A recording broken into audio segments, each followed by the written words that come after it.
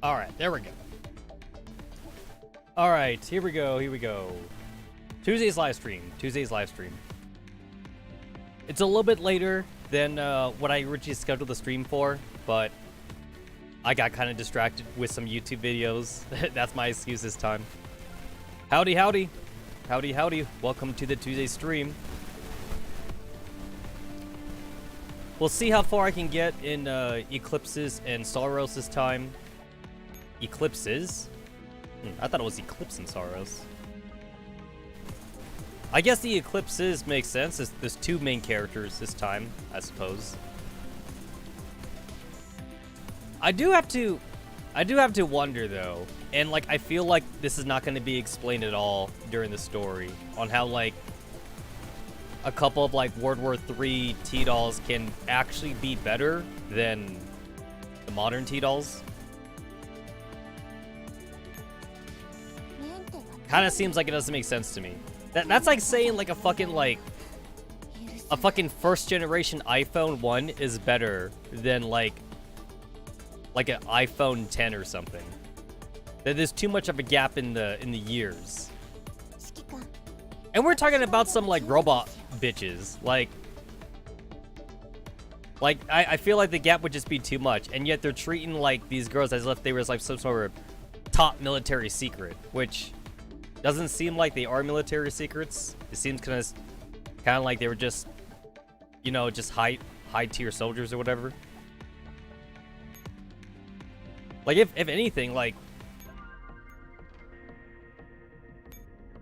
the only reason why like the civilian dolls are not matching up against against them is probably because like they don't have as much combat experience, I guess.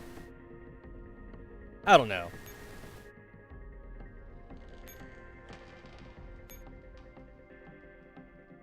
I feel like these girls wouldn't begin to jump on 416, and 416 is like a high elite T-doll. They wouldn't begin to jump on like NTW.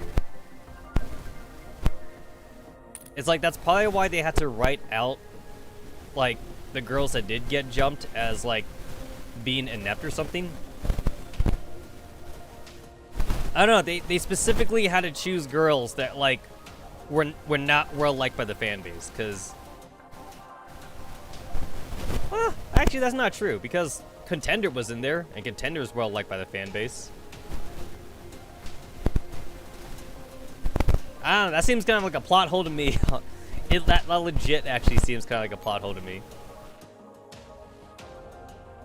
I mean, again, civilian T-doll here.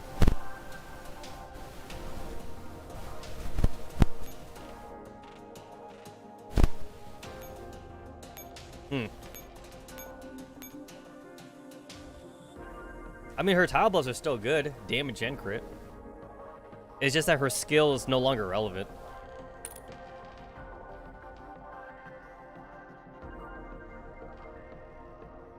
It's like the only character in that group that like possibly makes sense for like being outclassed, I guess, is Saw. Yeah, I'm not buying it. I'm legit not buying it.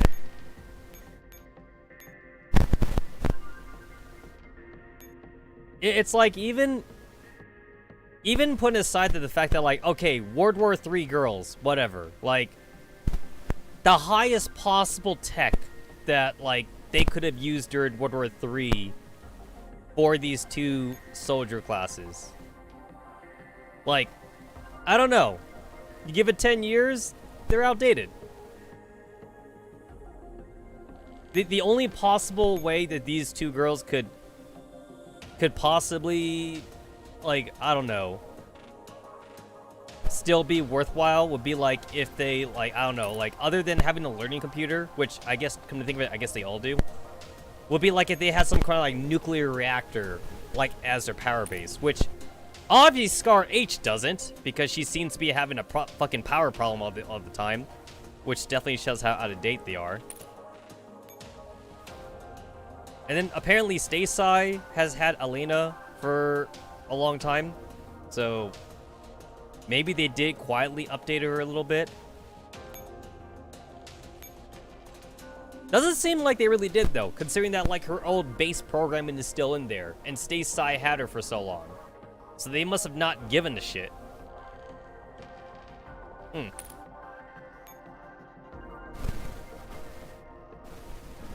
Hmm.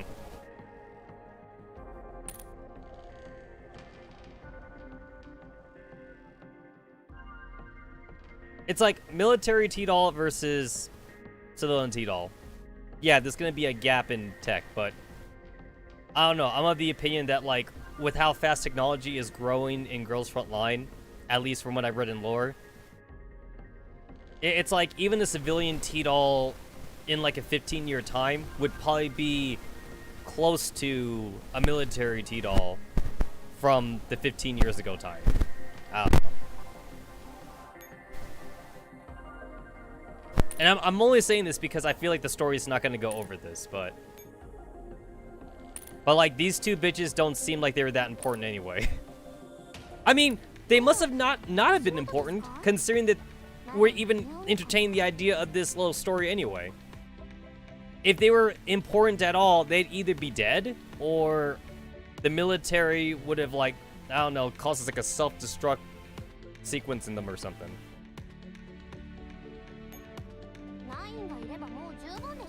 Oh well. I guess I'll figure that out.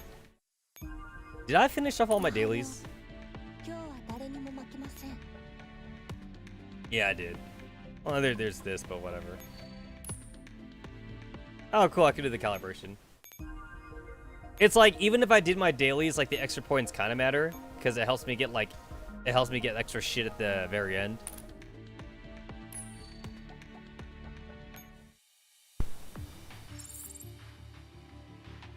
Yo, so many people thought that, like, Cerberus was actually, like, a fucking, like, April Fool's joke.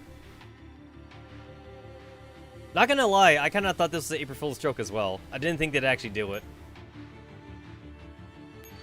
Those sons of bitches actually did it.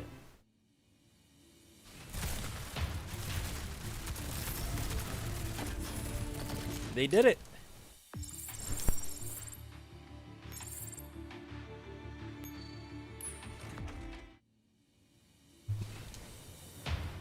Normally, I don't entertain the idea of like doing any of these $2 ones or two-star ones.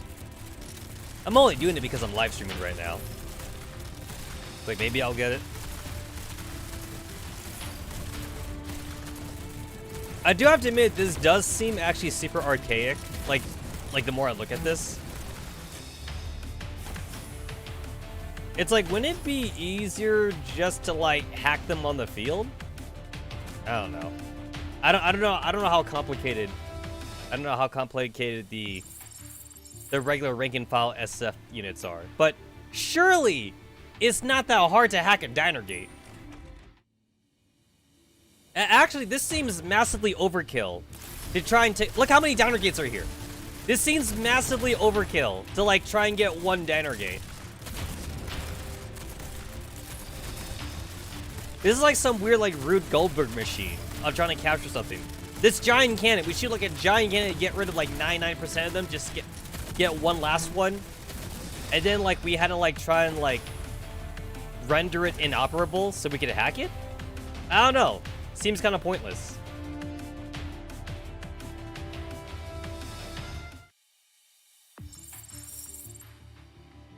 Another thing that doesn't make any sense to me is this whole capture thing. I feel like it only makes sense the first time you do it.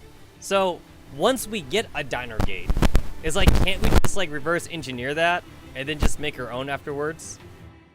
Once we capture like a striker, can't we just reverse engineer that and then just make more afterwards? So really, this should only just be ringleaders. That's the only thing that makes sense here, actually. We shouldn't be fighting any of these regular bitches anymore. We've already gotten one of every other unit.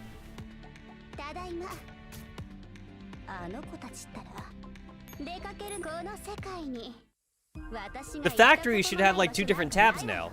There should be a factory tab for T-Dolls, and then there should be a second tab that says Samus Ferris.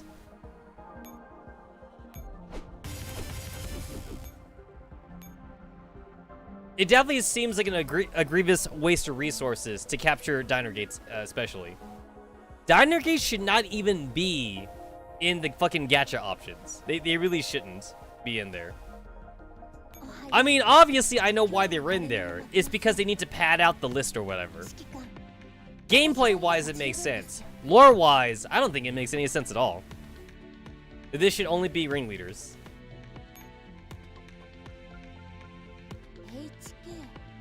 I mean, gacha lore-wise in a lot of these kind of games don't make sense, actually. Especially, like, in games that do costumes or something. It's like, why do we have to gacha for our costume? Like, can't the original character that we have, can't they just go to, like, fucking the mall and just go and buy a bikini or something? Well, why do we have to gacha for the bikini costume? I mean, like, any game that's not doing this whole post-apocalyptic scenario anyway. You play your fucking, like, random-ass, like fantasy, like a fantasy era, medieval era, like, gacha game or whatever. And it's like, oh, you guys got a gacha for, like, the fucking swimsuit costumes. It's like, but why, though? Why is the swimsuit thing, like, has to be a gacha? Can't they just go to, like, the fucking seamstress and get themselves a bikini there? I'm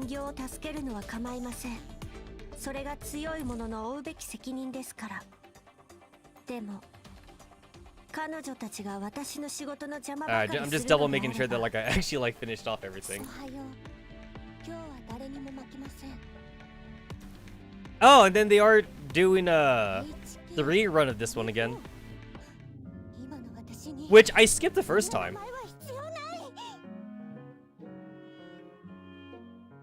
Yeah, I absolutely skipped this the last time.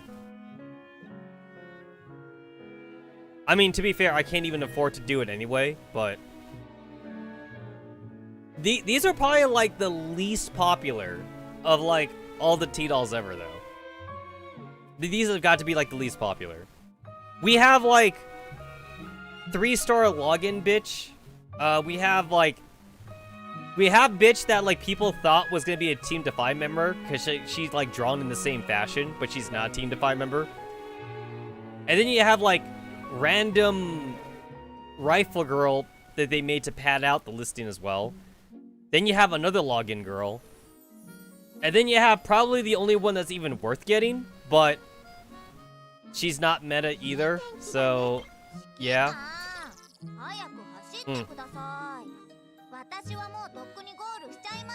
Oh shit, that's a tricycle.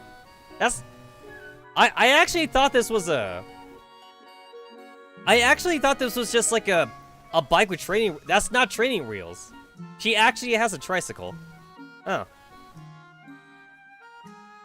Yeah, I thought it was training wheels the entire time. At least she's in Girls Frontline 2. You know what? Every girl that goes in Girls Frontline 2 is getting a glow up. They're gonna get a glow up in Girls Frontline 2. That's about the only hope that these girls have.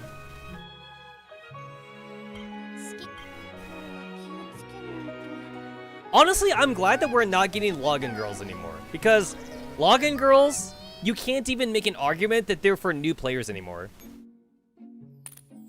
Because new players, not only do they get, like, a free 5-star unit now, they also get the fucking anchor thing. So, technically, new players, they get 3 guaranteed 5 stars.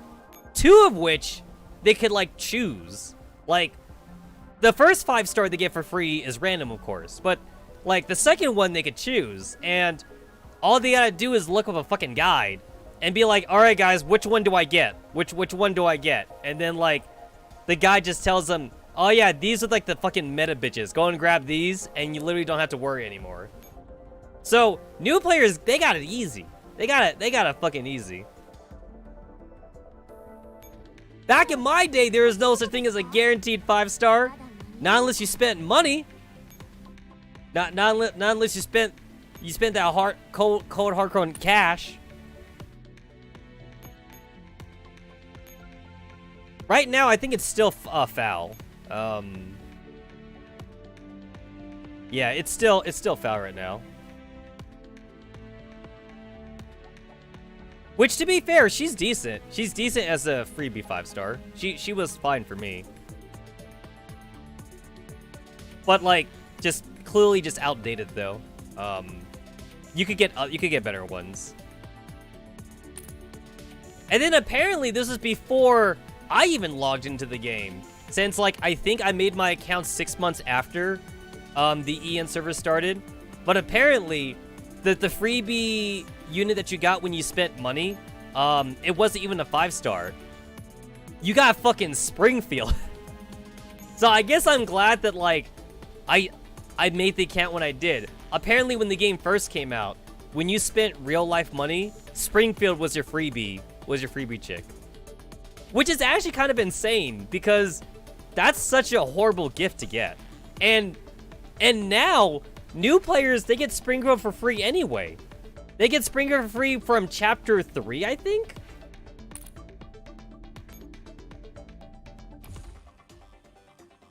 It's like, okay, so like chapter 1, it's Scorpion. It's like Sten and like, so I think Scorpion is like when you get your account to level 5, and then I think Sten Mark II is like your freebie chapter 1 like 3-star girl you get. Chapter 2, you get Saw or Colt Revolver or whatever. You get the handgun. You get the 4-star handgun for chapter 2. Chapter 3, no, I think chapter 5. Chapter 5 is when you get Springfield. You get Springfield in chapter 5, and she comes at level 70 or some shit. And then chapter 7, you get 5-star row 635 or whatever, which back in my day, you got row 65 at level 1. Level 1, bitches. Now you get row 65 at level 90. Level 90. Which, to be fair, they did compensate older players, though, when they redid the beginner... When they redid the beginner, like, questing line or whatever, they did compensate all old players. So it's like, if you made your account back in the day when row 65, you got level 1 and shit, then, like, they gave you combat reports and shit. Like anybody that played the game from back then, you got, like, cores and combat reports to, like, offset... you having to level up these scores manually. So as of right now, it's technically impossible to have like a level 1 row 635 unless like you actually dismantle her. But in which case you could get her back though. All you gotta do is just go to index. Just go to index and then do like the recovery option thing. Which the button would be like right here or something. But obviously I don't have that button there because you know, I have her. The button's only there if you don't have them.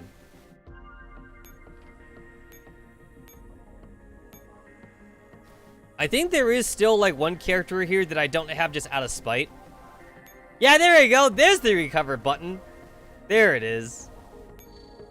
There's the recover button. It's like I purposely don't have PPS43 just out of spite. I have everyone else though. Everyone else is in my armory except for PPS 43. That's the only one I don't have. I don't know, something about this character doesn't mesh with me. So I'm all like, you know what? I'm just not gonna have her.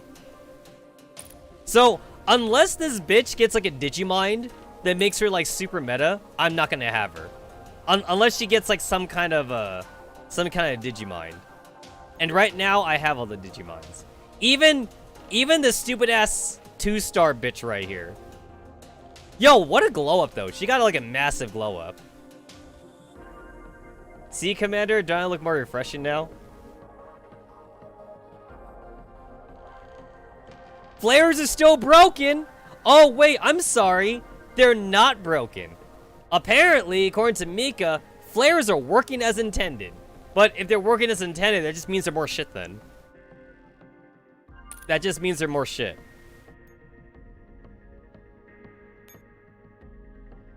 Yo, she got like a boob upgrade. She looks flat. She looks super flat as fuck right here. And then like, you look at her neuro upgrade, it's like, yo, did you always have those tits? The artwork just seems massively different too. Is that the same artist? Hold on. Let me look at that kanji. Same artist? Yeah. It's the same artist. It's like, this is like when the artist like wasn't trying. And then like, it's like, oh shit, wait, she's actually gonna get a Digimon? I guess I need to actually try now. It's like, she looks wifeable now. I mean, she still sucks though. She's still crap, so. She got boobs. She got a boob implant. Mica Uzi was a really big glow up though. I mean, she already had big tits, but she got even bigger tits now. But she's actually usable now. Her burning chain move is really good.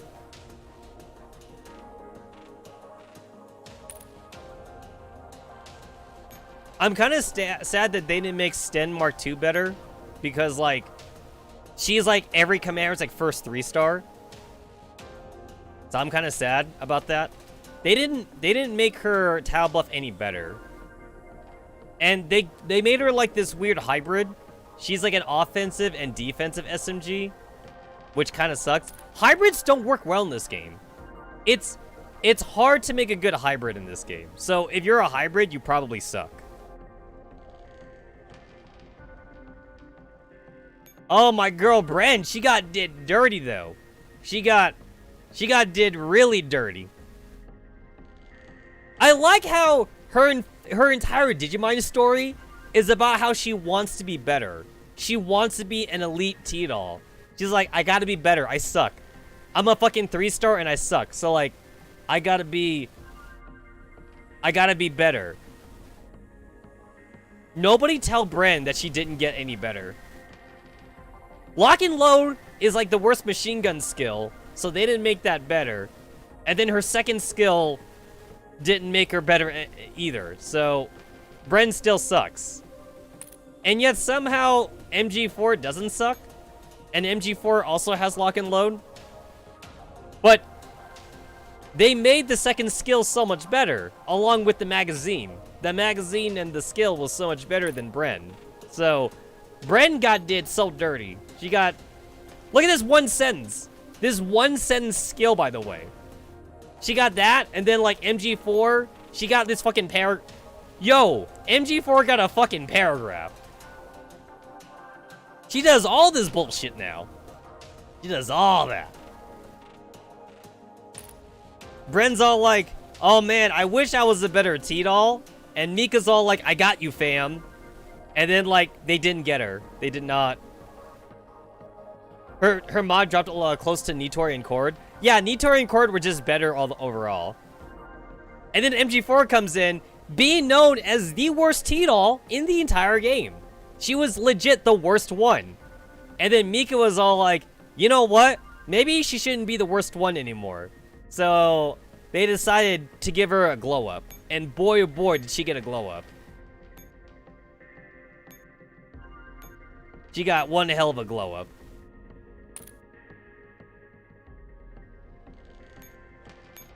It's kind of cool that, like, the fucking shield SMGs got better, too. Like, MP5 and G36, like, they were already pretty decent in their niche because they have force fields, and then they just made them so much better. It was Polarized Light, right? The ranking for Polarized Light that made MP5, like, really good.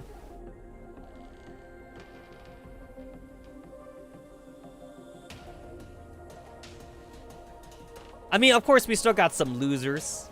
We still got some loser Digimons in here, but we got some winners. We got some winners.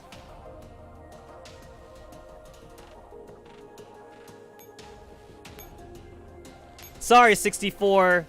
You're a 2-star bitch, and you're still basically a 2-star bitch. They at least could have, like... A lot of the 2-star girls, they still act like 2 stars, honestly. Raise self-accuracy by 550%. Whoop-de-fucking-do. Whoop-de-do. Whoop-de-do.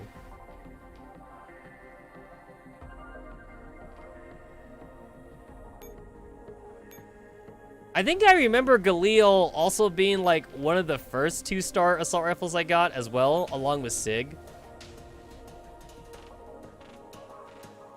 Yeah, her original skill increased accuracy by 500%. I mean, that's a pretty significant percentage increase, but, like, you don't need it. Come to think of it, who was my first assault rifle? Let's check. Let's check that acquire sequence. Alright. Alright, let's see. Oh, it was Galil! It was Galil. Alright, Galil was my very first 2-star. My very first assault rifle, I should say. And then these are my first handguns. Alright. Almost everybody has a costume, so like, they look very different now. FN P9 don't have a costume still? Oh, she still doesn't have a costume. Wow. Yo, she's a vanilla bitch. No costume?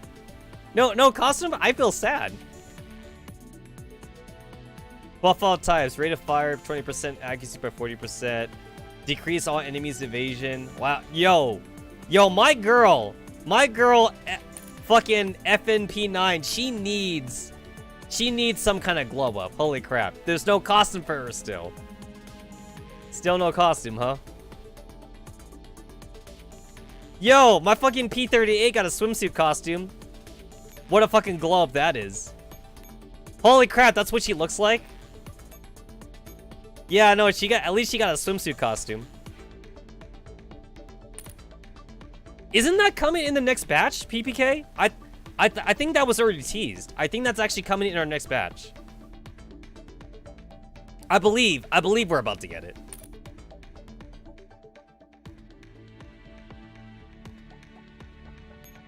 You know what? I have very fond memories of using Sig a lot back in the day.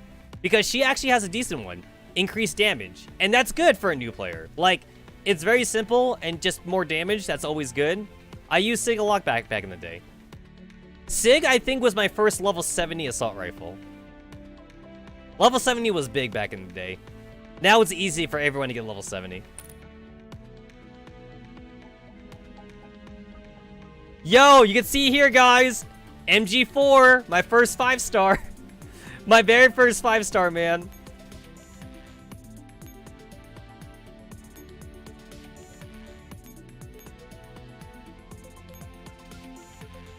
And AS Val was my first 4-star, I guess. And then there's Val. So, you can see, obviously, like, you gotta, like, not include the Digimons, but, because AS Val's a 4-star, but MG4 was my first 5-star, and Foul was my second one, but technically, you don't count Foul, because Foul is the freebie you get when you spend real-life money. So, I got Foul for free, technically. Wait, does it count as getting it for free if I spent real-life money? I don't think it counts as for free anymore, but I spent money and I got Foul. So, Thompson was my second 5-star then. And then MG4, like if we include the real 5-stars I got. So MG4, Thompson, I'm not gonna include Foul. And G41, I got G41 pretty early on. Watt 2000 I got pretty early on. That's not MG4, she's negative. Oh, I got CZ this early on? Oh shit, I got G11. I got G11 before I got any of the... So G11 was my first Team 404.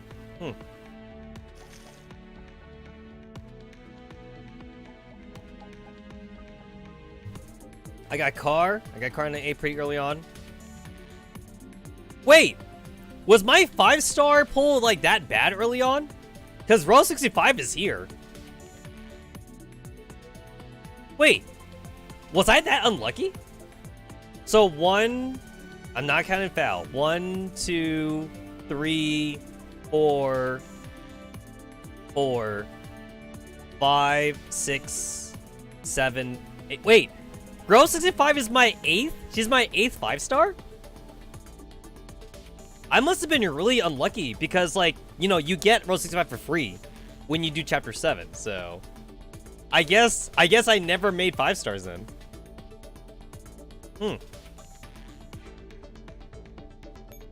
How's my 4-star game? So obviously we don't include the Digimon bitches. That's a lot of holy shit, that's a lot of Digimons. PK?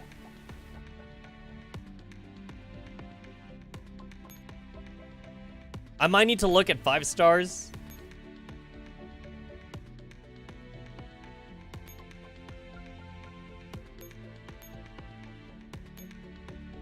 Oh yeah, okay, so there's PK right there. Oh, I guess AS Val was my first 4-star then. I wish there was a way for me to look at acquire sequence, but like not include Digimons. So like I kind of had to like do the math on my own. So I guess AS Val was my first 4-star then. PK don't got a Digimon. I'm still waiting for that one. I can't remember if we got Saw for free back then. I don't think we did. I think getting Saw for free is like a relative change. They added that like at the same time when they were doing the whole like rebranding questline thing. So I think that was around the time of like I think the Isomer event or something. I think it was a little bit before Isomer.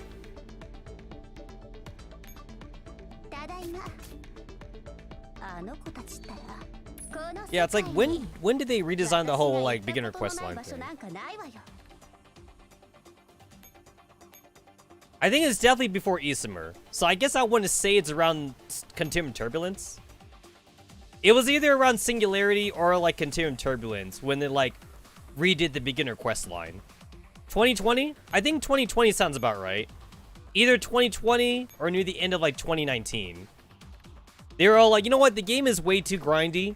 Let's make the game less grindy. I know for a fact that I did not finish like all of like the dual randomness like hard maps or whatever. I know I didn't finish all that. Holy crap. Did it always look this messed up? Oh god. Oh god, this looks so ugly. This looks so ugly.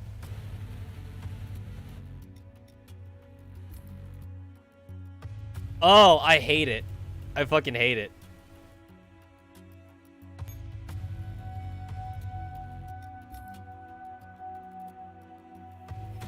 My game is lagging, just trying to load this.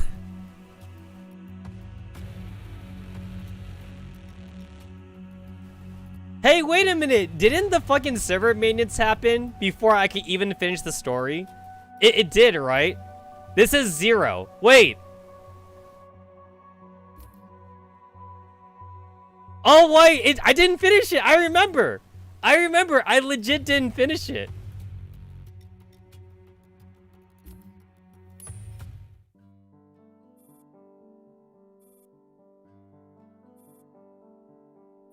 Wait.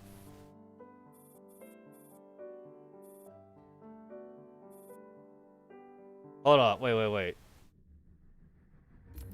Oh my god, yeah, I finally got those 200 memory fragments. Oh wait, I remember. Legit, didn't we have to go to the fucking cutscene? Didn't we have to go to the cutscene like fan site so we could read it on stream? We did. I remember now. I remember. I waited to the very last second. I legit waited to the last second to read the story. So, oh my god, I finally got it. Guys, look, I finally finished Dual Randomness. I finally finished Dual Randomness. I got my 200 fucking memory fragments. Yay! Yay, I did it. I beat it. I beat it now.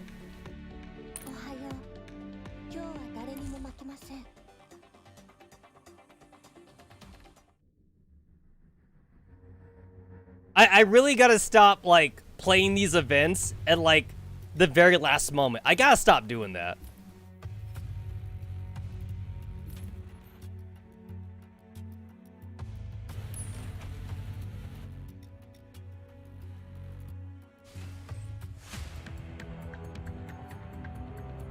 Is there even a reason to run these Infinity maps anymore?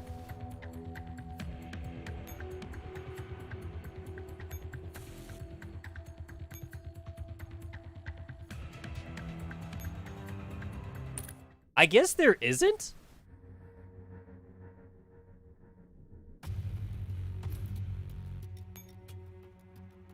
Well, I mean, I guess if you need these girls, I guess. Hmm.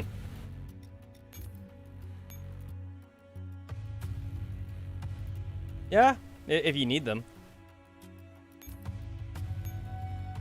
Oh, look it, there's General Lu. So, if you guys are looking for General Lu to farm, she's in Ghost Sisters 3.1 Infinity. Go and farm this one, I guess.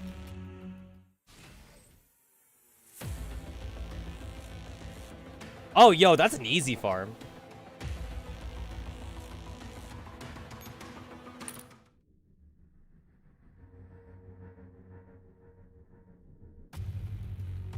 That's an easy farm.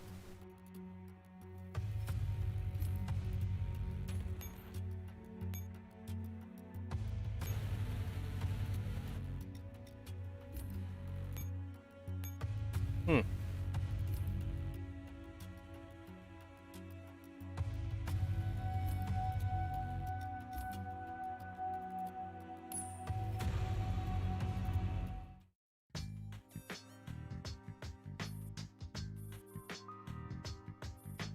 Hey, you guys remember when Kalina didn't have, like, fucking zombification?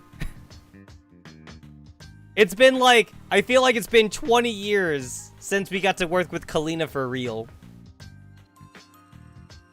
You still seething that the handgun that only uses flares is on Girls Frontline 2?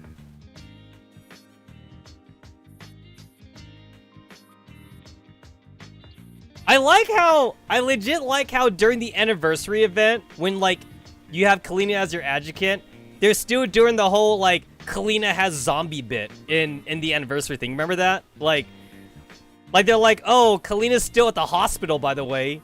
She's still at the fucking hospital. Kalina has been, she's been on fucking sick leave for so long now. Yo, Kalina has been on sick leave for like literally years now. It's actually been like an entire year since like we saw Kalina for real. It's been so long.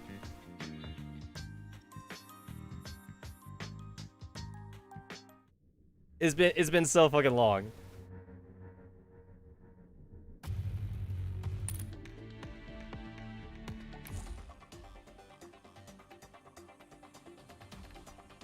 You mean Rico the human version?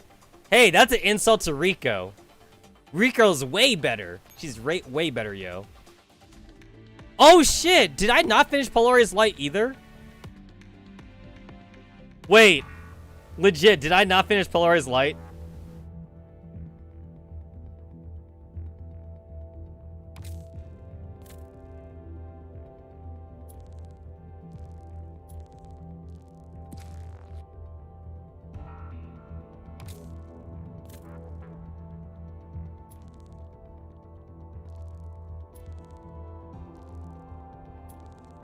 Okay, looks like I at least finished it. All right. I have to double check. I legit have to like double check if I actually finished it. So this is when I was homeless. I remember that. That was not a fun year for me. Oh, I remember. I didn't. So like, not only did I not get like F1 MA2, but I also like I didn't do ranking. Like I literally did not do ranking at all for Polaris Light. That was one ranking I had to skip. There was no time for me to do it.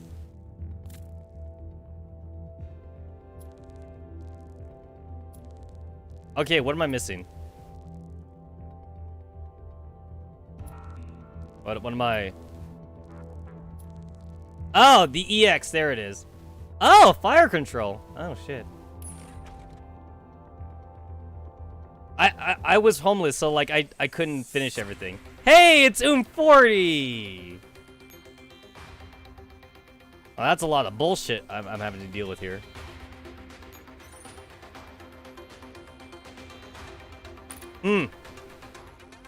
Yeah, I don't think I'm gonna do this legit. I'm gonna look at a guide. I'm just gonna look at a fucking guide.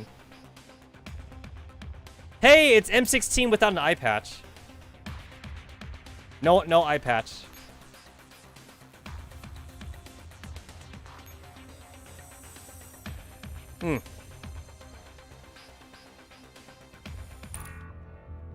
Actually, no, legit though, I'm probably gonna do that off stream now because I could use those fire cores.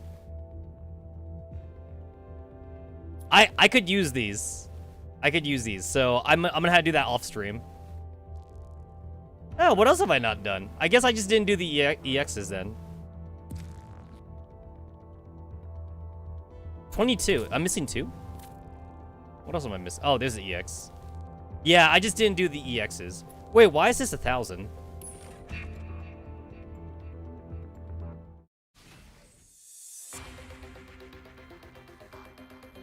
Oh, it's 1,000 because we get to play with the fucking ringleaders. That's why.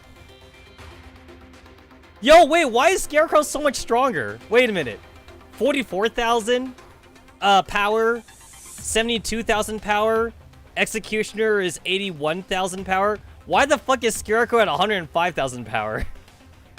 Scarecrow is secretly the strongest ringleader here. Why is she so strong? Wait, can I just do this now? Why is she so strong? Eliminate all enemies on the map. I mean, it doesn't look like my guy can do anything here anyway. Alright, can't I just... Yeah, can't I just, like, do it now? I just end turn. That's all I do, right? I just end turn? Yeah. I guess I must have not realized this one was so easy.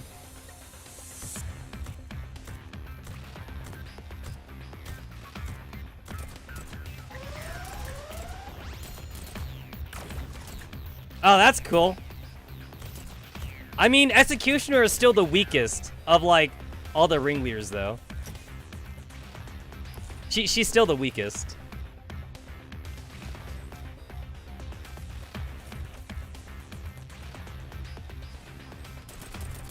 Yeah, go Scarecrow.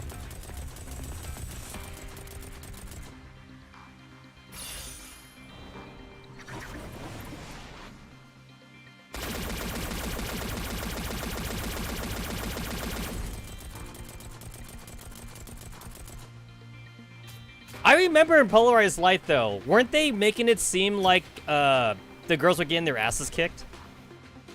They were all like, oh my god, like, all of our fucking, like, mobs, they keep getting destroyed or some shit. Like, cause, like, their attack power was too high.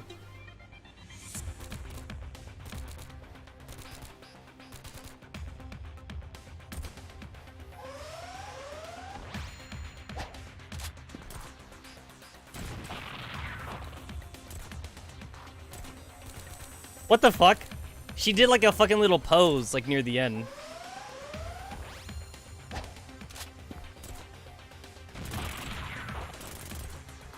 Yo, Architect is gonna die! Holy shit! Yo, Architect almost got fucking wiped. Okay, so I guess they are getting their asses kicked. I can see why Architect is the weakest one. Wait, Hunter can't do anything. Wait, why is Hunter here? She literally can't do anything.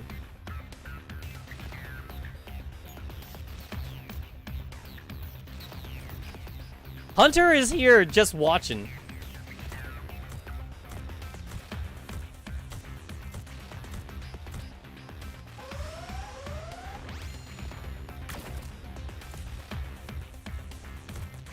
So what you're saying is that 45 is a lolly. She's the secret lolly character.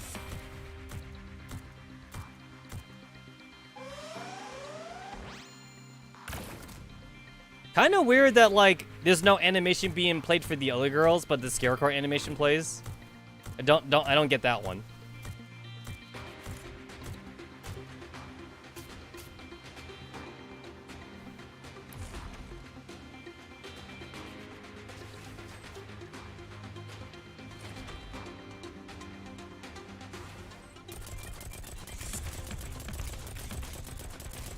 I guess the whole purpose of this is to give people a taste of, like, how the ringleaders act.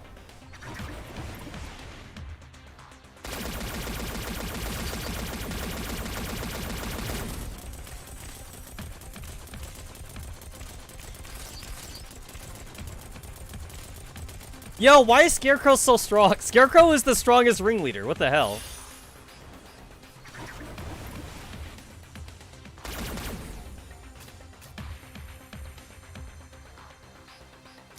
No voice lines, though. No voice lines. I guess... Oh, there's... Now Hunter's moving. Alright. I mean, Hunter's legit not doing anything, though.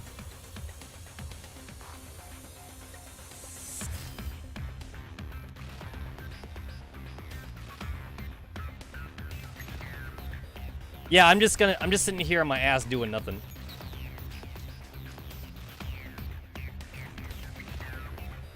I wonder if they made this map just to show, like, that Scarecrow was the best freebie unit that you can get. Wait, are the tanks not gonna shoot? They're not doing anything. Wait, the tanks are doing nothing. Yo, you're being shot at, my guy. You gonna do something? Those are the most worthless tanks I've ever seen.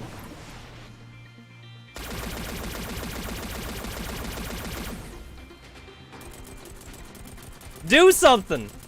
Okay, hold on. I'll do this. Wait, really? I put Scarecrow in your line of sight. You're not gonna do anything? I literally just moved Scarecrow in his line. He's not gonna do anything. Wow, those are some worthless ass tanks. They must have ran out of ammo or something. Alright, cool, I won. Alright. That was the easiest EX I've ever done.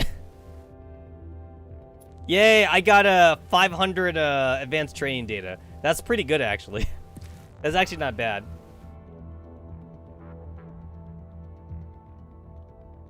Not gonna lie, I legit, like, have very little memory of polarized light, though, because I had so much shit going on in my life at the time. Like, I literally remember almost nothing about this.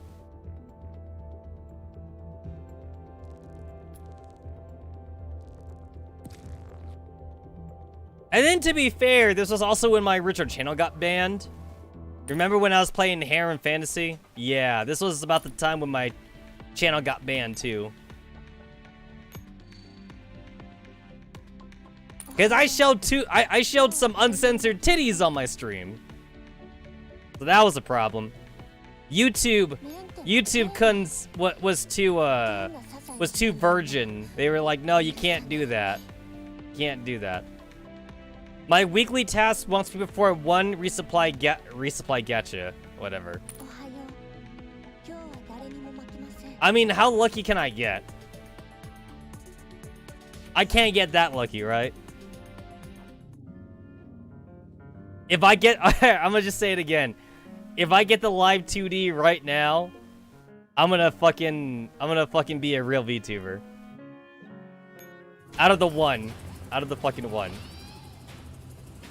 I'm gonna fucking debut. I'm fucking debut. There we go. Guess what? I'm not becoming a VTuber. Nope, didn't happen. There we go. It was full penetration. You're not wrong. I definitely showed the full penetration.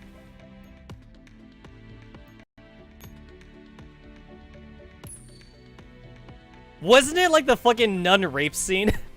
I think it was. I think the moment the ban happened, it was during the church. It was the church rape scene or some shit. So like, it was blasphemous. It was blasphemous on many levels. It was on like a lot of levels of blasphemous. I showed the church rape scene. Which, I believe I believe you guys can still see the moment of ban on the Pornhub page. So yeah, if you guys go to the official links, it's still there, by the way. Go to my fucking Pornhub, it's still there. You can see the moment that we got banned. It's still there. It's just on Pornhub now.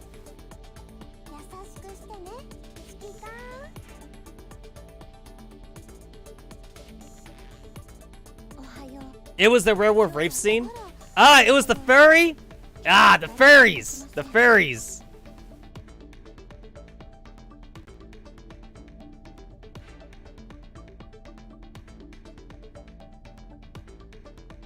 It's like show off humans, it's okay. But you show the furries though. You show the furries, real shit. Real shit when you show the furries. You know what though? I'm just gonna say though that like the dwarf though, I can't say that she's a real dwarf honestly. Because like she was like regular height. You know what I'm saying? She was basically like regular height, but like they didn't make her midget size or whatever, you know?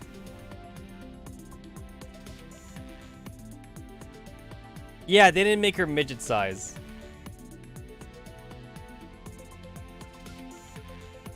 Ah, shit. I almost forgot about this too. So I just went back to my Pornhub page now that I'm talking about it. So it's like, I need to find like another avenue to upload the Harem Fantasy playthrough. Because here's the funny part. And I remember emailing. I emailed the fucking mods at Pornhub because I was confused. So I did upload the entirety of the Pornhub. Not Pornhub. I did upload the entirety of the Fantasy Harem playthrough on Pornhub. Pornhub, they approved it at first, but then they deleted like 4 of the episodes. And then I was like, hey, how come you guys like deleted it? Was there something wrong with it? Because I went to my page right now. They left like 1 episode up. They left the finale page up. And I asked like, is there something wrong with it? And they're like, yeah, like there was like a lolly elf chick in the sex scenes, so we couldn't show that. It's like she's 1,000 years old. The lowly elf queen bitch is like 1,000 years old, but like it's the fact that like obviously she has a lowly body. So the Pornhub mods, the Pornhub mods were like, oh, like it's because she looks like a lowly that like we couldn't like let the video stay or whatever. So I was like, are you serious? Are you fucking serious right now? So it's like I could upload like Subverse, for example, because I think Subverse doesn't have any lollies in it, but Harem Fantasy had some lollies in it. So Pornhub didn't want that video up there. So guys, I need to find another fucking porn site to upload to. I need to find another porn site. Shit, I think I could probably do X videos or some shit. X videos or like X Hamster. I think they might take my fucking porno video. Guys, my porn videos are too hot for Pornhub. Pornhub won't take it. They won't take my etchy gameplay vids. And then like the original streaming services that I was using when I played of Harem Fantasy was Plexi. I did PlexiStorm when I did the streams, but PlexiStorm went out of business. Long story short, guys, it's because they couldn't make money off of it, so they went out of business. And the reason why they couldn't make money off of it was because they couldn't use the PayPal anymore. I forget what year it was. I think it was 2016. I think it was around 2016 when PayPal said they didn't want like fucking like the porno industry to like use their services anymore. And a lot of like porno people were like using PayPal to make money. So PayPal didn't like that anymore. So PayPal was all like, no, you can't use our services anymore. So they couldn't do that. And then like, also a lot of credit card companies they followed suit. They also didn't want their card to be used for like porno shit either. So like, let's say you have like fucking Chase or like Bank of America, like they don't want their card being used for like porn shit. So you gotta like find like another avenue of payment or something. So like a lot of credit card companies don't like to be used for porn, and PayPal didn't like to be used for porn and some shit. So Plexistorm couldn't make money anymore. So Plexistorm had to go out of business, and that's why like I needed to find like a new streaming service or whatever. I'm pretty sure the next time I do a hentai game, like I think I can still do Chatterbait, I think. But the only problem with Chatterbait though is that Chatterbait doesn't archive though. Chatterbait is like a pure live streaming service, but it's not, it doesn't archive. So I need to find a place to archive, not just a stream. I would need a separate thing for archiving and streaming. Try Kick, still kind of Wild West with his content. I don't know, guys. Maybe I'm too sexy. Maybe I'm too hot. It's not even about the gameplay anymore. It's about me. It's about me, guys. They can't handle my fucking 12-inch penis. my 13-inch cock, they can't handle it. Because obviously when I do my ecchi gameplay streams, I have a fucking dick cam, obviously. I'm not even joking, by the way. Have you guys seen like fucking like adult game streams? Like a lot of the guys there actually have like a dick cam. No, it's interesting. I'm not even lying. It's legit kind of interesting. So like, there's some guys that like also, other than like a dick cam, they also like wear fucking. There's this one dude I saw who was like in fucking like BDSM gear and shit. He was like in full on like almost like a gimp outfit, and then he had like a dick cam and shit. Also, did you guys know there's a fucking like VTubing scene for like hentai games and shit? Did you guys know that? Like you know, okay, so we all know the Melody. We all know that Melody was like the OG, right? Melody was like the original like cam girl VTuber, but there was actually like a whole fucking like there is legit like a whole category. There is a VTubing hentai game category. So like maybe all these people like followed Melody's thing or whatever. But yeah, no, there's a whole community on that though.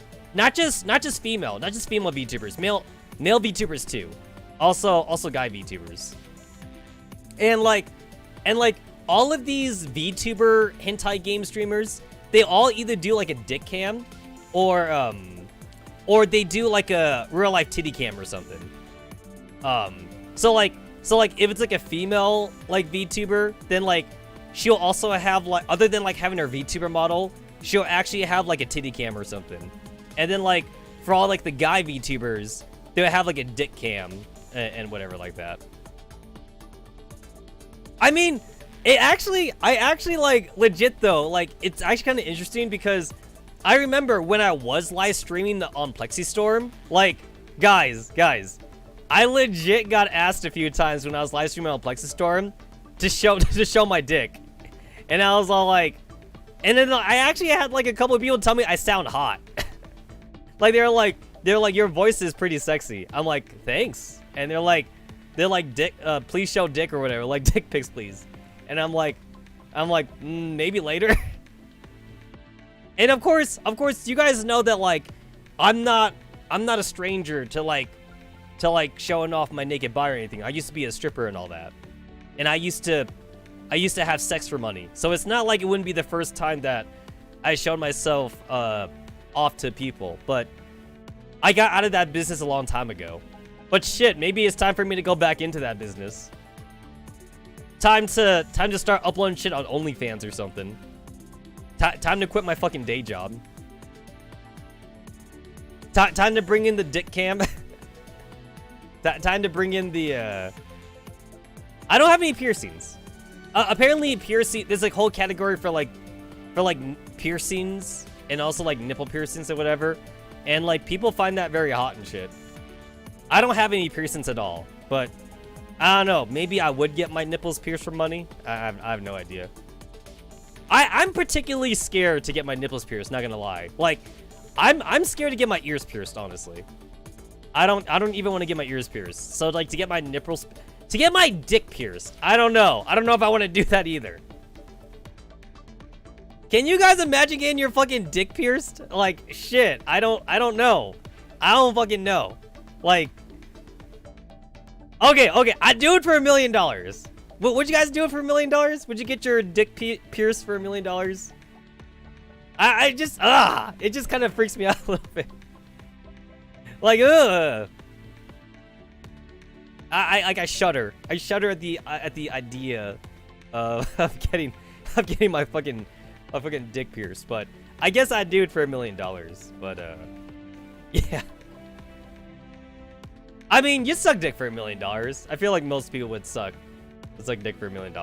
That's like less invasive. That's a lot less invasive. I still get asked to come back to the industry though, every once in a while. I still have a lot of good contacts. I don't know. One pierce down there. But yeah, like I still keep up. I still keep up with the industry. I still have friends. They text me every once in a while. They send me links and I'm like, sure. Yeah, it was hot. I saw the vid or whatever like that.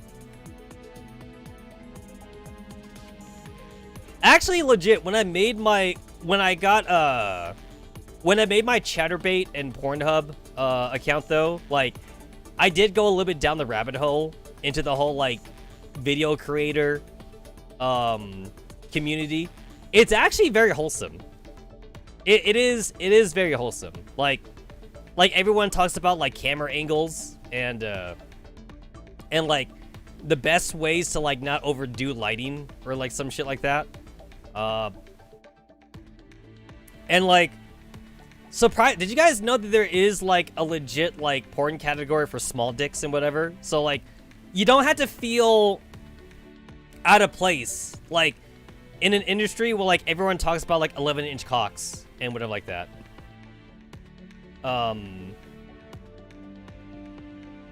Yeah, most of them were on the OG channel, which got banned. So I guess to be fair, I can like re-talk about these things now. But yeah, like anyway, there is a category for like small dicks though, and you don't have to feel pressure to have a huge dick. And there are a lot of girls that get off to small dicks or whatever like that. So it's not always about like those 11-inch cocks or whatever. And actually, there is some of like the top 5% like guy streamers out there who have a small dick. Like, again, I'm obviously talking about the top 5%. So it's not like I'm talking about majority of streamers, but like there are like some guy streamers out there that are making a living being like a cam whore or whatever, and they do have a small dick. They got like a fucking like 2-inch penis or whatever like that. So I guess you could say maybe they're doing it off their personality then. Like it's more about how they present themselves, their personality or whatever. I know one of them, like he does like a lot of like dildo shit or whatever. So I think he's probably bisexual, but like some of the other ones who make a living though, they're 100% straight. They don't like do dildo shit, but they do have like a small dick or whatever. I'm saying that size is not everything. Size is not everything, guys. Apparently, size is not everything in this industry. You can make a living. You can make a good living. Not just a living, guys. Not minimum wage living. You can make a very good living. Like being a guy cam whore with a small dick or whatever. You can make more money than a gas station attendant. You know what I'm saying? This is why, like, I talked about this before, guys, but this is why I don't believe in the whole, like, when, like, people get all uppity about working in the porn industry, and they're all like, you know what? I don't put naked pics of myself online, and I have my integrity. It's like, oh, yeah, okay, sure thing, Catherine. How's that Walmart stalker, merchandiser working out for you, by the way? Minimum wage? Minimum wage? You're in debt right now? Good to know. Good to know. It's like, guys, like, I don't know. It's like, maybe it's because I'm somewhat biased after working in the industry, but it's like, you know, you always hear it from these people. It's like, I have my integrity or whatever like that, as they're working in like a minimum wage job or whatever, you know? And like a lot of these people are pretty good looking too. Like, it's like they probably could make money in that industry, but they choose not to. And that's not to say they should, right? Like, just because you do look good doesn't mean you have to go to the porno industry. All I'm saying is that that is an avenue open to them. Like, okay, so actually, there is actually a lot of porn actresses out there that had no intention of joining the industry, but they got the idea because they were told how hot they were, like at their regular job or something. Like, actually, okay, guys, I'm gonna name drop. I'll name drop someone right here.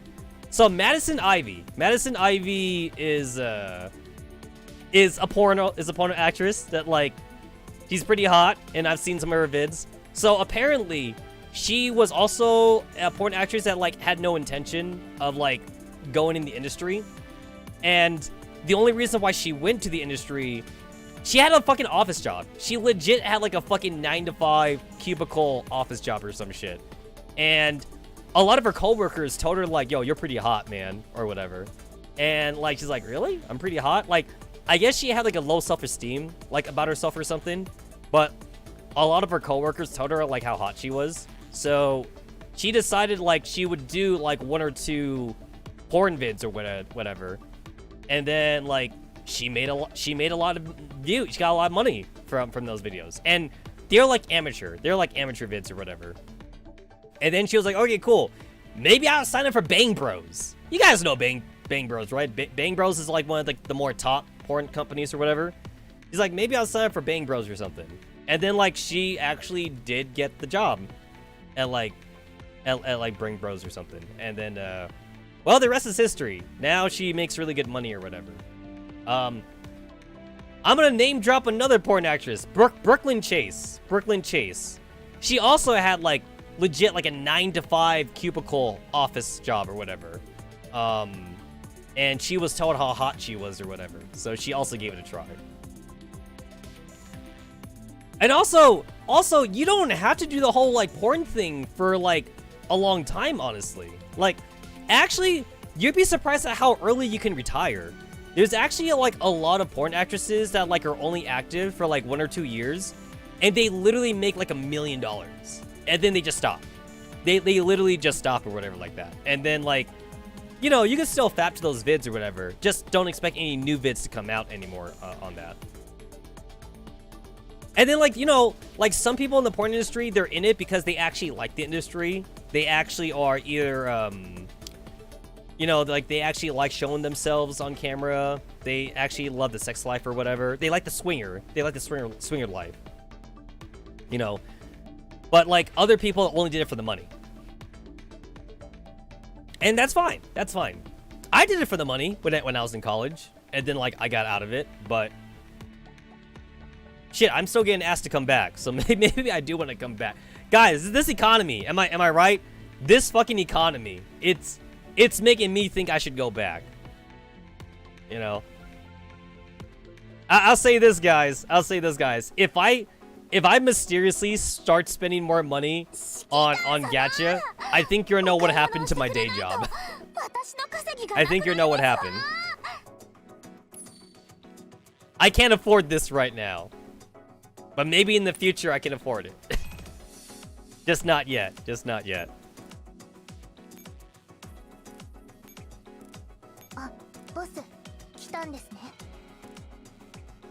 She's too young. I know she's just a robot, but she's too young.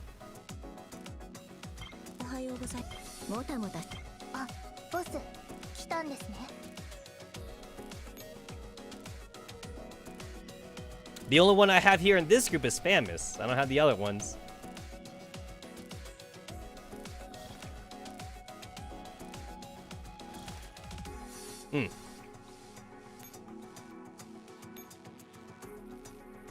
I still think KPDW is basically lowly. She's kind of a lowly.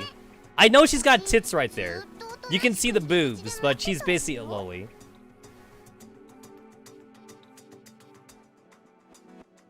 Did you guys know that this swimsuit used to be more lewd, by the way? I'm not even lying. This used to be way more lewd. Like, in the OG artwork, you could go to the Pixiv. You could go to, like, the original artist Pixiv, and, like, this was a lot more lewd.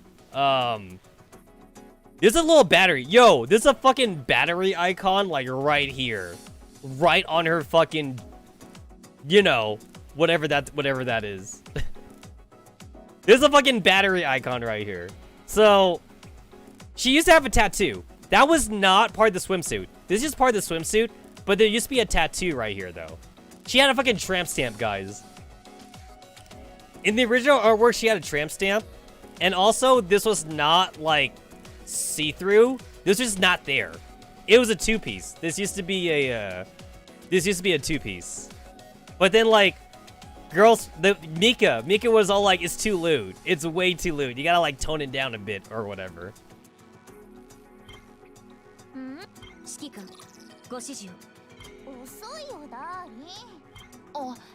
Oh, so like I don't play Genshin Impact or whatever. But like I heard that like they did have to censor like a lot of bitches though. Like I heard Amber got censored, I heard Lisa got censored, I heard Jean got censored or whatever. Like it's because like Chinese have more like high ground morals, I guess, for like female characters or something. So I heard that Genshin Impact had to censor a lot of their female characters or whatever. I don't play the game, but that's what I heard, and it upset a lot of people. All I can say is that sucks, my guy. Alright, cool. I got to level 40. I still have a full fucking 12 days. I have 12 days left, and I've already got to level 45. So, I guess now I'm just gonna get this shit. This is actually a good way to get O certificates. I got like fucking like 4, like from like this free package right here. I got so many from that free package.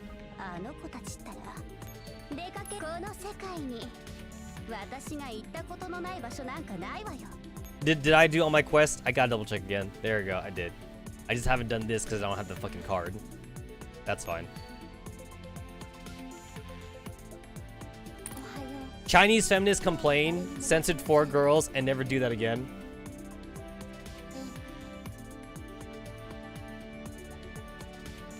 Didn't Azure Lane, like, legit, like drop a character off their roster because, like, the voice actress got, like, a fucking, there was, like, a weird thing with her or something? I think I seem to recall, like, Azure Lane having that be a problem. Azure Lane had to, like, legit remove a voice actor. They removed a voice actor, and they took off the character. Like, they shadow banned her. So, like, she's still in the game, technically. But, like, they're not going to offer that character anymore because, like, there was, like, a weird, like, upheaval with, like, one of the voice actresses. I don't remember if it's... I don't remember what it was for. Like, I don't know if it's because she did something illegal or, like... if she was secretly like a slut or like a whore or whatever, but I remember hearing the news from Azure Lane players about how like a character got shadow banned or something. She's still in the game though. That's why I say shadow banned. She's shadow banned, so she's not really banned, but like they're not gonna offer her character or some shit. Azure Lane, Girls Frontline, and AK all had the same VA removed. Okay, so it did happen. Yeah, so like there was a voice actress, there was like a weird, there was like a weird thing about her. Or like, or I don't know, like some kind of scandal. There was a scandal with the VA, and that's why they had to like, kind of like remove her from everything or something. And I remember seeing like a big argument from a lot of like players talking about like whether or not a voice actor, what they do in real life, if it should impact like the media or something that they're in. So like, so it's like, is there a reason to remove said character just because like the voice actor did something wrong? Like that shouldn't affect the game. That should not affect the movie or anime that it's in. But like, it does though, and people get upset about that. I know that Japan is really big on like loyalty, on like voice actor loyalty. So I do know that here's a Dragon Ball Z fun fact. She visited a Japanese World War II memorial and said something as in passing and pissed off Chinese government. Ah, so that's what happened. But yeah, here's the Dragon Ball Z fun fact. So like the voice actor for Qian Shinhan, he died or whatever. So they legit just wrote his ass out of the story. It's like obviously Dragon Ball Z is all about the Saiyans nowadays, but you gotta have to admit though, it's like just because the voice actor died, it's like, should that have affected the story? It's like, couldn't they just gotten somebody else to do the voice or whatever? Like, imagine if like the main character for like fucking like One Piece died, like the voice actor for Luffy. Let's say like the voice actor for Luffy died or whatever. It's like, what are they gonna do? Write him out of the story? You know, like that'd be crazy, right? You can't write out the main character. But like, that's what Japanese like to do though. Japanese are like super big on loyalty though. So like if it's a scandal, they like write out a character. If a character dies, they write them out or something. It's like, that shouldn't really affect the media, at least in my opinion. But like, I guess it really depends what it's for though. Guys, if like a voice actor gets caught for being a pedophile, it's like, do you blame the character or do you blame the voice actor? Obviously you blame the voice actor, right? Like what if the voice actor for like, fucking like a main character here, you know, like, so that's why he was like in 2 minutes of the Boo Saga, basically.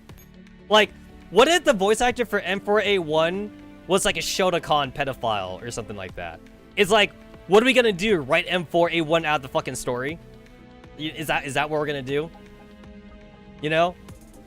I'm choosing something very extreme. That's why I'm saying pedophile. I'm choosing an extreme example, but it's like, that shouldn't affect, you know, that shit. But it does, though. That kind of shit does affect it. Fuji, I have. It looks ass. It looks like ass. But I'm gonna watch it. I'm gonna fucking watch it because I'm really curious how they're gonna do the fucking fight scenes. I really want to see the fight scenes. So I'm gonna still watch it. But it looks like ass, though. And that's because One Piece has such a cartoony style, though. One Piece is very cartoony. Like, it's not like other anime live actions, like Death Note or something. Because, like, Death Note has more realistic characters.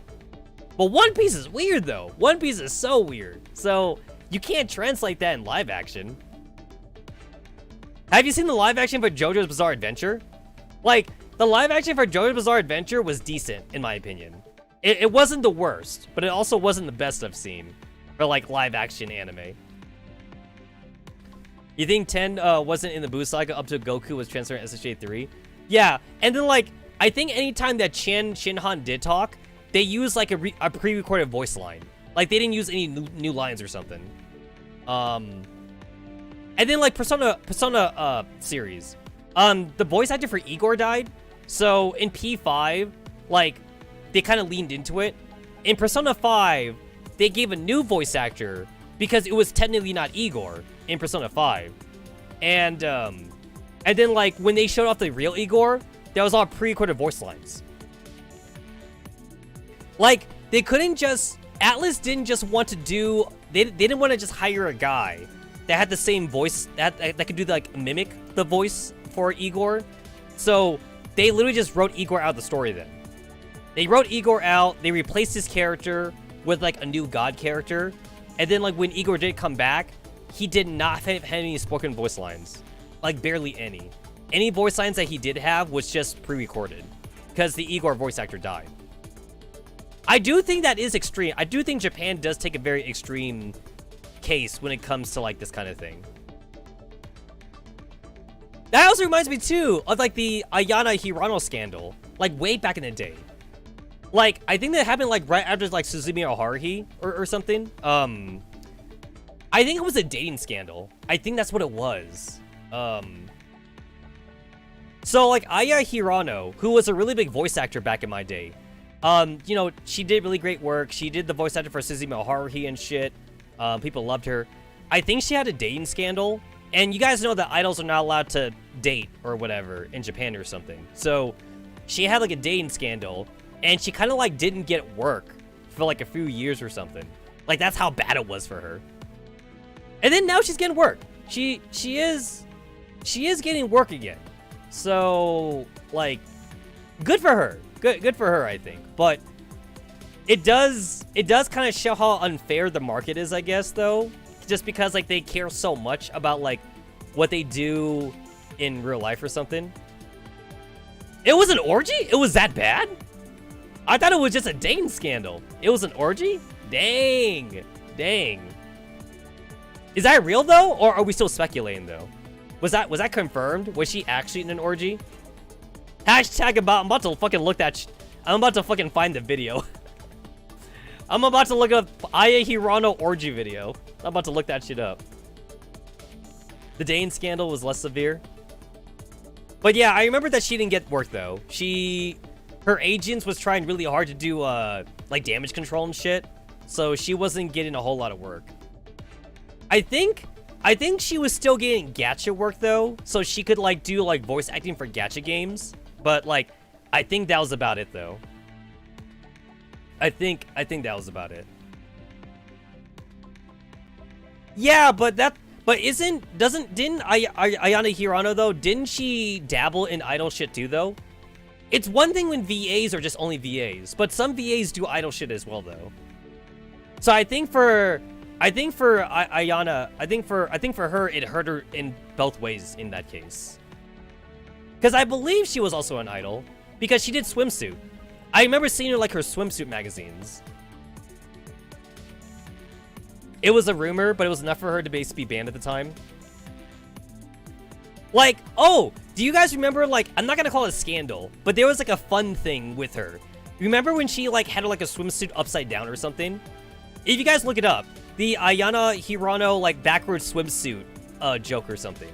Like, she did like a swimsuit magazine thing for a while, and then like in like the front page, her swimsuit was upside down, and everyone joked about it, and everyone was even drawing fan art of it. You can even see fan art of like Suzumiya Haruhi in it too. Like, you can get like Suzumiya Haruhi backwards swimsuit fan art, and like it's in relation to like her real life swimsuit magazine photo shoot. And for some reason, like the photo shoot guys, they didn't notice it either. Like, they were like, "Oh yeah, girl, you look sexy. Let's take pictures of you." And then like nobody caught it though. Like, nobody noticed that the swimsuit was upside down. So like they released it. They released the magazine and everything, and it was only after the magazine got released that like when people started making fun of it, they were like, "Oh shit, wait, Hirano-san got her fucking swimsuit backwards. Oh well, it's too late now. It's too late or whatever." You're thinking about pure VA like Tanaka Ray? Yeah, like a lot of VAs, they dabble in the whole like idol songstress kind of thing. Some are VAs only. Some do the both of them though. It depends. And then like guys too. Some of the guy VAs, they also do like the male idol, the male idol business and shit. So they also had to keep up like a pure, you know, like disposition or whatever. That they're not dating or whatever like that. I feel like VTubing does make it easier for like a lot of these people though. It just depends on like how open you are though. I remember the VTuber for shit, what was her name? His name again? It's that one Niji Sanji. Is it Niji Sanji? No, not Niji Sanji. It's I forget what their company is called. But like it's that one VTuber where like it's a female voice actor, but like it's like the femboy. It's like the femboy one. Or whatever like that. She got married, I remember. And like she's open about it too. She's like, "Guys, I just got married. Here's my ring," or whatever. And like people are like really supportive of her. And then she still goes back to do the whole VTubing thing. But yeah, like her VTuber character like VTubed a lot, like with like, you know, like with Holostars and like Niji Sanji and like shit like that. So she does a whole lot. But like it's that femboy VTuber. So some VTubers show off like their whole like dating scene marriage thing. I think it's easier for that. And then of course some of them also get like side gigs as voice actors and shit, which is pretty cool. At this point, I think gacha games is probably like the easiest way you could get into voice acting. If you were to say like 20 years ago, it probably wasn't as popular to be like voice acting in gacha games, but now it almost seems kind of like standard. It's like you can't make a gacha game now without voice acting. Now without people calling you like an indie game or some shit like that. It's like you could pay for some cheap voice acting, right? Like you could pay like YouTube voice actors. Pay like Niku Niku Doga voice actors or some shit. It's like, yo, I'm gonna give you a fucking 20 bucks. Just record some lines for me. You know, for my fucking gacha game I'm about to make. And then like, if my gacha game gets somehow like super popular, then maybe we could work on like fucking in-game story cutscenes or whatever. But for now, just the basic dialogue. I mean, you gotta admit, it kind of works for like some games anyway. It's like, shit, when is M1895 gonna be a main character, you know? She ain't a main character, but look at all this fucking dialogue she has.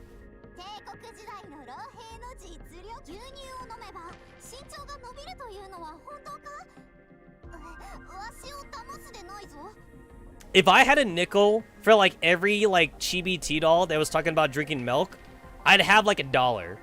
Which isn't a lot of money, but it's strange that like it happens so many times. Legit, there's like at least like 20 T-dolls in this game that talk about drinking milk. I know MP5 talks about that a lot. She talks about like in her costume stories too. She's like, I'm drinking milk. I'm gonna grow. I'm gonna grow up and be an adult T-doll. I'm gonna be a sexy adult T-doll, just like Springfield and shit like that. There we go, MP5 drinking milk. See? MP5 also drinks milk too. It's like, you guys are robot. You know you're robots, right? You're a robot. You're a robot. You're not gonna grow.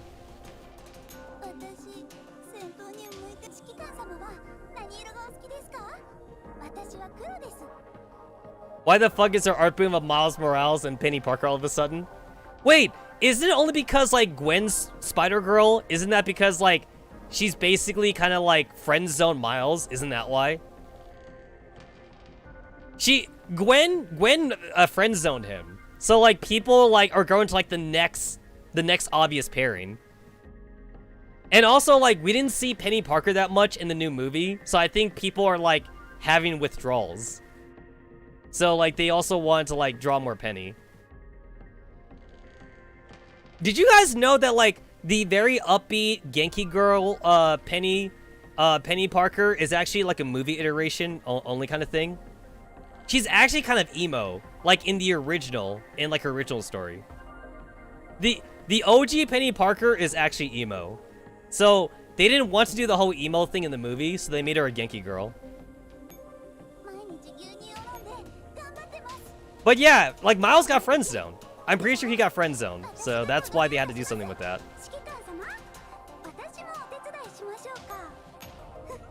Does she still talk about milk in her neuro upgrade?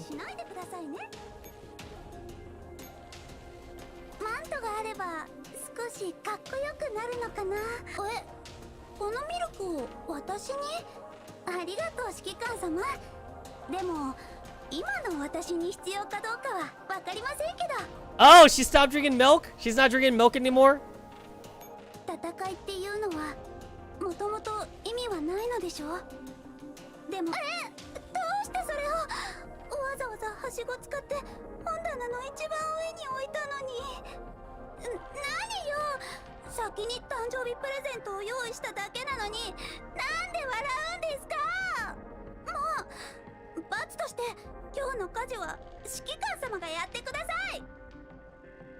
You do the housework for today? Makes it sound like you got married. Well, I guess technically that is talk 4. So I guess that means they did get married. I'm no longer a child, alright? That's why, Commander, you can fully rely on me. 私はもう子供じゃないですよ。だから指揮官様はもっと私を頼ってもいいんです。 Remember, guys, Girls Frontline World has no robot rights, so nobody can put you in jail for fucking the lolly T-dolls. There's no such thing as robot rights. I mean, how many lolly T-dolls do we have, by the way? We got a good amount.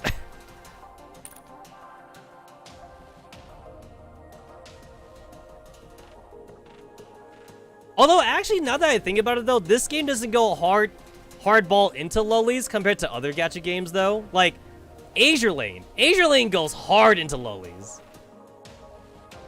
Azure Lane's got some real lollies in there.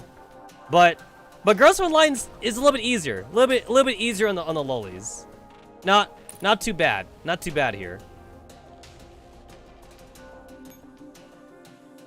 I'm gonna say Super Short is not a lolly. She's almost a lolly.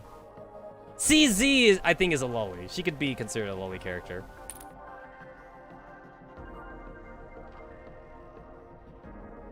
Amelie is definitely Oppai lolly. She is so Oppai lolly.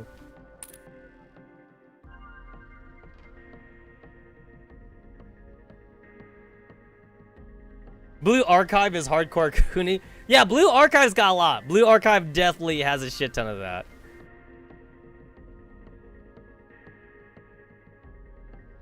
Oh yeah, HS is definitely lolly. Look at that. How could you look at this and not say that's lolly? That's lolly.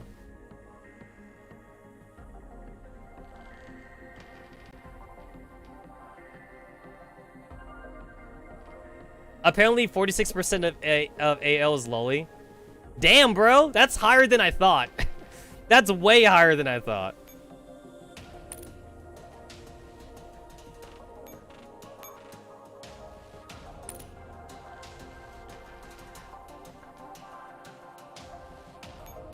Man, you're not lolly.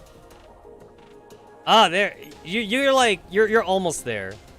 She's like in that middle ground. K is QSB. She's almost there. Ah, yes, I still remember my most disappointed character. Where's she at? Where's she at? Deagle! Deagle! Why?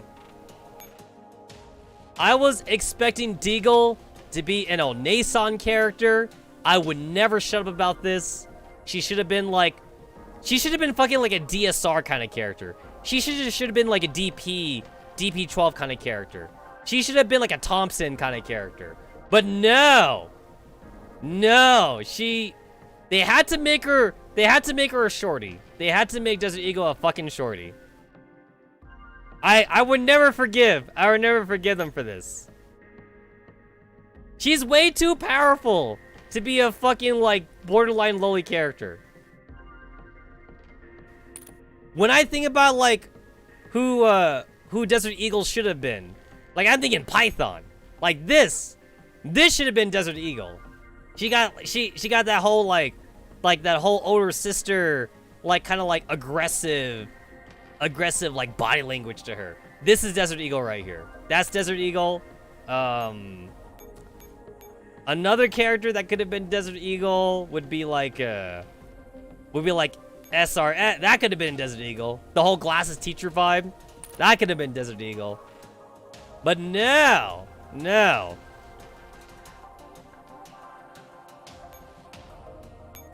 Oh, that's a lowly character if I've ever seen one. But that's dark skin. We got a dark skin lowly here. You're a cutie. You're a cutie pie. Look how large this gun is. This gun is so big compared to her. I can't even fit that on the screen. Yeah, she's a lowly character. I mean, look at the fucking chibi. Like, the gun is so much more bigger compared to her. The chibi definitely shows off just a size difference.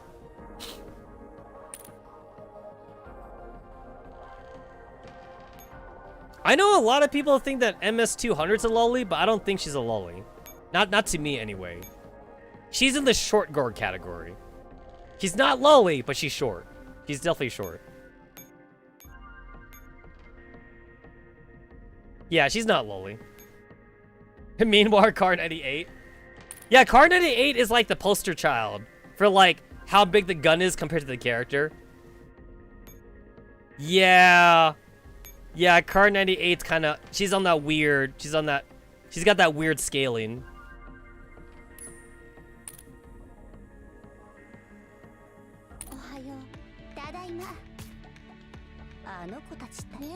Okay, alright. I think I got like a little off topic here. I think I got a little off topic here. I haven't fucking touched the event since the stream started. We're still at the bridge point. We're at the, we got the Alina line. We got the fucking sunglasses girl line. This is like where the two meet.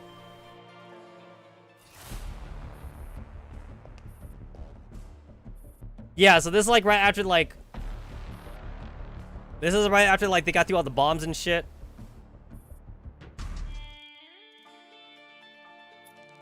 So I'm gonna admit, I kind of not giving a shit about Elena right now. I feel like I'm not vibing. I'm not vibing with the Elena storyline right now.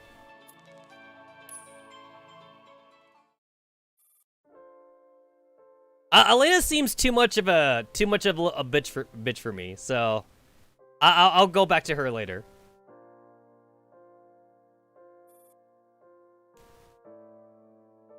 You mean Cooler Star? Oh god, why is the music so sad?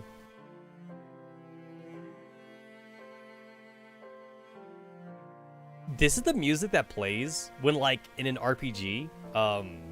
Like this is like after like the village got burned down, right? Like okay, no. Okay, this is the music that plays like near like maybe near like the 75% of the game, like near the end, but like not at the end yet. It's like this an orphanage or whatever that the main character was like trying to save, but he couldn't save it, and like the villain like burned down the orphanage or whatever, and there's like a child who is like dying or something, and then the main character went to the child and he's like, I need a healer, I need a white, I'm a warrior, I don't have healing magic, someone please come here, I need a healer, but like there's no one around or whatever like that.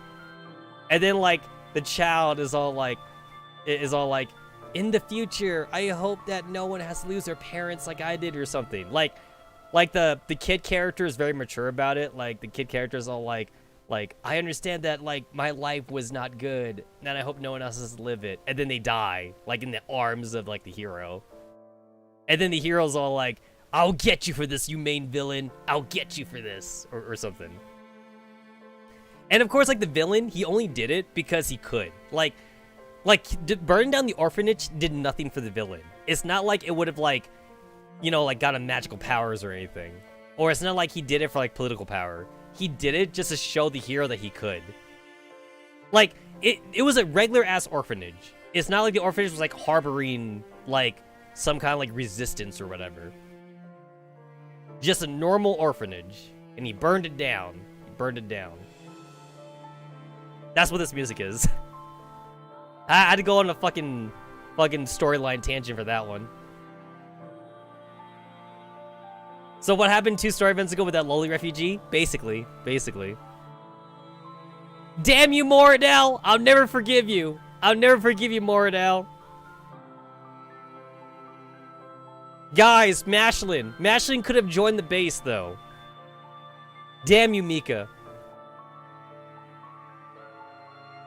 Guys, Mashlin could have joined. She could have been like another Dandelion or something, right? Mashlin could have been like Dandelion 2.0 or some shit. Maybe we don't need Dandelion 2.0. Maybe that's why Mica had to like write out Mashlin. So they're like, wait, we made Mashlin like way too likable. What do we do about her? It's like, let's just have Mordau. Let's have Mordau kill her. It's like, that works. That works. In the depths of Samuel's neurocloud, she's appeared. 13 years. Samo, we've been locked in here for 13 years. It's all thanks to her. But still, we can't flee this place. And neither can we change our bodies. We can't even untangle each other's memories. Who am I? Who are you? Samo, do you remember who you are?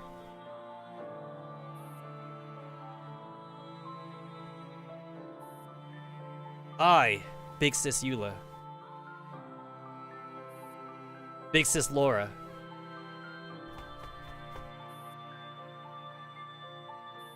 The only sound in the quiet alley is that of Cheryl's footsteps as she anxiously paces back and forth.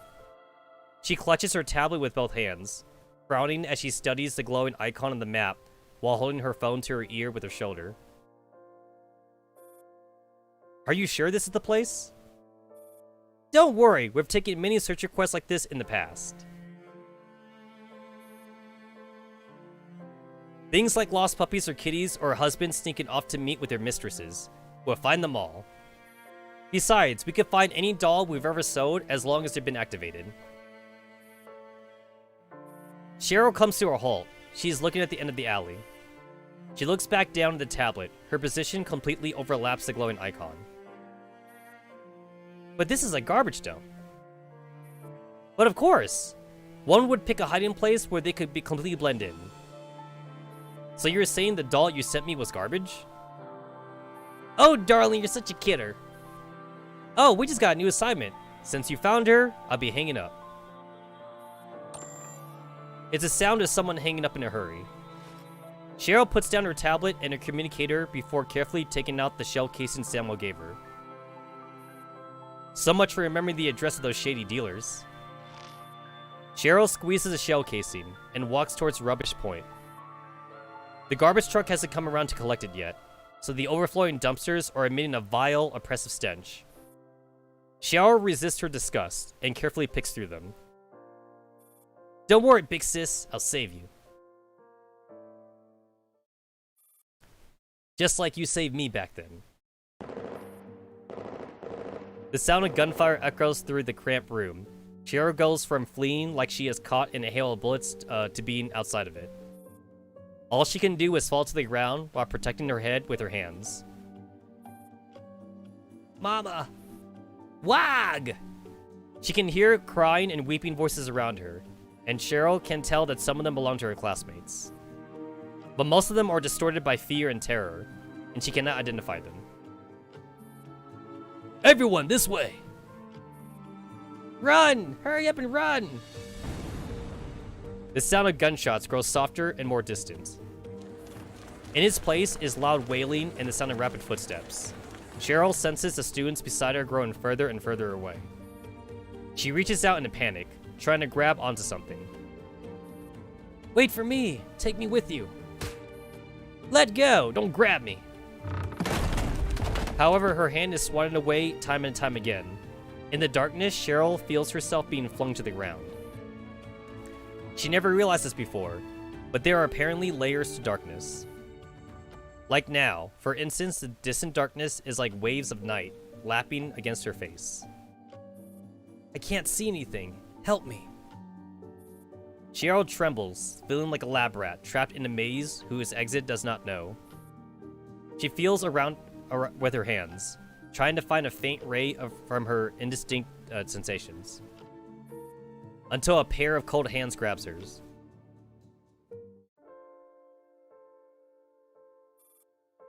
Little one, why didn't you follow the instructions and go outside?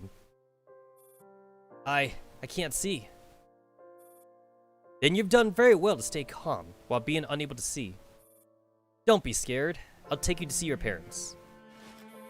The cold hands gently inspect the wounds on Cheryl's head, and it helps smooth out her clothing. You're hurt. I'll help bandage you. I'm scared. Will I never be able to see anything again? The wound on your head might have caused temporary blindness. Once you get to the hospital, the doctors will cure you.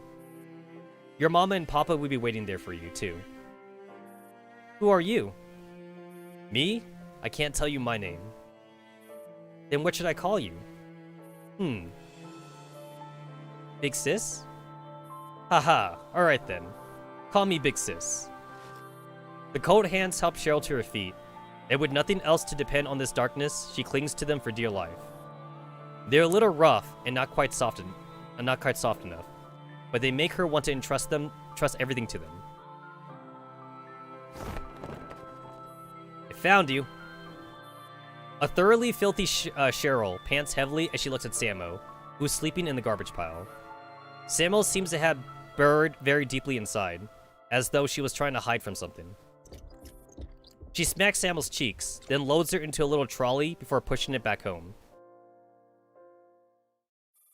Berlin, in the stateside office. J and K sit solemnly inside the meeting room, studying the dossier before them. Or dossier. Dossier. Said files don't contain much, just a few pages. But that is also what is giving the two of them a tremendous headache. Oi! This description is so vague that there are several thousand dolls in Berlin alone that would fit it. And would a doll produced in that era even be functional now? Well, she was working just fine when she was under the Soviet state sec. You know what, guys? I still can't get over Kay looking so clean-shaven. Like, the guy looked like a fucking hobo, like in our first introduction with him. He did. He looked like such a fucking hobo. And like, the guy, he's like wearing a suit now. He's got that suit. He looks like a nice dude, like your daughter would take home or something and be all like, Dad, this is my new boyfriend, or some shit like that. And then you'd be all like, you know what? He actually looks like a decent dude or something, you know? That's what I'm getting. That's what I'm getting from Kay. He actually looks pretty decent, which I'm totally like not used to. Why does he have to look so decent? I miss Hobo. Well, I want Hobo K back again.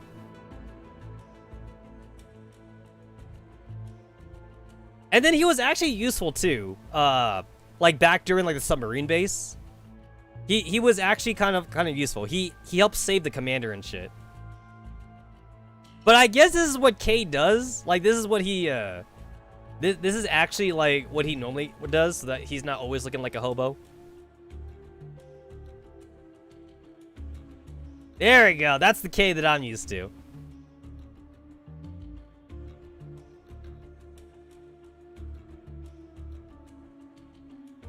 I didn't even realize he didn't even have glasses back then either. He looks tired. He also looks tired like in this first iteration that we saw him in. His hair looks about the same though, so he's just not clean shaven, he has no glasses, and he looks tired. Like I think he has like bags under his eyes. We see Suit K more than Hobo K now. Yeah, definitely.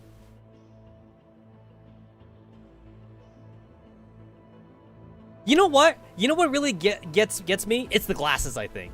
I think I'd be fine with K in this suit without the glasses. The glasses is all like, does he need it? Does he wear contacts when he's like, he's not in the hobo disguise or whatever? He must be. He must be wearing like contacts or whatever. Because the glasses seems to imply that he needs it. I feel like these are not reading glasses. Like he just wears them all the time or something.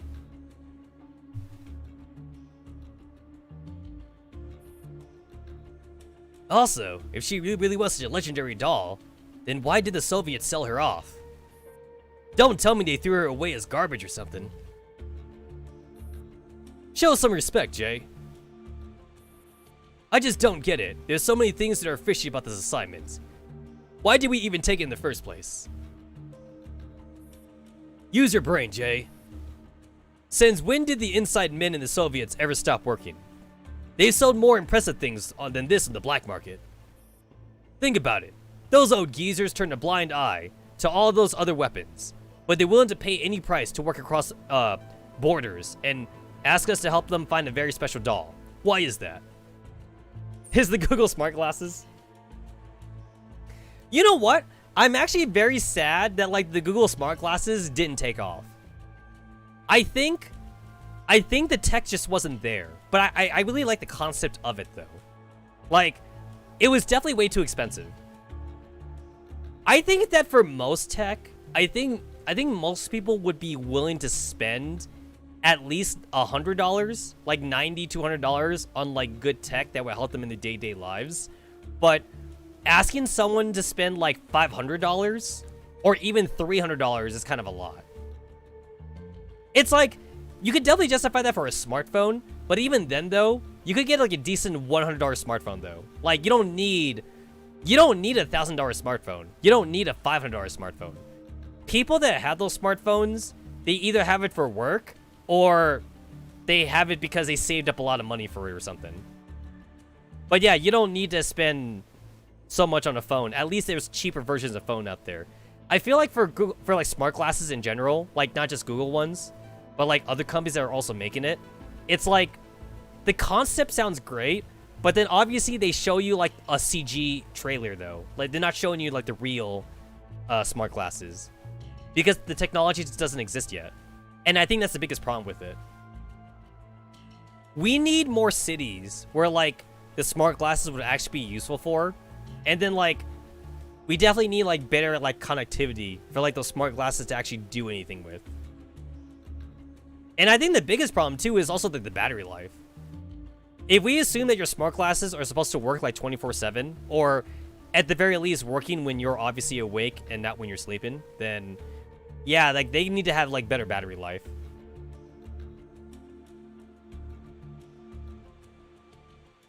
Click. The K's communicator rings. He glances at it and then turns to Jay. It's from Q. Watch your words. That woman! Okay, relax. I try not to speak. K hits the accept call button, and Q's transmission appears on the screen. Yo, it's been a while. I see Jay's there too.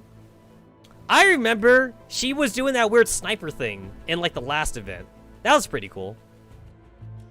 She had like one cutscene though. Well, maybe not one. She had like 2 cutscenes in the last event. 3? She had like 3-ish cutscenes. 2.5. She had like 2.5 cutscenes. Jay silently looks away and pretends he didn't see anything. What happened? You know, you should be thanking me for this. If I hadn't had to leave the country on business, you might have been put on the case. Wow, I'm really grateful. Thanks to you, I had to go dig all over Berlin for a trash doll, about which practically nothing is known. Don't interrupt others, Jay. Oh, it's alright. This is the first time Agent Jay's received such a challenging mission. It's only natural for him to feel out of his league. Let's get back on track. We got her dossier, but we can't track her down with just that much. If it were that simple, the Soviets wouldn't have lowered themselves to begging us for help. So, you have nothing to add either? Originally, I didn't, but one of my contacts gave me a clue just 3 minutes before I made this call. What clue? Go to my desk and open the drawer on the left, the one that isn't locked. How'd you put it there ahead of time? It contains my invoices for my assignments last month. I haven't been able to claim them yet, but the time limit on them is running short. Just go, Jay. Jay storms. Yo, Jay was angry. Holy crap. I heard the fucking death slam. Agent Jay is surprisingly useful at times. What about the clue? I've sent it to your mailbox. Good luck finding her. Q hangs up. K immediately opens his mailbox and downloads the documents Q sent him. It's a series of coordinates. A list of her most recent movements. Now this makes things much easier. Yo, Jay's been such an angry boy ever since he lost Mona. I feel like Jay was in his best element when like he was with Mona. But obviously we NTR'd Mona from Jay. Mona's not around no more.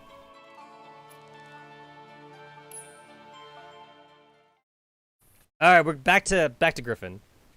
Berlin, in the temporary Griffin base.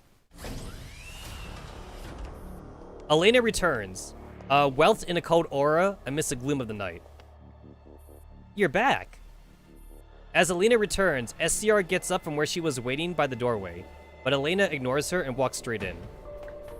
She seems completely oblivious to the hostility emanating from Elena as she anxiously scampers after her. Wait, Elena. The commander wants you to. Pumped. Elena suddenly stops. SCR is completely unprepared for this and bumps into her shoulder. Are you going to criticize me too? Elena's tone is icy, and when she turns around, SCR sees her face. No, I didn't mean to do that. Pick up your gun. Huh? Elena flicks off the safety off on her weapon and presses its barrel against SCR's forehead. I'm pointing a gun at you right now, so take up your weapon. Elena, I won't point a gun at you. Elena is stunned. Why? Because you're my team leader. Also, the commander never said they were unhappy with the outcome of the mission. However, they were a little worried about your departure, so they asked me to wait here and tell you to report to Miss Persica's lab once you return. I didn't mean anything else by it. Elena slowly lowers her weapon. If I point a gun at you, then you better do the same too. Otherwise, people will look down on you. Elena heads for Persica's lab, still in a foul mood. Yo, Elena! What stick got put up your butt? Shit. SCR stands dumbly where Elena left her. In Persica's lab, Elena silently enters the lab with a scowl on her face. Just as she's about to enter the examination pod, Persica stops her. Hold it! Don't interrupt my experiments. You asked me to come here. Oh yeah, you do know you've got some undeletable base layer code in your neurocloud core? Of course she knows. She knows it better than anyone. Persica's words quenched the wrath of unknown origin boiling within her. Instantly, her overheated head cools down. I know. I was rolled out that way. You don't have to worry about it if you think it's a problem. I'll explain to the commander if need be. In before she's living in the shadow of her cool sister. Oh no, that's not what I meant. Or rather, good for you.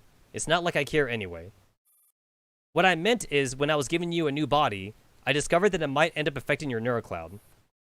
It was just a reminder. No need to thank me. Yeah, I know. It already had an effect. Did it? What exactly did it do? In contrast to her words, Persica goes from uninterested to concerned in an instant. Changing to a new body did manage to suppress it, but only for about half an hour. Once that time elapses, I'll automatically carry out that mission. Automatic execution? Your mission was left over from over a decade ago. Surely carrying out now would be fruitless. I have to say, people who hardcode stuff like that without comments are a huge pain in the ass. Fortunately, I ran a full diagnosis on you beforehand, so it shouldn't affect your bodily performance. Indeed, it doesn't affect them, so long as it doesn't infringe on related people and matters. Ugh, fine, as long as you know. I can't delete it right now, so if you know too, then just report anything strange that comes up. Anyway, that's all I wanted to say. Leave quickly if there's nothing else. Don't interfere with my work. Oh yeah, I think the commander was looking for you. Understood. In the Griffin Space Ops Room. Elena enters the Ops Room. You're back. The commander takes a seat. Ms. Zoya is under Griffin's protection. Your mission is over. Elena waits for a while, but the commander does not say anything. Is there anything else you want to ask? At great length, the commander speaks. The mission is complete. As for any other things, whether or not you want to tell me about them is up to you. If you don't want to talk about them, then you have countless ways to deceive me. And if you want to share them, then it will naturally come up. Alina remains silent for a while, before finally sighing. She closes her eyes as though she's gathering up her determination, and when she opens them up again, she no longer avoids the commander's gaze. Griffin Base had an upgrade or two when rebuilding. I mean, is that much of an upgrade? Because, yo, look at that piano in the back. That piano in the back looks like shit. So, it's not that much of an upgrade.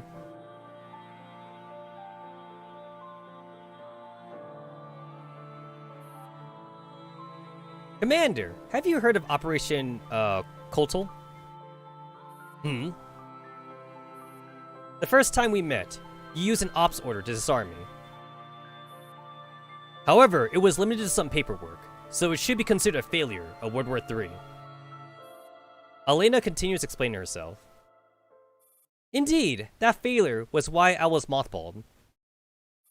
As I recall, the exact reason was that backup didn't arrive in time, as well as a transport helicopter being shot down by a missile. It does seem a little ridiculous when you look at it now.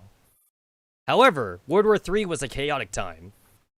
There are many lost records that had not been found again, even now. Allow me to reintroduce myself. I belong to the Daybreak Squad, an all-doll infantry platoon under the Rangers. Nothing about Daybreak Squad should be on public record. Also, there should be nothing left over from Daybreak Squad in current doll development. The commander frowns. Actually, I'm quite interested in what you said. Current doll technology has gone in a completely different direction from how it started out. In the era when I was produced, conflicts and battles escalated rapidly, and dolls sent to the battlefield soon ended up being bottlenecked in terms of performance. But the circumstances could not possibly wait for technology to catch up. After the military forcibly intervened in the matter, we in Daybreak underwent a top-secret experiment in order to discover the limits of doll performance. The core product of that experiment still remains. That would be the dog tags, locked in my base layer. What are they? Originally, dog tags were metal plates used by human soldiers to identify each other's corpses.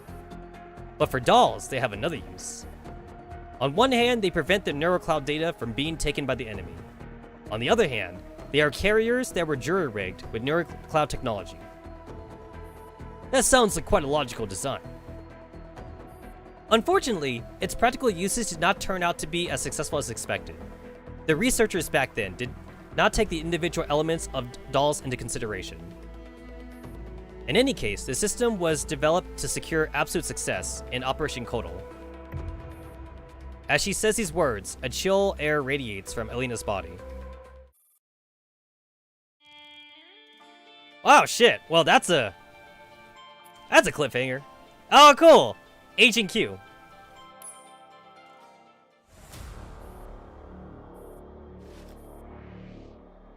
Elena closes her eyes. Although the events are long in the past, the memories feel like yesterday for her. Operation Kotal is only listed as an ordinary decapitation operation in our files now. The operation itself is meaningless. The location is what's important. I remember it took place in a skyscraper, but you're right, nobody mentioned the location. Yes, it was a skyscraper. However, it was in the red zone. Also, it was a floating skyscraper. Do you mind if I bring 15 and Dandelion in? This is information you're revealing might be the utmost importance for our upcoming operation. Alright.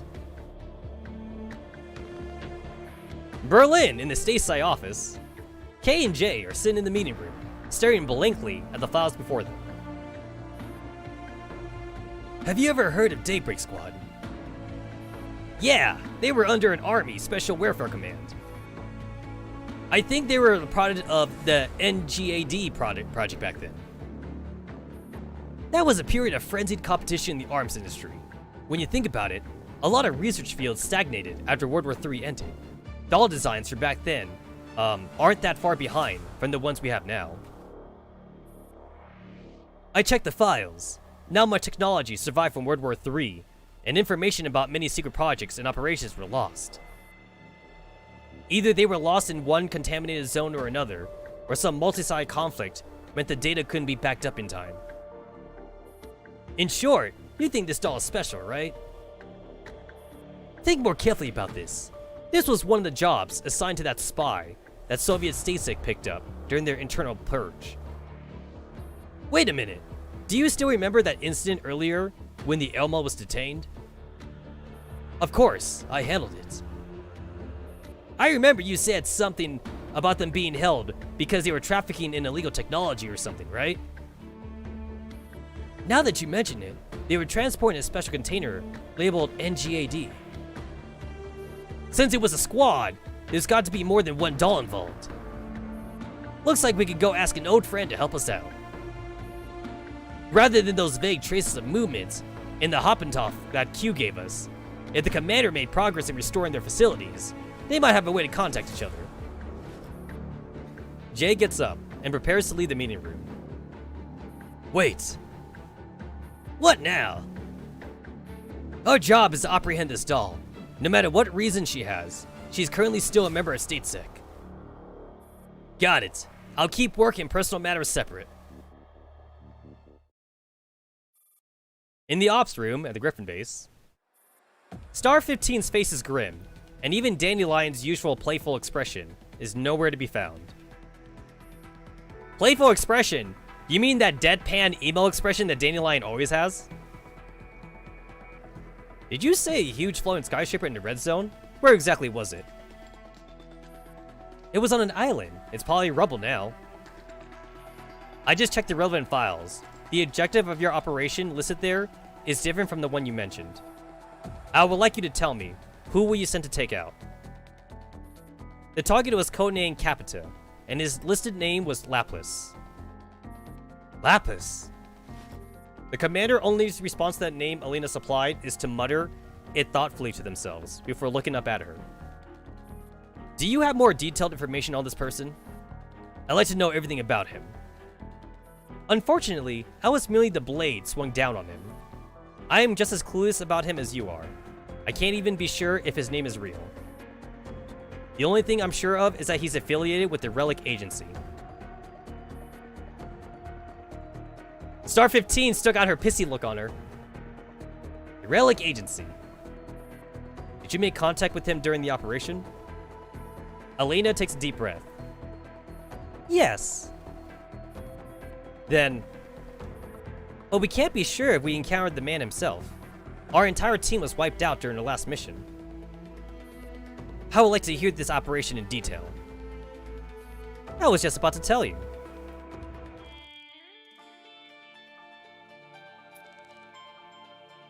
Now this guy looks messed up.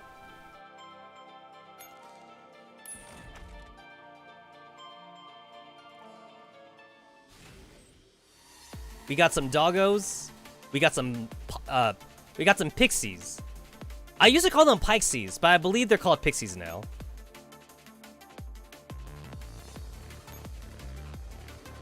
Got some Iguses. More pixies.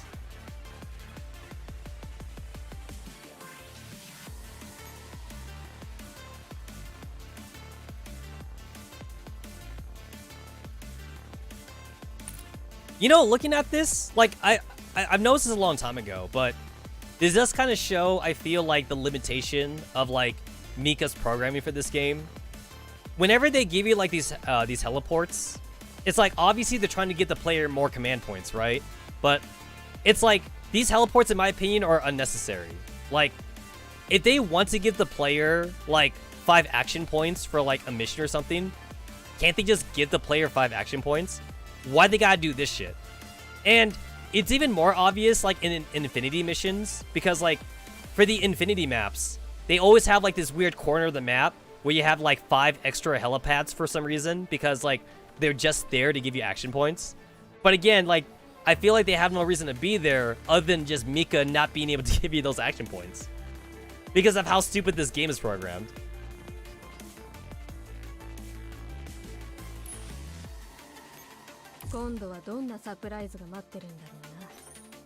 Let me see. Find the culprit.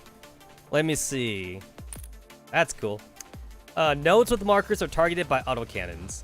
Echelons that pass through these nodes would take damage that equals 10% of the current HP. Okay.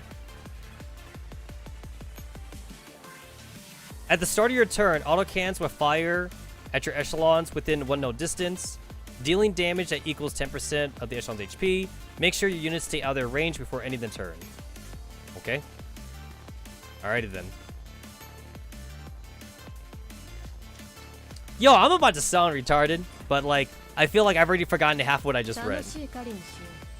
All I remember is they do damage to me and avoid them.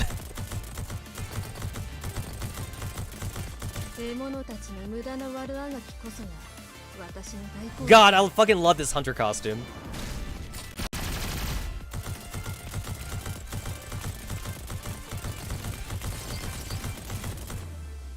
It's still kind of funny that like Archer boys are like still like really damaging right now. Like, you got like the fucking like other KCLs using bullets and lasers and shit. But Archer boys though, you gotta watch out for the Archer boys. Dem archers.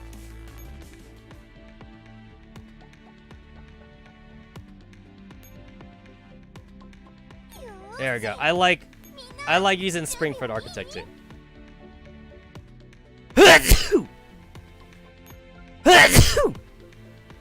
Jesus.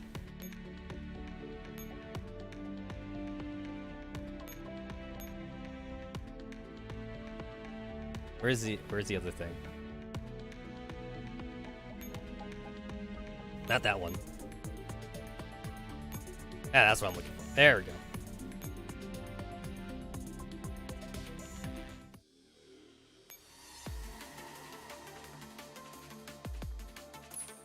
Oh, just one. Never mind. Never mind. I guess me using just one kind of makes sense.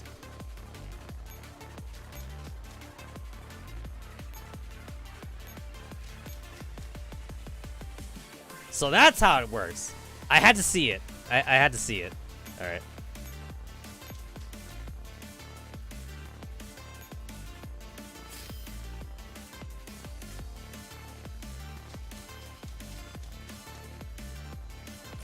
I'm still waiting for like that medic T-doll that we should get. I either want like a medic T-doll or I want like an engineer T-doll or something. It's like we got healers in Project NeuroCloud. Where's my healers in Girls Frontline? You know what I'm saying? Where's my healers?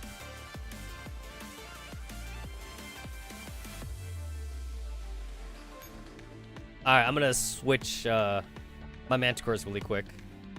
Since one's damaged. There we go.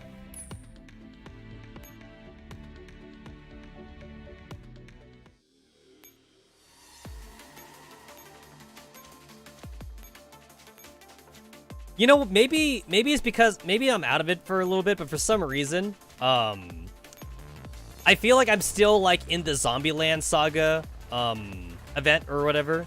Because like the Zombieland Saga event was like all like 100% visual novel scenes. So like I feel like I'm in that mode still. And it was very Dane Sim-y, right? Like the Zombieland Saga was very Dane Sim. Healer Fairy, take it or leave it. I'll take a Healer Fairy, not gonna lie. I'll take that.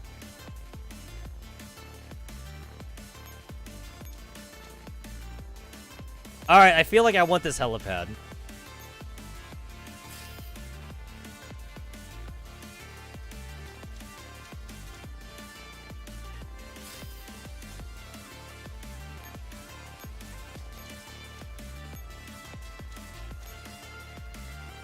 Abandoned Goliath? Why is it always an abandoned Goliath? Where's my fucking C4 charges?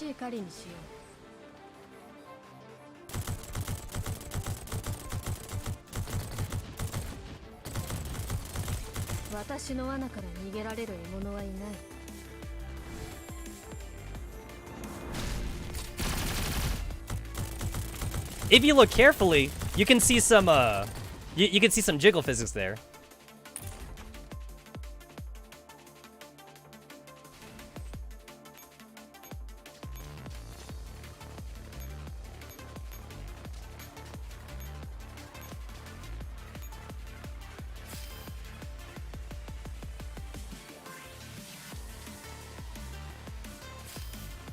I guess I don't care about taking that damage.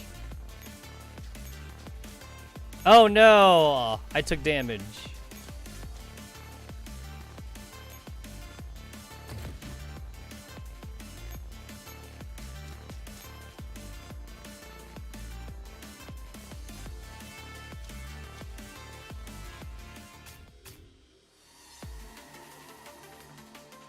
Yay, S rank. M38 です。よろしくお願いします。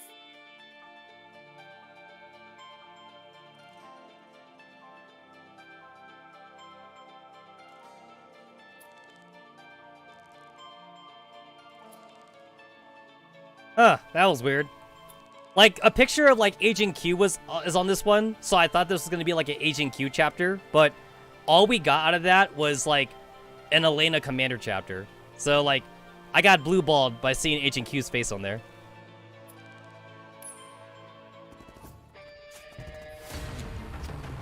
(2051) Operation Kotal in the Dead Sea. They are in a tunnel. Many rounds of shell fire have been exchanged, and the air is filled with smoke. Amaris takes aim and pulls the trigger, and the enemy soldier collapses as the shot rings out. Point A12 is clear. Copy. Yo, Elena got some blood on her. Elena, we can't move further forward. Hey, are you listening to me? Bang. A bullet flies overhead, and Amaris drops into a row. The bullet bounces off a nearby wall. It is soon followed by more firepower that punches a line of bullet holes into the masonry. Whoop whoop. You can hear the beating of a chopper blades outside the building. Amaris repositions and checks the number of enemies through a crack in the wall. 1, 2, 3, 4, 5. We're facing at least 6 elite squads here. Hang in there. What bullshit is that? Sat-nav's down. We're dangerously low on ammo. There's no support, and we don't have eyes or ears. How are we supposed to fight them? Our only choice is to break through their fields of fire before they can meet and seize the Capita. Inside her hiding place, Amaris face fills with despair. It's no good. We can't break through with only this much firepower. You must not give up. Bloody hell. If satellite comms weren't cut off, the commander would have agreed to retreat too. If only I were 7% faster and 1.5% more accurate. You could double them, and it still wouldn't be enough. Eula, grab that mad woman. Eula? There is no answer from the communicator. Eula, are you there? Eula's name goes gray in the Daybreak system. Amaris watches as it changes to deleted. Elena, what the hell are you doing? Wasn't Eula with you just now? We need to break through and complete the mission. Daybreak leads the way, never taking a step back. Elena raises her gun and rushes forward like lightning. Amaris, cover me. Amaris? The shell rips through the air, trailing a hurricane in their wake. Time stretches out and all sounds dissolve into echoes of white noise. Elena remembers that at that moment, the sky appeared blood red. White light bloomed in the air.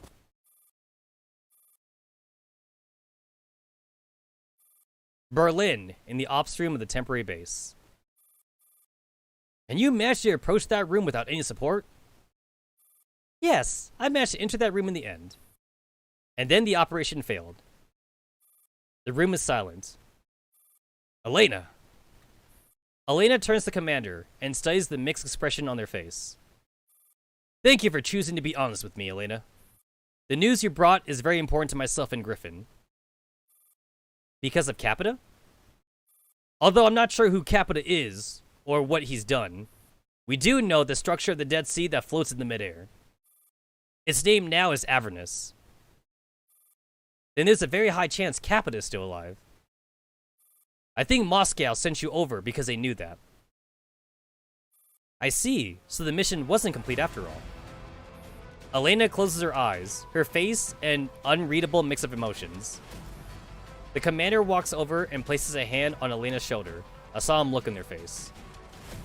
The people to whom you swore your loyalty to no longer exist, so you don't need to feel bound by the past. However, it may have come to be. I'm glad that your path brought you to Griffin. But we also need to realize that the world has remained stagnant for the past 13 years, and the dawn has not yet come. Elena, our mission is not yet complete, and your light has never faded.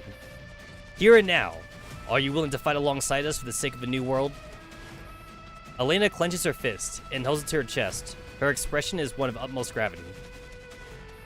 For all my life. For Griffin, and for Daybreak. The commander pats Elena's shoulders and nods. Okay, so this looks like a typo. It's like, this should be like probably more of a narration right here. But like, the commander thing is right here. So like, unless the commander is narrating himself, this is obviously meant to be a narration. But the commander is not speaking right now. He is totally not speaking. The commander likes to talk in third person. The commander narrates his life.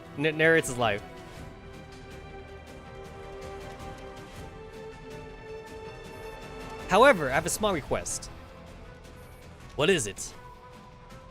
I believe Miss Persica has already told you about my condition. About your base layer mission? Yes, the dog tags I mentioned before. The last order they gave me was to purge traitors. Who is it? I saw her, but it's a private matter of mine.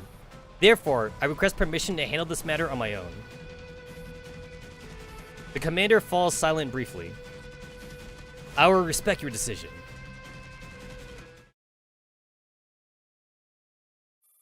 Samuro opens her eyes again and takes in the familiar ceiling and room once again.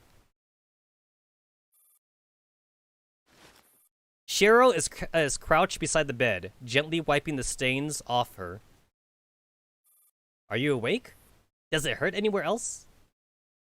This must be a dream. Samuro closes her eyes. You're plugged in, so don't pretend to be asleep. Samuro opens her eyes. It's still the same familiar ceiling and room. She looks with doubt at Cheryl's kind and gentle face. What happened when I wasn't around? Cheryl places 2 identical shell casings in front of Samo. What is this supposed to mean? Do you not remember at all? I remember I told you to throw them away. Cheryl's face falls and her tone becomes much more depressed. To think you wouldn't remember a single thing about something that meant so much to me. Cheryl covers her eyes with her hands. Big sis, I can't see. The muffled sound of children crying and wailing to return to their parents' embrace suddenly fills Samuro's neurocloud. Cold, unfeeling soldiers move up among them, scattering the still weeping children. None of them pay attention to one particular child. The one who is helplessly feeling around in a corner, her face full of tears.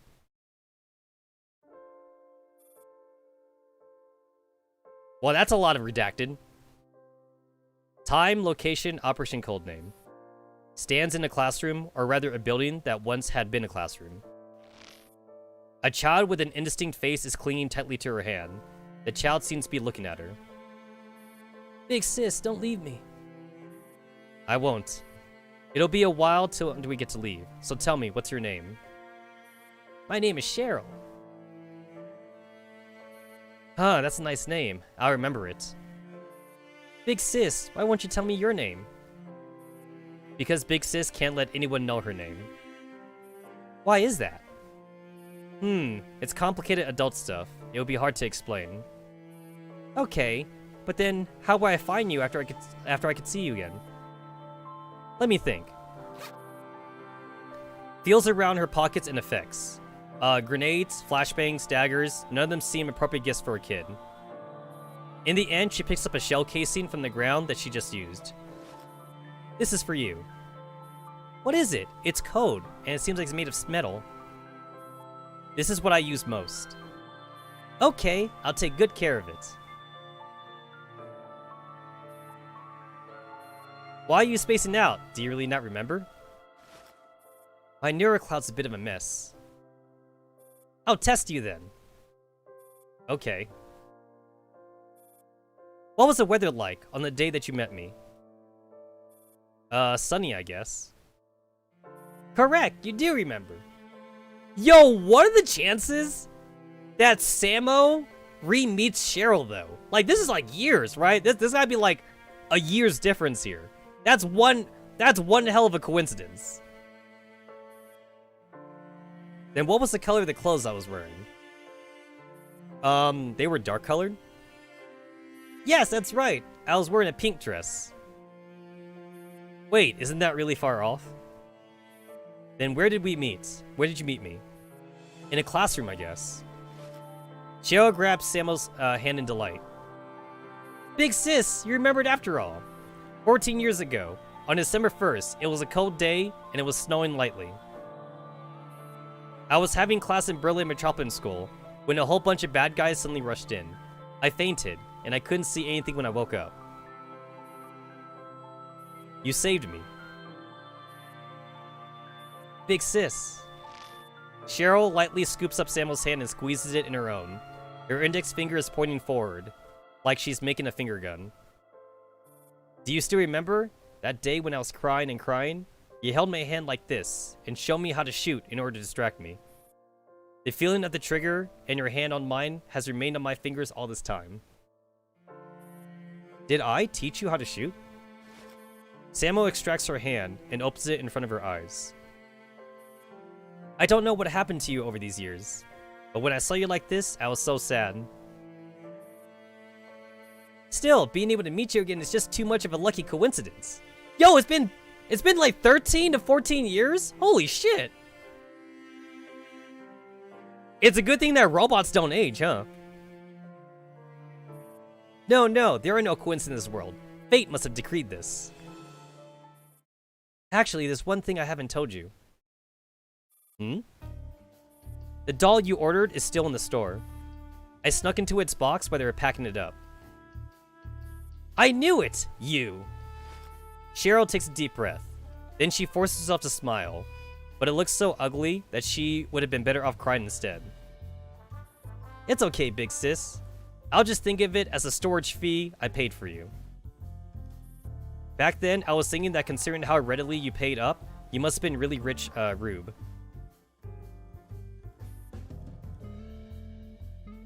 Hey, listen, she's one of those short gals. Like, kind of like how, like, Taiga in Toradora was, like, a short waifu and shit. Or, like, Louise from, like, Zero no Tsukaima is a short waifu. She's just a short waifu. Hashtag not a loli waifu. Hashtag not a legal loli. Just legal. I need some time to think. Cheryl takes the rag and the bucket of water that's dirty from cleaning and leaves the room. Samuel's vision returns to the familiar ceiling. A girl who couldn't see. I wonder whose memory it was. Samuel closes her eyes.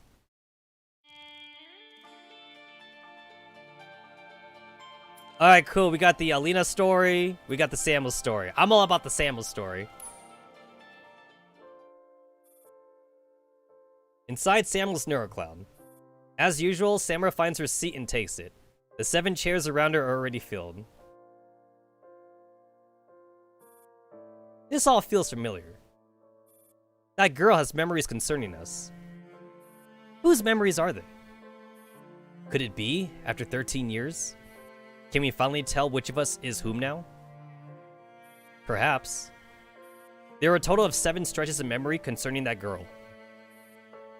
Since we can't reveal our identity to the outside world, and neither have we revealed anything to that girl, the only thing we can use to verify our identities is a section of memories of teaching others. Teaching others? One of us taught her how to disarm bombs, as well as shooting. In that memory, I could see my gun from my perspective. Who was it? Eula. A round of applause fills the air. Congratulations on finding your memories. Congratulations, your name is now Eula. I'm Eula then. We've taken another step forward. Yes, this is a huge improvement. Yes, Eula, congratulations on rediscovering your own name.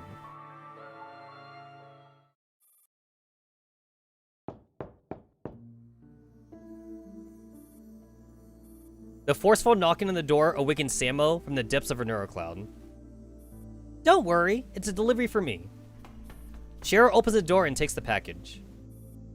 This is a capacitor I bought for you. I was going to install it into you today. That way your charge might last a little longer. It's only secondhand, but I think it should be better than your current battery. There's something I want to tell you. What's wrong?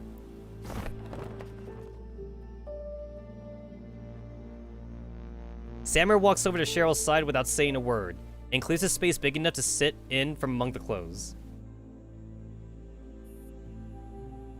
On the 1st of December 14th, on the 1st of December, 14 years ago, the doll who saved you was called Eula. Eula? Is that your real name? Can I call you Big Sis Eula from now on? Please don't. Why?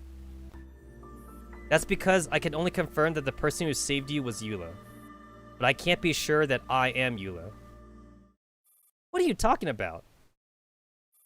13 years have passed, and I guess some things don't need to be secret anymore. I used to be a soldier. Eula has to come back to Taven in like 550 days now. This is her new job. I hate that I know what you guys are talking about.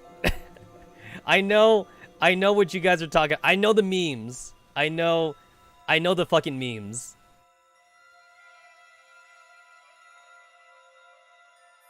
I guess as much. After all, the kidnapping case back then had a far-reaching impact, and I heard the military had to wrap things up in the end. After we were sent home, our parents were told to keep quiet about it. I only managed to find some information much later on the internet, after I grew older. Samo takes out a piece of paper and draws 8 little black stick figures, and then a little red stick figure. She then uses a red gel pen to cancel out 7 of the black stick figures. I belong to a special forces unit, and our leader went rogue while we were carrying out a mission. My other team members were wiped out by our leader, but the strange thing is, our memories are all mixed together and jammed into my neurocloud core. And that's why I'm not sure who I am. But you gave us enough information to remember one person's identity. For that, we are all very grateful. Ah, don't mention it. All in a day's work, Big Sis Eula. I've always wanted to. Therefore, we've decided to leave this place. All of us have decided. Why? Because 13 years ago, we watched our leader die, and we thought it was the end of her. But yesterday, we saw her again. She's come back to life, and she has an even more powerful body than before. Her name is Elena. So she was that rival of yours who forced you to dive in a dumpster. Yeah. But your memories don't belong to one person. Perhaps you're not the one she's looking for. Or perhaps you've gotten it all wrong. It isn't time yet. We can still sort through your memories. Someday, you'll know who is who. Cheryl sighs and places her warm palm on the back of Samuel's hand. Well, that's the problem. I don't have that time. What do you mean? She's coming to kill me, right now. Cheryl clutches Samuel's hand in fear. The red pen is just a millimeter away from crossing out the last black figure. Then what should we do? We? Samo stands up indifferently. I told you, this matter doesn't concern you. I'm leaving. It looks like it. So like Samu is saying the leader went traitor. And then Elena is saying that like Samu is the traitor. So we don't know who's right, I guess. Not yet anyway. Wait a minute. How can this be none of my business? You're my doll now. My personal property. Nobody can touch you without my permission. Samu can't help but laugh as she looks at the girl gesticulating wildly in front of her, as though trying to fight off imaginary enemies with all her might. I appreciate your good intentions, but Elena isn't the kind of person who will stop because you tell her to freeze. Don't look down on me. I've been preparing for this day ever since an incident 14 years ago. I saw your liquid nitrogen freeze gun already. That's nothing. I got my hands on real firearm. I even have a proper gun license now. Shiro jumps up and rummages through a pile of junks around her. Guys, listen. All I'm saying is that I think I saw Samo like back in the engineering room. So I think she's okay. But Elena, okay, all I'm saying is last time I saw Elena, I think she was in the cafeteria, and then I saw Eula go in the cafeteria with her. But then I didn't see Eula come out, and I saw Elena come out by herself. So all I'm saying is I saw two people go in and one person come out, and it was pretty sus. I was looking at the cameras, guys. I was looking at the cameras. I was doing my task. I had the fucking trash shoot task. That's the one I had.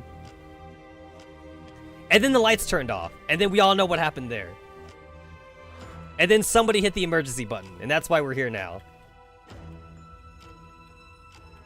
In an instant, a smorgasbord of self-defense weapons ranging from spiked testabows to tasers, and even pepper spray, go flying through the room. That's enough. You had to put it all back afterwards. I've used them all before. They may look crude, but they really are useful. Your gear might be able to damage a civilian doll, but against a tactical doll, you probably wouldn't be able to scratch one, especially if it was Elena. Is Elena really that strong? Shiro, who is halfway through swinging one of her spiky testabows, instantly deflates. Wow, how are you gonna beat her then? I haven't thought about that yet, but I'm going to avenge them. Shiro places her hands on Samer's shoulders and forces the latter to sit back down. You aren't going anywhere until you figured it out. Shiro forcefully pokes her charging panel with her finger. You see this charging panel? You're not leaving until it's full. This is the most powerful secondhand capacitor I could find on the market. You said you got 8 people in NeuroCloud, right? No wonder you're gulping power. I don't want to have to dig you out of the downstairs rubbish bin afterwards. But your house circuits. The moment they connect to the high-power capacitor, the pitiful residential apartment circuit breakers promptly. Snap, they trip. At most, I'll just use a torchlight. I'll turn off all my electrical appliances. It's safer without the lights on anyway. Haven't you seen spy movies before? The further you are from windows at times like this, the better. That's it then. If your team leader arrives, I'll be able to cover you for a little at least. Dolls can't shoot humans without permission. Shiro's apartment goes dark. Only the subdued flashing of a green charging panel indicates that this night is anything but ordinary. Alright, we got Team Cheryl, Team Samo.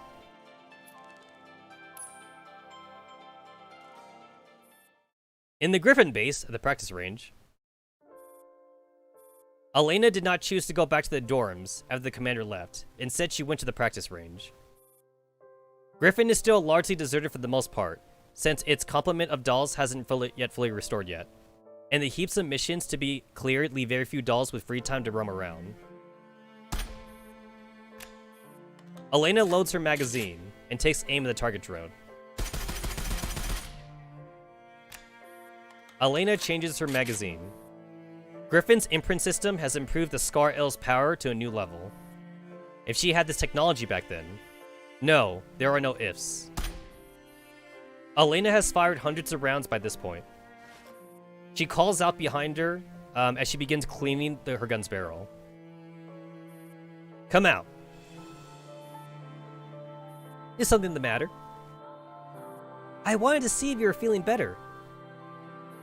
It's none of your business. I know that, of course.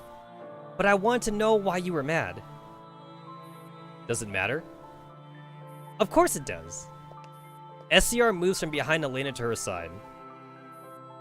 You say you're a team leader, yet you don't trust us. Didn't you want to go into the battlefield like the others? I'm giving you a chance to do that now. Isn't that enough? Why do you always have to act so condescending? Tears begin welling up in SCR's eyes. You don't even need us at all, do you? Elena does not deny it. The answer is plainly obvious. And the injustice of it all only serves to make the tears flow faster. I'll tell Miss Hellion and the commander that I left the team for personal reasons. SCR turns to go, but a gun butt blocks her path. Come back. What else do you want to say? You didn't tell me why you came here. Do I still have to? I dislike unclear explanations. Hearing that makes SCR even angrier.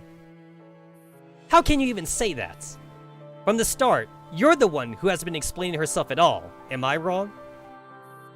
I've had it with you.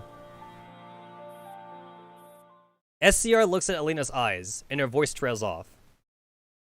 Forget it. I'm leaving. No, you won't. When have I not explained myself clearly? Do you think you're some kind of smooth talker who can speak clearly enough that everyone can understand her? Yeah. Huh? I might not be a silver-tongued charlatan, but I'm sure I'm the sort of person who clearly expresses her thoughts. I've never messed up even when given briefings. I wonder. I'm talking about interpersonal communication between dolls, not just about the mission, but our feelings. Those are useless in battle. I guess, but they're very important to me. So, I was really grateful that you picked me up as a teammate. I was glad that the commander praised us after you led us to complete the mission. That was why I was willing to wait for you outside the base gate after you left the team. I was concerned about you when you were in a bad mood because I was afraid you'd end up obsessing over stuff you couldn't change. I wanted to become a teammate you could trust after losing your previous teammates. You were pitying me? That's not pity. I don't need your charity either. It was my fault for pointing my gun at you earlier. I'm sorry. Let's clear things up then. Is there anything else? No! Then why aren't you gone yet? SCR fumes and prepares to leave, but when she thinks about it, she realizes that she just can't go like that. SCR walks back and occupies the booth next to Elena and cocks her rifle. Why did you come back? Who died and put you in charge of the range? Can't I just use this place too? I thought a doll like you would be gentle and demure sort. What's that supposed to mean? Nothing at all. Are you being evasive again? No, this time I honestly don't know how to explain what I'm thinking. SCR answers her with the sound of gunfire.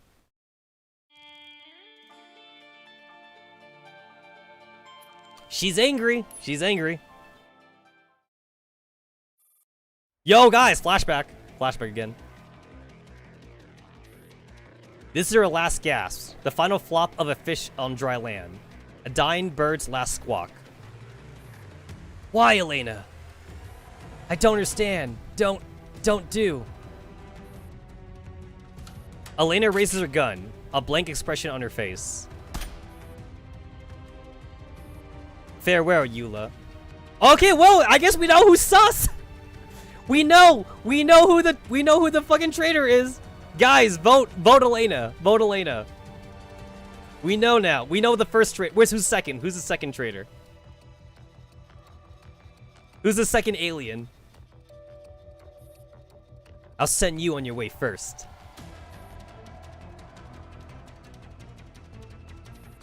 You're next, Olivia. If this is an order, this is our destiny. Our destiny as members of Daybreak Squad. You'll regret this, Elena. A teardrop blurs her vision.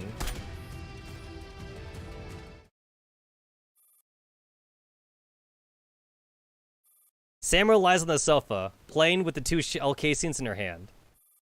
Beside her, Cheryl is tying up the house and looking for something usable in it. Cheryl, will you hit on the back of the head over here? Huh? Cheryl turns back, somewhat angrily. You're being very rude, you know. I'm trying to help you think of a solution, and here you are, insinuating something's wrong with my head.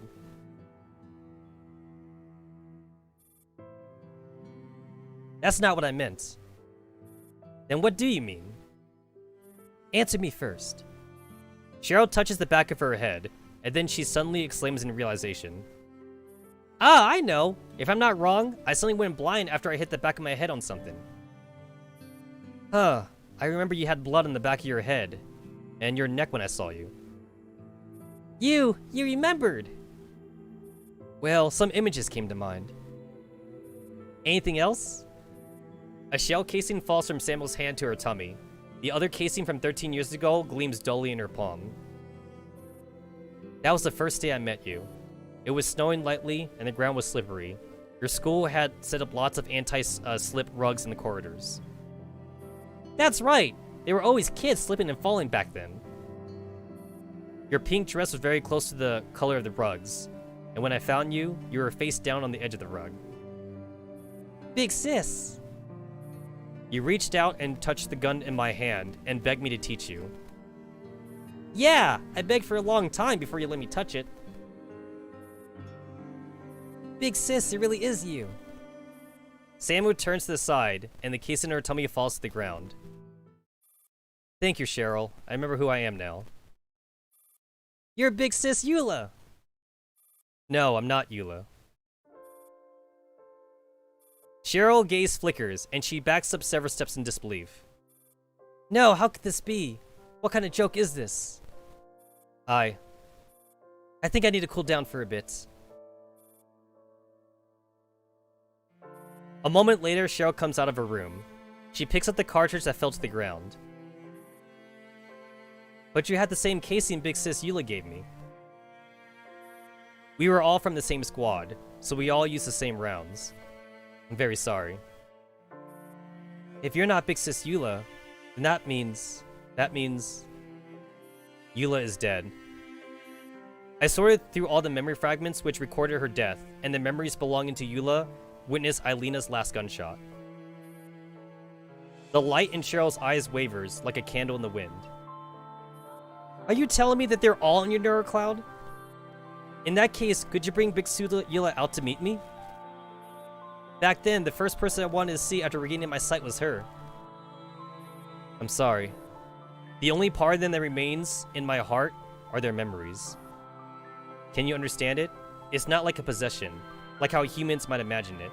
It's more like their past, or like a movie to me. It's someone else's story, someone else's life. Even if I could retrieve her memories, I wouldn't be her. I can't continue their conversations, and I don't have the same thoughts as they do. Do you understand now, Cheryl? Eula isn't coming back. You should forget about her. Cheryl's trembling lips open and close, but she does not say anything.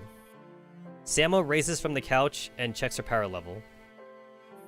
I should go. Thank you for taking care of me all this while. Samu tucks away her power cables, puts her hat back on, and heads outside. Cheryl watches her dumbly from where she's standing. Samu. I'm going now. Take care of yourself. Samu slowly closes the door. Bam! Cheryl rushes out the door into Samuel's back. No matter what your name is, it doesn't change the fact that you're the garbage doll that I bought. Cheryl grabs into Samuel's clothing. I still want to protect you, even if you're not Eula. Big Sis Eula gave me courage, and I want to pay it forward to someone else who needs it, even if it's not Big Sis Eula herself. Samu can feel the back of her clothes growing moist from Cheryl's tears. Plus, I've already designated you as a heroine of this work of mine. How can the heroine lose so easily? I need you to help. I need to help you. You can't help me. No, this time, I got a perfect plan. Even the busy Griffin base has its quiet moments. Like now, for instance. When the clock strikes 12, some of the dolls who have finished their training return to the dorms. Of course, other dolls are preparing to head out at this moment. Elena is one of the latter group. However, an uninvited guest blocks the doorway. Yo, Dandelion! Good morning, Scar L. Or should I say, Sergeant Elena? Up so early for work? You really are a legendary doll. Unfortunately, dolls nowadays don't understand what legends are. Your teammates just went to complain to the commander. There was so much weeping and gnashing of teeth, it hurt my heart just to watch it. To think that on the first day return to modern society, a legendary doll would end up as an officer with no men. If you're here to tell me about this, I already know. Elena's face reveals no emotion. She nods and prepares to leave, but Dandelion looms in front of her again, like a clingy ex. I'm not the same as those dolls who only have a processing speed of 128 kilobytes per second. I'm quite interesting. Yo! Yo! How bad of an insult would that be to a modern robot? Yo, 128 kilobytes a second is slow as fuck. It's like, I would imagine, like, in the future, wouldn't, like, 1 gigabyte a second be slow as fuck too or something? I mean, okay, like, right now, it's like, even like 100 megabytes, like, per second is still considered, like, pretty slow right now. But that's not even a megabyte, that's a kilobyte. 120 kilobytes per second, that's like some DDR1 memory, like, type of shit right there. That's like a one core processor kind of memory. That should be like my very first laptop. Not even my desktop computer. That's like my very first laptop right there. That's some calculator speeds right there. Your mom was a vending machine, and your dad was a smart toaster.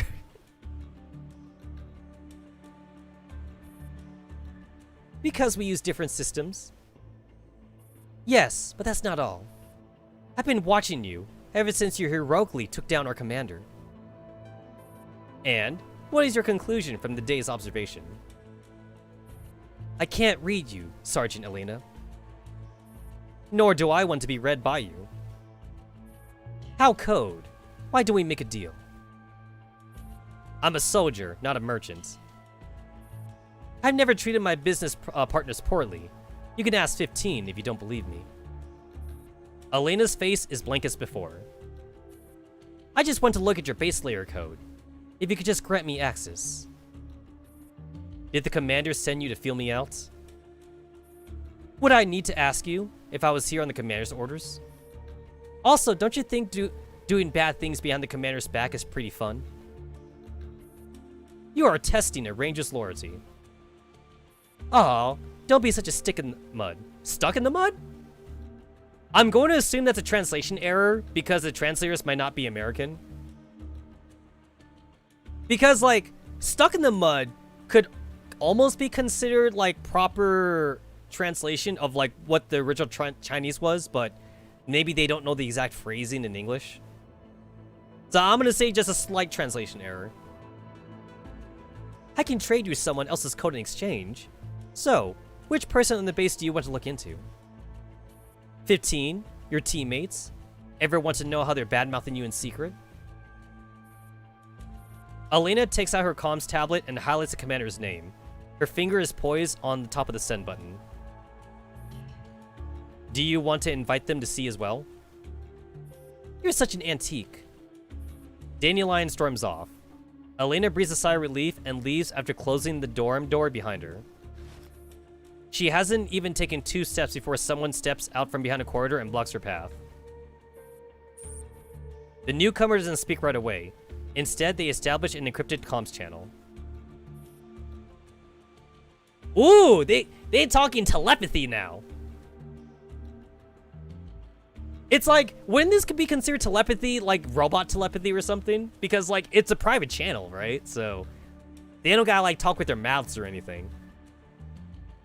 I would assume that real robots, like, as long as, like, Wi-Fi is a thing, or whatever, or, like, fucking Bluetooth, it's like, why would real robots ever want to talk, like, via, like, voice modulator? Because the way humans talk is very slow. So, I would assume that if robots could talk to each other directly, they would just talk in binary code all the time. I mean, it'd just be much more efficient, I guess. Like, if two T-dolls, like, just, like, read a book or something, and they want to talk about that book, it's like, they should just talk in binary. I mean, that would make sense to me. What do you want? I like how it's like blue text to signify that they don't encrypt a channel. I want to know more about the Dead Sea. Why couldn't you ask in front of the commander? The commander's busy. You saw it too. Plus my teammates are still in there, so I need to know. Don't test a ranger's loyalty. I was there that day. It's not a secret to me. But you have no right to know more than the commander. The encryption call ends. May I go now? Please do. Elena takes a deep breath and finally makes it to the base entrance. Surprisingly enough, there are 5 people there waiting for her. They are SCR, Contender, Mass, M60, and Saul. Does everyone in the Griffin base like visiting others in the middle of the night to talk? Miss Dandelion said you were running away from home again, and asked us to follow you, in case a certain World War III vet didn't know about modern traffic rules. She said you don't acknowledge me as team leader anymore. We did bring that up with Miss Hellion, but the final decision lies with the commander, who will decide tomorrow. When the commander announces that you're not our team leader tomorrow, nobody will care about you. This is a private matter. Not when you're going to settle it with a gun. So, are we going? Better hurry up if you are, otherwise other people are going to ask questions and it's going to take forever.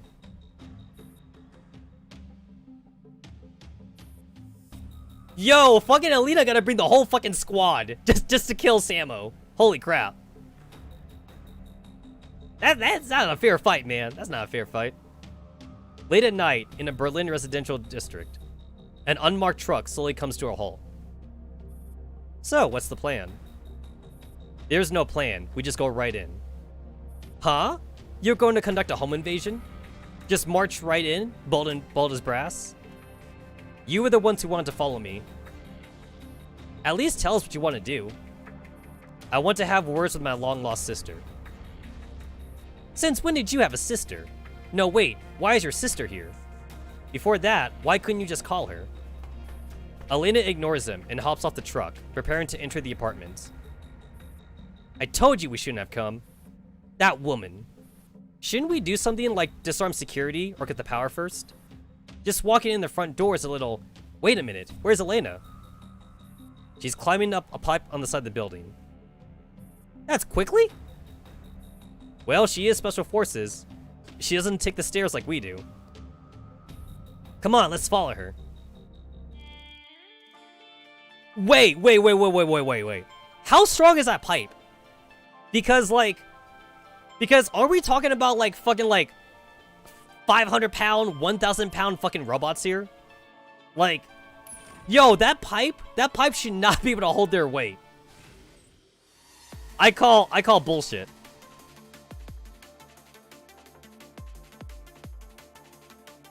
Wait, what the?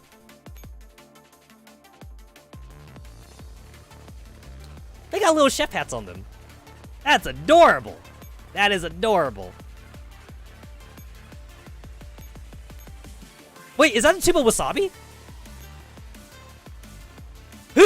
That's wasabi. That is a tube of wasabi. The most dangerous. The most dangerous of all condiments, guys.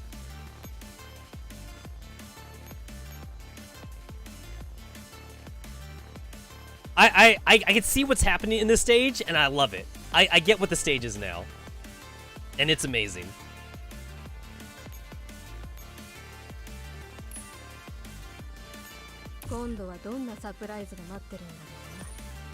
Search for Amaris. Cool beans.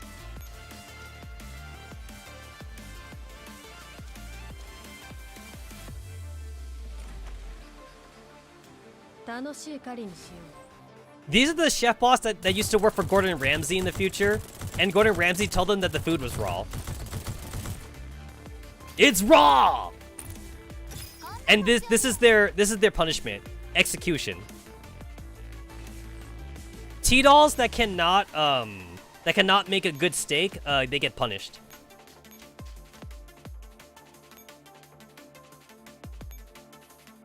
A guard has detected an intrusion. Good talk.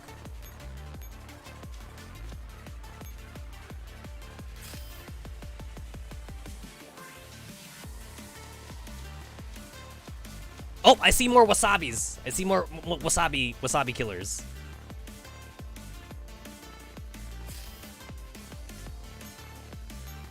I personally don't get why the fake wasabi has to be like spicy, but then like the real wasabi is not spicy. Like I don't get why they taste so different. It's like if they taste so different, then why are we calling the fucking horseradish thing wasabi then? It shouldn't be wasabi. If they taste different. I don't know, it doesn't make sense to me.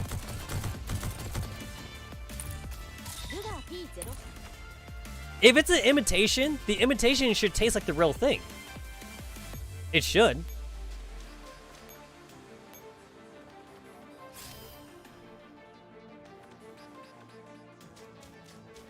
Oh, that death stack. The death stack's coming for me. It's coming for me.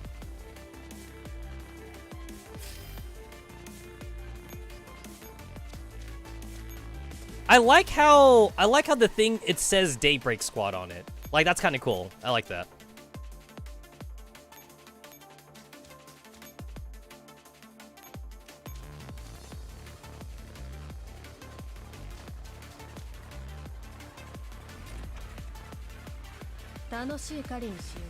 Back in my day, when like the turn transition, they were only two. They either used to be Samus Ferris emblem or the Griffin emblem. That's all we got to see back then. But now we got like Paradius, we got KCCO, we got a bunch of shit now. It's not just Samus Ferris anymore.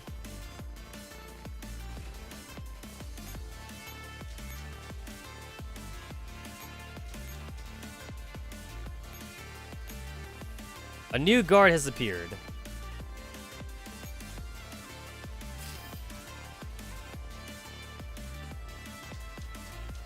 Aw, shit, they coming. They coming.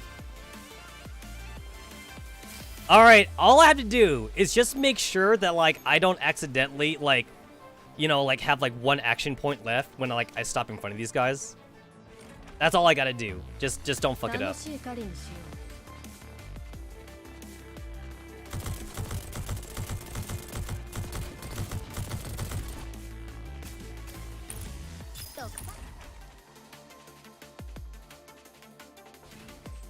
We even shelter child soldier Naitos now. Exactly. Exactly. Oh shit! Oh, that's bullshit. Oh, okay, that sucks. You're on patrol. Oh, okay, good. I could just wait a turn. All right. I thought this guy was coming for me, but he's just patrolling. There we go. I thought my ass was gonna have to like go all the way around.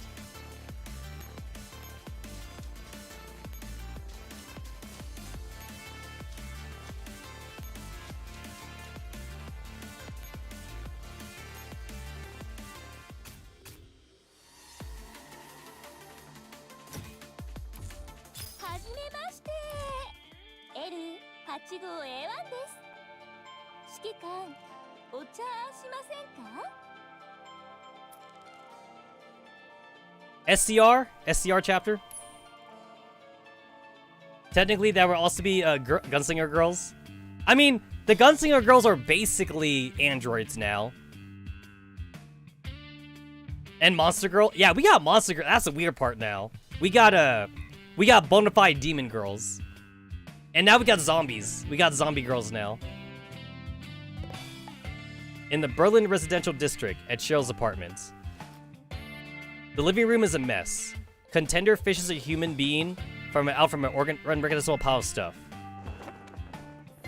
You bitch, let me go. Shiro struggles in the darkness, but a human girl's strength against Contender is like a mosquito trying to lift an elephant. Stay still, miss. You'll hurt yourself like this. You! This is illegal trespassing into private property. How should I put this? We're here to arrange a family reunion for our leader. Our leader's climbed all the way up here just to talk to you. You're Elena's little sister, right? Patui! Who the hell are you calling her sister? Oh, I know. She has a really screwed up attitude.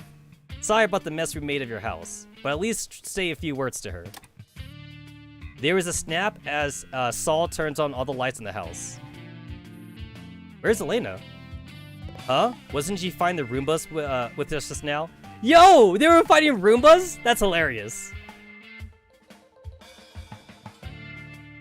Yo, you gotta admit, you gotta give Cheryl some props though. Cheryl weaponized Roombas.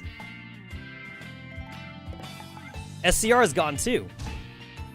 As the dolls look around in confusion, Cheryl wriggles free and then blocks the door. You can look forward to having your 3 square meals in jail. I've already called the cops. Why are you blocking the door? To keep you from leaving, of course. Wait a minute, we're accessories at most. Our boss is gone now. Like I care. Go tell to the judge. Aw, come on, you're family, aren't you? Who the hell you calling family? Wait, so you're not Elena's little sister? Spits repeatedly. Like hell I am. She killed all her little sisters. Who the hell would want to be that?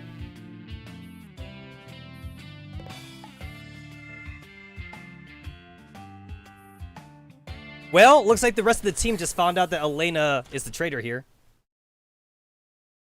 It's like, what? Elena was a traitor? But I voted. I voted for Samo.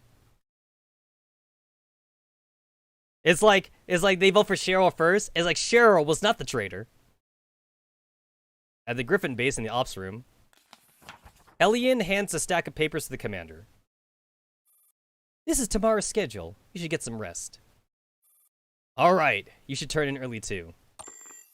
The commander turns off their tablet, rubs their temples, and prepares to stretch out their cramped shoulders and waist. The communicator suddenly rings. Hello? Is this Sir Griffin's, pizza? I forget what PTE stands for. I know what LTD stands for, but I forget what PTE is. If that's even a real thing. Yes? Some dolls registered under your company name have committed illegal trespassing on private residence and destruction of private property. They are currently in police custody. Please report within 6 hours to perform the necessary procedures, or further action will be taken. What the heck did you say? In Berlin, at the entrance of the police department, several dolls stand uncomfortably by the side of the road, watching as the commander and Hellion emerge from the police station after filling in the appropriate paperwork with grim looks on their faces. Damn it! She screwed us good, Commander. You need to give us a new leader. This was clearly a trap. She did it to ditch us. How can you allow something like that to stay in Griffin? The disgraced dolls immediately rush up to unload their complaints about Elena. We're talking about it in the base. I'll take care of this. But we can't just leave Elena unattended. Yo guys, Hellion is the new Kalina at this point. If you were tired of Kalina waifu, we got Hellion waifu now. Hellion looks back at the commander. Even she feels quite disappointed about what Elena has done. I'll hear her out. She's earned that much. She needs to make a break with the past in order to face the future without any doubts. And in order to better her strength, I need to give her a chance to bid the past farewell. The commander sighs. Right now, all we can do is deploy our people to find her. On a certain street corner, the men conducting the surveillance from inside a parked black car finally receive the news they've been hoping for. A call connects. It had better be good news. My gas tank is almost empty. We found her. There was a police report about someone matching her description. The police? We're still talking to the police. I'll share anything we find with you. But right now, at least, we got a rough fix on her position. Location? I've sent it to your GPS. You're the closest to her location. I trust I don't need to tell you how hard she was to find. Got it. I'm heading out now. Hurry! The director is handing down an order. You need to find her before anyone else does. The transmission ends. Jay hangs up and checks the location on his GPS system. He floors the pedal without hesitation, and his car immediately kicks into gear, roaring off into the night. After the police have taken the dolls away, the once lively scene is now silent. Only a mess remains. Cheryl sighs heavily, in relief before slumping down into a pile of junk. They're gone at last. Then Cheryl jumps up, as though she suddenly remembered something, and then she rushes to the window before looking around and searching the scenery with her eyes. Apart from the crowd that's watching, and the group being escorted to the police station, that familiar figure is nowhere in sight. I hope she managed to escape successfully. Cheryl sighs once more as she unconsciously follows her old habits, and reaches into her pocket for nothing at all. No, it was right here. Ah, she took the bullet casing. That precious Mary Big Sis that I held on for so long. Cheryl panics when she realizes her lucky charm is gone, and she flails around wildly as she tries to figure out what is happening. Ah, did I put it in the bedroom? Cheryl heads back in there and relaxes visibly as she sees the picture at the head of the bed. It is a tattered old group picture, crumpled and worn out in places, probably because someone frequently took it out to look at it. Only the face of 3 people can be made out. Samo said there was no point in keeping it a secret any longer. Is Big Sis Eula there too? Huh! Huh! Well, that's interesting. Cheryl gently strokes every face in the picture. Someone has scribbled on the back in marker pen. I'll trade this for your shell casing. Don't use that dirty old thing as your lucky charm anymore. Samo, you better come back alive and tell me which one of them is Big Sis Eula, or I swell, I'll hunt you down to the ends of the earth. The tears brimming in the girl's eyes overflow and roll down her cheeks before vanishing into the carpet. Alright, cool. So, SCR is Eula? I mean, that's what I'm getting from that picture. SCR is Eula. I like how if I do the Elena chapter, I get a picture of Cheryl instead. Oh, they're both Cheryl. Alright, so Samo gets she gets the crying Cheryl. And then Elena gets like the not the angry Cheryl. She gets the annoyed. She gets the annoyed Cheryl.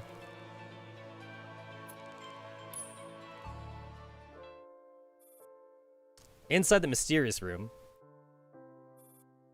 I remember my name now. And I remember yours too. All of you. All of the faces in the 7 chairs in front of her are shrouded in shadows. Their excitement fills the entire room. Congratulations! You've always done very well. My name is Amaris. Big Sis Eula. You found yourself. A figure steps out of the darkness. A teardrop spills from her eye. I remember now. Back then, I lost contact with A-Team that was following Elena. After that, she came over to us. The order she gave was to snipe the person in that room. And then I saw her. She executed Samantha with her own hands. She executed everyone else. And then I saw you. I'm sorry. It turns out I was running away from all this for so long, for so many years. No, you were very brave. You're the bravest of us all, our most caring sister. Eula reaches out to pat Amara's shoulders lightly, and after her, more figures emerge from the darkness. But all of your memories were jumbled up because I was afraid. It's all because I didn't dare face Elena. It's because the first thing I wanted to do when I saw her was run away. There's nothing wrong with that, Amaris. You've been strong enough. No matter what you do, we'll always be by your side. We will always support you. Thank you. Thank you, everyone. But I already knew, that you were no longer around. It was my weakness, my selfishness, my cowardice. It made me overlook the truth that I didn't dare to face. That I ought to have ended all this with my own hands. Why did you consider yourself weak? Only you can settle everything, isn't that right? Only you can do this. Yes, I ought to do it. I can do it. I will kill Elena. And I'll take back everything she took from you. Inside a cold alley, Amaris crosses a stream of dirty water flowing over the road and ducks into the shadows of a building. Good evening, Miss Amaris. Got time to talk? I already know who you are. I can go with you. Well, that's a World War III legend for you. Straight to the point. However, I have a condition. Huh? I intend to deal with Daybreak Squad's traitor. Relax, she's also a doll. I can't answer you right away. Give me some time to confirm. Don't forget to tell your boss to order an SST-762 body, the kind with the biggest battery capacity. On the outskirts of Berlin, in Basement 4 of the M07 Heavy Mechanical Factory. This is one of the secret production lines Statesec built in Berlin. The machines that were once sealed away now roar with activity tonight. Amara's body is secured to a workbench. She sees her body reflected in her eyes. After her synthetic skin has been stripped away, all that remains is a metallic shell beneath, as pure and bright as the moon. Do you really not need to shut all these off? Keeping them running will only make the modifications more difficult, and the process will be reflected in your neurocloud. Amaris coldly regards the man before her, and a single glance interrupts his lecture. The man no longer speaks. Instead, he focuses on operating the bench before him with the utmost care. Precise mechanical arms slowly descend, their movements so accurate they don't even tremble as they perform their work. The laser scalpers slowly approach Amari's skull. In her eyes, she sees the blinding white light of the light sink in her brow. The mechanical arms gently slice open her body, and precisely grasp her core from the mist of the jungle parts within. Countless overlapping circuits coil around her soul. Her vision dims as this is done. Putting it another way, she is watching herself being carved out of her body. Meanwhile, the other her lies quietly on the other workbench. Ah. Amaris is still thinking. This is what being reborn must feel like. It's over. You can move now. Amaris sits up inside the metal vat and flexes her arm experimentally. She looks back at her other body, or rather a dismembered wreck that can only be called a jumble of parts. Did you extract all the core components? They're all in your new body. No functions have been left out. Ladies and gentlemen, we have a girl fetish. You know what? I'm kind of sad there wasn't like a CG of this. Like, I would love to see like a CG of like the mechanical operation, because they did say that like the arms were slicing her synthetic skin and shit. So that means like she was like a legit like a skeleton. She was like a robo skeleton. I think that would have been interesting to see. Amaris climbs out in the metal vat. A flash of green light passes through her eyes of her brand new body, and she calls that long abandoned number.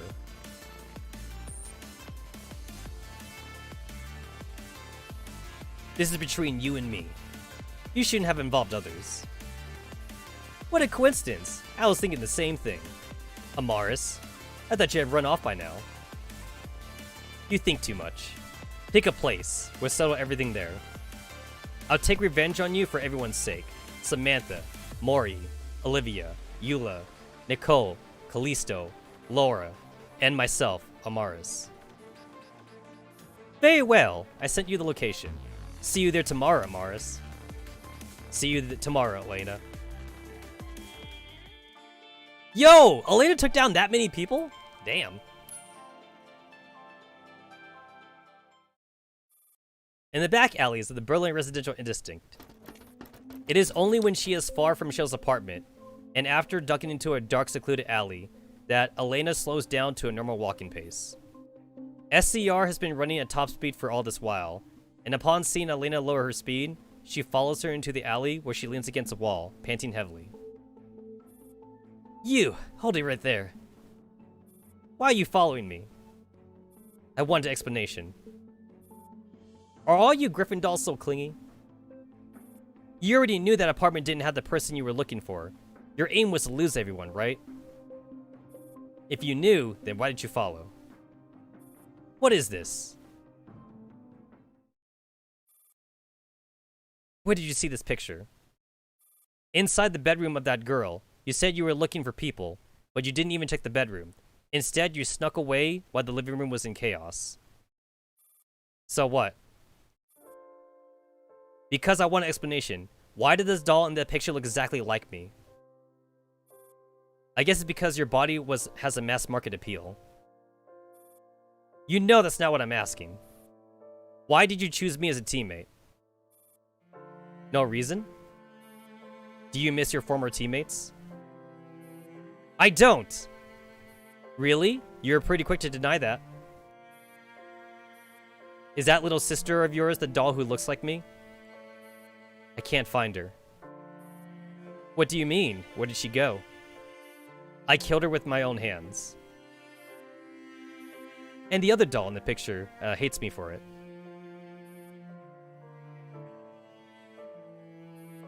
Are you happy now? Can you go now? Does the commander know about this? You can tell them. As long as I don't delay your mission tonight, right?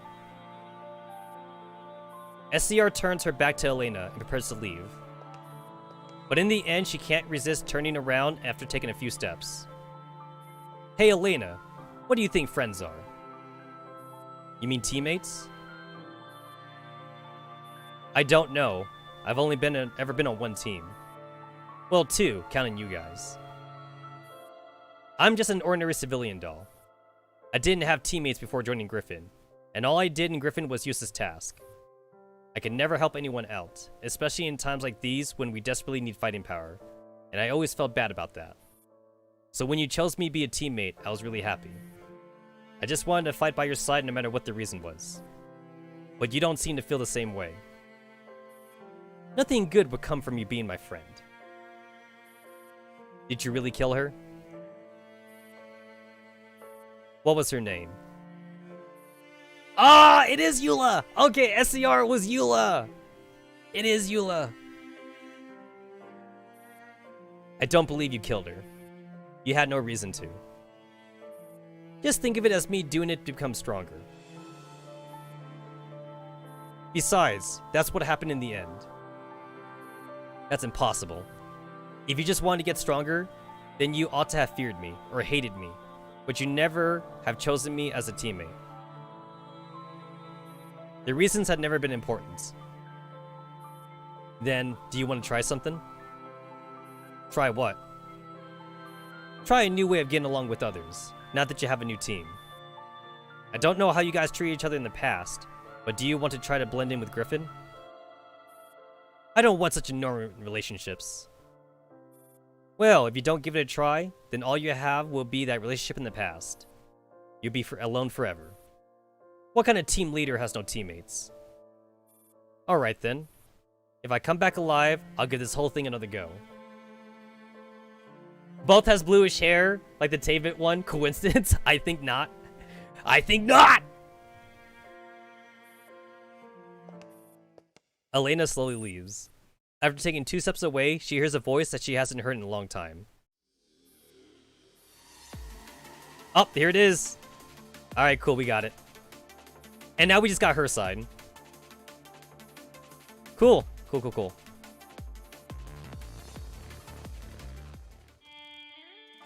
Cool beans.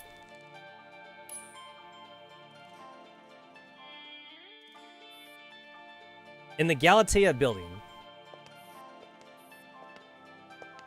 The light footsteps only serve to make the surrounds that much more quiet on the silent night. The indistinct neon lights are swallowed up by the air. In this hazily lit world of sleep, the only thing that stirs is a lengthening shadow that walks alone. She strides boldly down the empty street.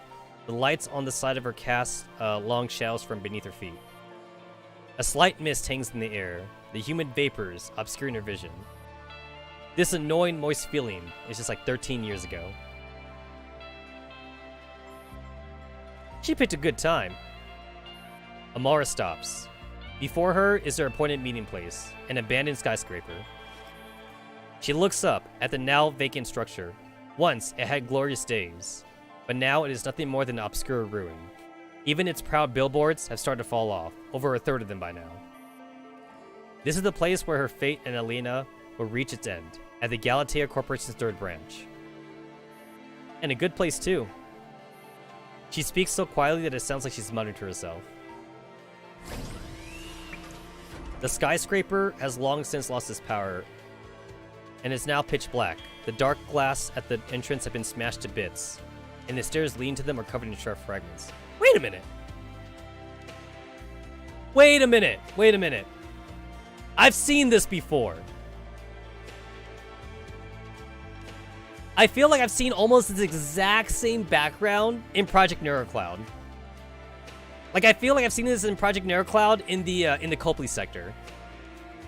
It's like, I think the only difference here is that, like, it's, like, darker, and, like, there's, like, this debris in the corner, which I'm pretty sure there was no debris here, but I think they're fucking recycling assets now from, like, both games. Yeah, I'm pretty sure I saw this in the Copley chapter in PNC. They just, like, fucking, like, drew an extra shit right here. Yeah, I distinctly remember talking to the administrator in this background.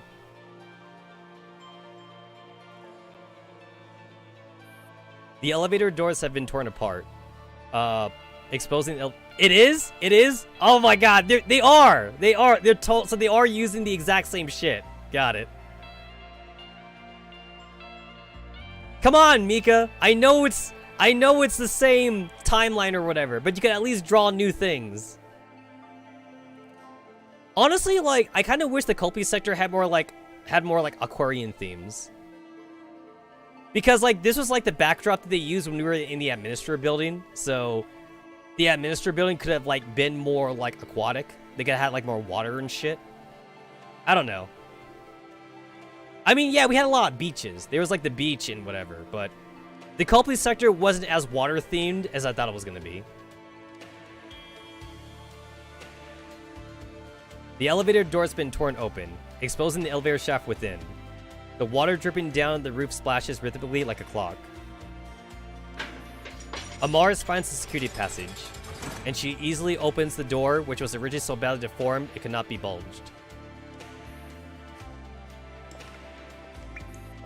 Looking up at the endlessly spiraling staircase is like staring into an endless kaleidoscope. Do fucking kids even know what a kaleidoscope is anymore? Like, that was a popular toy when I was a kid, but I feel like the toy that kids have nowadays is just their parents giving them, like, a hand-me-down smartphone. I feel like that's what it is nowadays. I mean, I know my sister did that for her kids. Like, obviously they had, like, a fucking toy rattle, or, like, whatever, like, baby shit you give babies. But then, like, once they're old enough to, like, actually hold something, her kids got a smartphone. And I'm pretty sure most kids these days are getting smartphones, too. Some maybe even get, like, an iPad, or, like, a tablet, if their parents have money for that. Or a hand-me-down, at least, like, a hand-me-down tablet. There is no light here except for the scraps of moonlight that have fought their way in.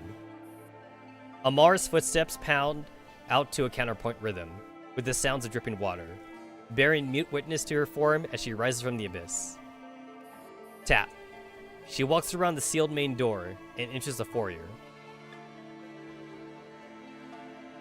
Whoa! Wait, holy crap, wait, you're kidding me! Okay. I remember this background from Chapter 5 of PNC. This was in the fucking, like, Pidley sector. Pidley sector? I remember the library. I remember the stupid-ass library when we were talking to the fucking administrator there. Yo, they really are just reusing scenes. Okay. Okay, I see. I see now. Playing fucking PNC, man. I remember this one a lot more than the Copley sector.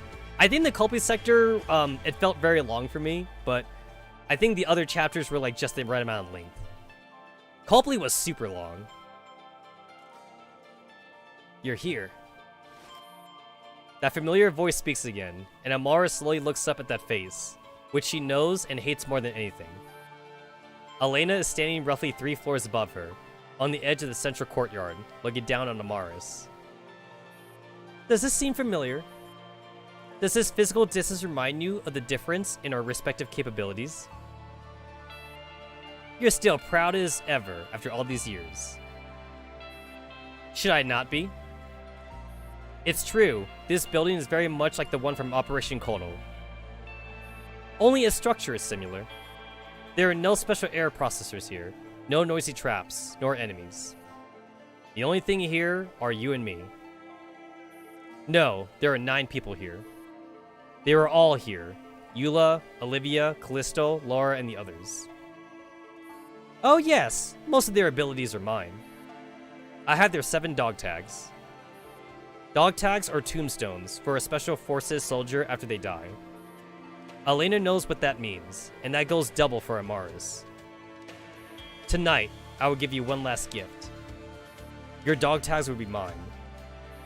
Elena smiles, though she is silhouetted by the moonlight. Amaris can still see it clearly. In her memories, Elena really smiled, and when she did, it was like the sun banishing the night. Elena holds up an item and throws it from the courtyard into the foyer. That's enough small talk. You've clearly been away from the battlefield for too long, Amaris. You aren't even wearing body armor. That does not meet the equipment guidelines for the Daybreak Squad. Amaris looks at the bulletproof vest lying in front of her and laughs coldly. You're still so damn pretentious after so long. What's next? Are you going to state the same attack plan as you did back then? Are you going to play the role of Capita? No, this isn't fair. Ha, fair you say. Was it fair when you took them by surprise? I killed each of them in a straightforward and open fashion. Just like how I will kill you. The terrain is the same, and so are the ammo resupply points. You haven't forgotten that operation, have you? You may have forgotten, but I won't. Good. I'll give you 10 minutes to prepare. I will show you in this very place why I deserve the title of Daybreak.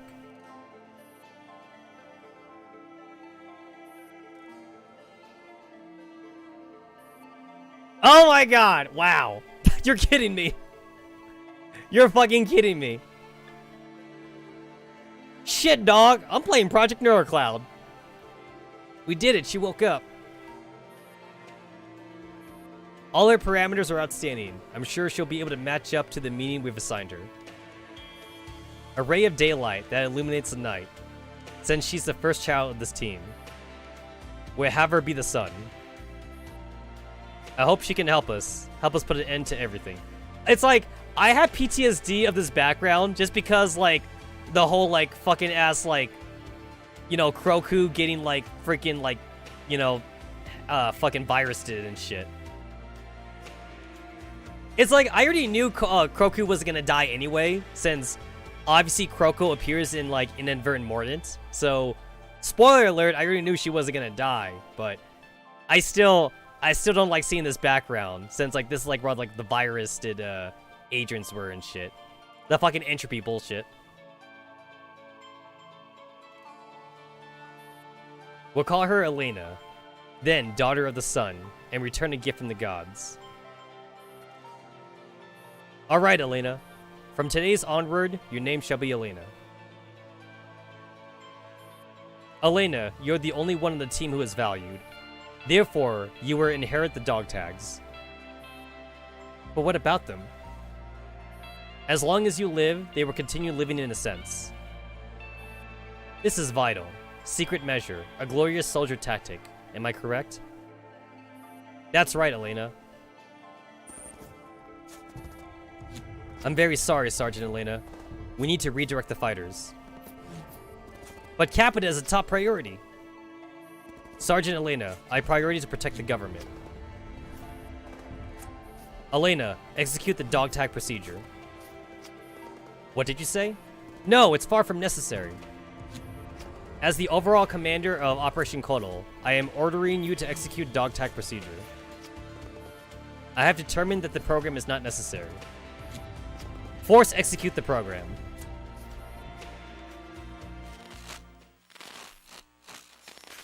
Amaris, destroy.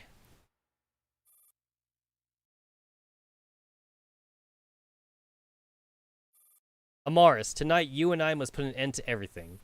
10, 9, 8, 3, 2, 1. The 10 minutes are up. It's my turn to act.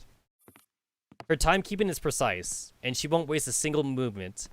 Elena takes hold of her gun and turns to climb the stairs. This path, this route, is very familiar to her, as though it were engraved on a neurocloud. She walked like this once, within the floating tower in the dead of the sea. However, the air was filled with the roar of battle back then. Now, everything is too quiet. So quiet that Elena could lose herself in it. But she cannot do so. You always did like hiding in high places and behind others. Elena mutters under her breath in the quiet space, as though she's speaking to her sisters in the shadows. In a place where nobody can see, she smiles again, a smile of confidence. Whoosh! She turns without hesitation, lunging at an abandoned office behind her. And in response, a hollow-sounding gunshot echoes through the building, as though to prove that Elena's guess was right. A bullet whizzes through the floorboards where Elena had been standing just a moment ago, throwing up a spray of sparks in the darkness.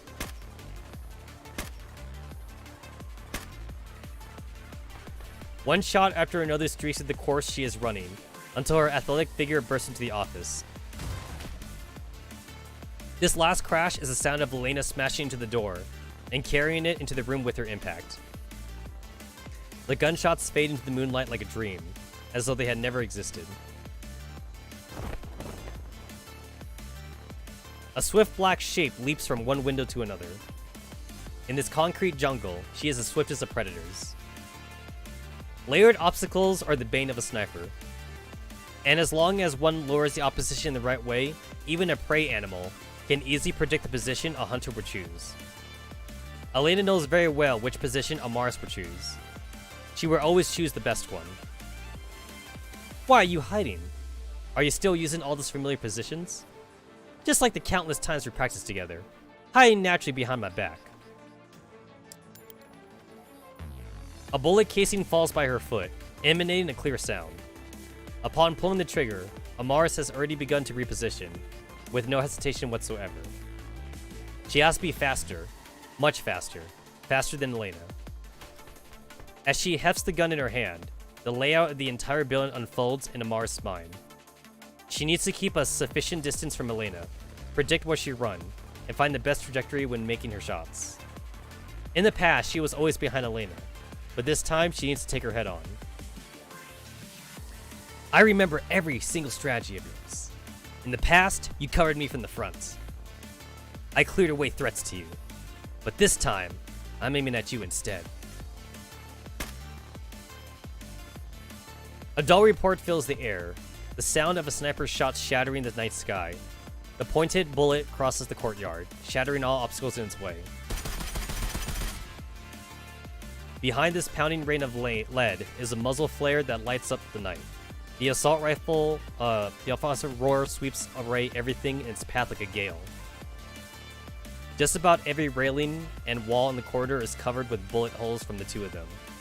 The moonlight reflects off the countless fragments of glass littering the ground, revealing their icy cold faces. The sound of them changing magazine fills the air almost simultaneously, and an accompaniment to the sound of their rapid footsteps, like they're venting emotions that they can't express anywhere else. 13 long years of anger collide with the sadness of sudden massive change, crushing each other within the confines of this cramped space. Is this all you got? Can't you keep up? Amaris, you're changing magazines too slowly. Am I? The sound of changing magazines, the sounds of her hurried footsteps, even her brusque response. All this chaotic noise echoes through the building, making it difficult for each of them to tell where the other is. Yet her bullets constantly seize every opportunity that they should not pass up. More bullets rain down unerringly on Elena's shoulder. Amaris knows very well this is far from enough. Her body is far different from what it used to be, and that steeply increased the difficulty of taking out Elena. She saw that outcome the moment she pulled the trigger. Run, run, next shot. The next shot, she still has her next shot. Have you always been dissatisfied with me, Amaris? Perhaps you've always wanted to shoot me, even when you were providing cover from behind. Ha! No, I've never been dissatisfied with you. Elena somersaults over and behind a piece of cover. Her new magazine is loaded within half a second of the old one falling out of the magwell. She needs to maintain suppression. When facing a trained sniper, she needs to lay down the weight of fire to ensure she can close the distance safely. I may not have respected and held you in awe like they did, but I wasn't unhappy with your performance. Were you? You stood out at least in the 9-man team. When Samantha took you on ops, you always hid in the shadows, rather than the codename of Moon. Wouldn't Shadow suit you better? Oh yes, the Light of the Daybreak Squad always referred to you. We're all shadows. That's why I can't understand it, and I certainly can't tolerate it. Why did you betray everyone? They loved you, so why did you have to kill them? Oh please, are you fishing for sympathy here? Only the weak ask for reasons. I have no need to explain myself. They trusted you. Nicole always covered you in ops. Laura even gave you her arm when yours got blown up by a grenade hit. Got you.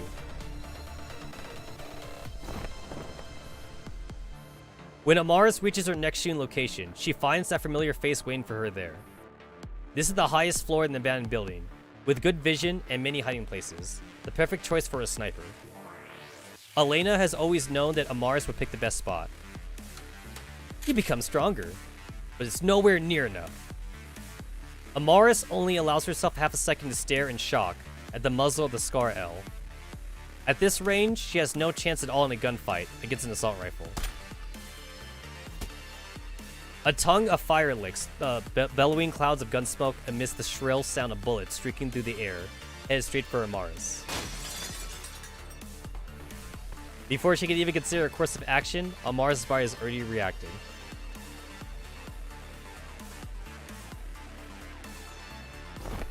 She doesn't hesitate, only breaking the window behind her, before jumping backwards and out through it. Bro, I lost my arm. Have mine.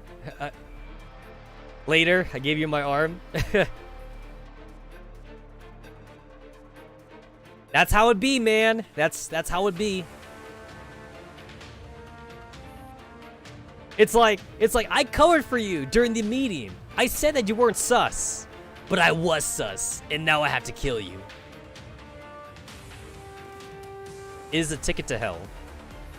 Elena's body moves like a coiled spring before Amaris can react. She reaches the shattered window at almost the same time as she sounds a bullet that broke the door. Yo, legit, that is the worst feeling in Among Us, though, when, like, you were defending someone. You're like, yo, guys, I was with them. We were doing our tasks together. They're not sus. They're not sus.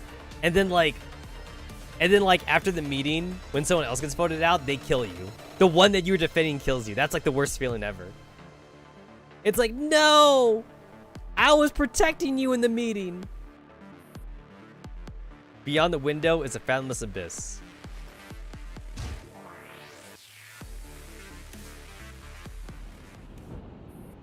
Amaris' body dangles from the outer wall of the building, swaying in the cold night wind. The night is so dark and black that nobody would be able to notice a suspended doll like this, even if someone looked up every now and then. Half of Elena's body protrudes outside the building, while the other braces itself inside the room. This bracing is now the only thing that has saved the two of them. I know you took some things from them, but now it's time to give them back. Amaris, your face has never been this clear before. I would be glad to be the last face you see before you die. The wind caresses Amaris' bangs. And then she draws Elena into her neurocloud space. Oh shit, we having a fucking simulated battle now.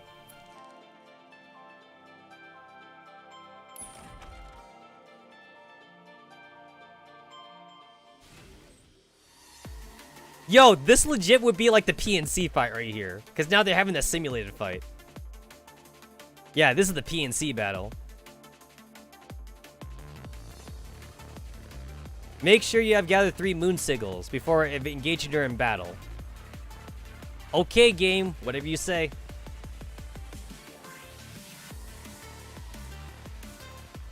I must gather the moon. Gather the moon.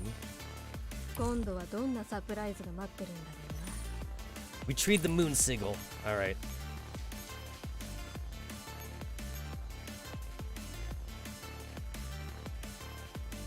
Alright, I see that you bitches are, you just have a really long alert status. I got it. It's not everywhere, but it's pretty big. Pretty big.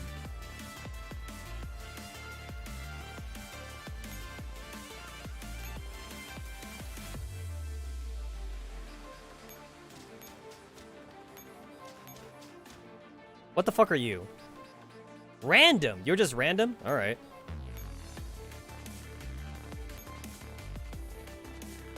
A single-minded data attack cannot defeat her. This is pointless. What should I do then? How can I win? I don't know, Amaris. I never managed to do it, but you can try. Amaris gains the ability to suppress her enemies with every moon sigil she collects. Elena has increased her mobility. Oh, like, that's pretty cool. Drastically reduce the enemy's HP and pin them in place for a round. Ah, okay. Okay. There we go. I legit had to zoom in just to see these 2 nodes were connected. Because if I zoom out, the fucking power bar. The power bar is blocking it. So, like, I can't even fucking see.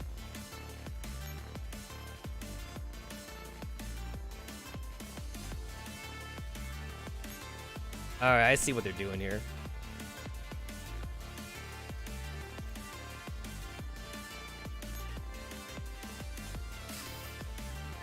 I don't know if this guy's gonna move up or down. I guess I'll see.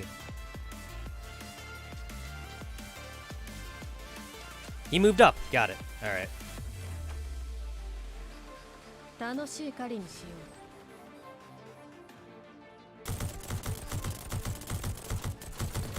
I know that, like, for like this butterfly hunter costume, you need to have like the zombie wedding dress mob, because like it gets rid of the debuff that she has.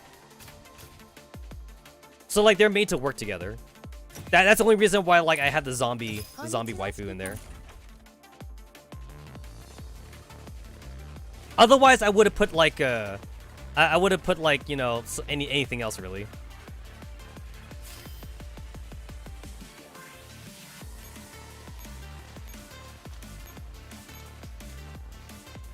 Elena, she coming. She's a coming. Alright, let's see. Alright, so you're in place, and if I move 1, you will be aggroed. Unless I move down to this one. You're still going to be aggroed, though. And you're still going to be aggroed.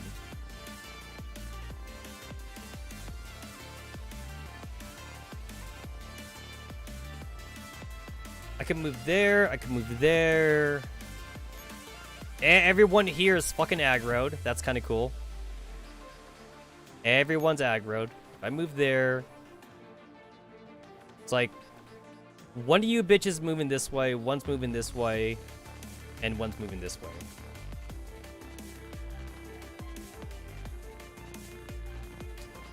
So I need to try and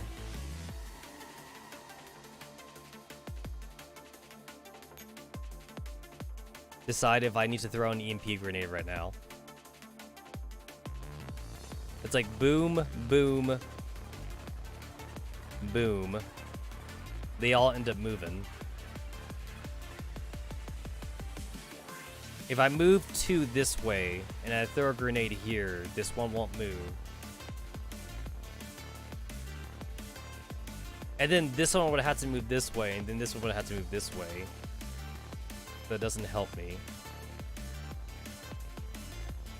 If I move there and I throw a grenade at this guy moves here, this guy moves here.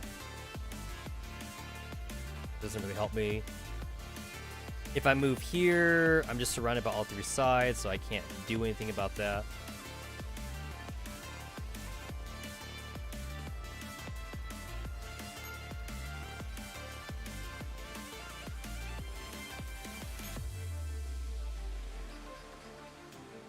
Yeah, so I see all you guys' aggro points.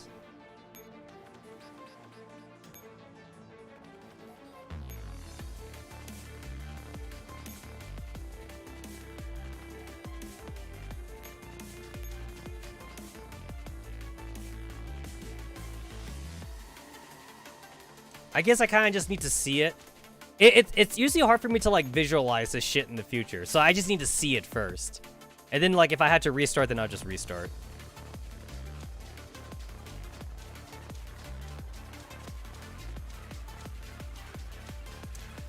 They legit did not move in the way I thought they would move. That made no sense to me. That did not make any sense to me at all.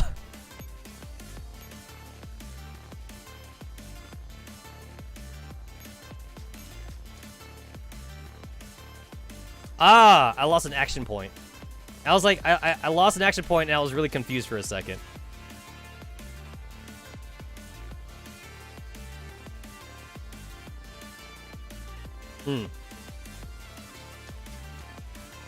Well, this is the only way I can go right now. 楽しい狩りにしよ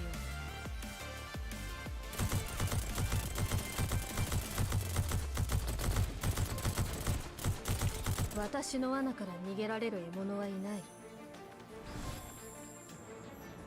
Seeing a hunter with like painted toenails is kind of surreal, honestly. It seems like overly like feminine or overly girly that I would not expect Hunter to have. For her to have like the painted toenails.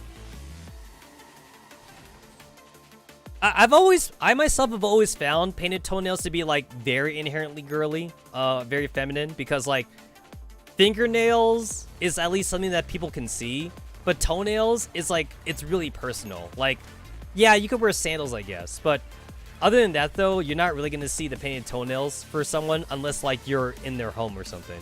At least you're in a more personal space to me. That's the way I see it. Don't take Alina's baits, Amaris. Do you still remember how we fought side by side in the past? Unlike what most people think of her, Alina's very good at getting in your head. That's right, don't let her words get to you. Focus on what she does. Only you can grasp her weakness. Alina's weakness. Find her, beat her. We're all with you.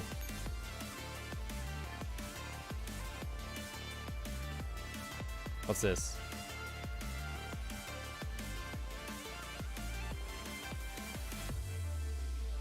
Alright, so like I have to throw this.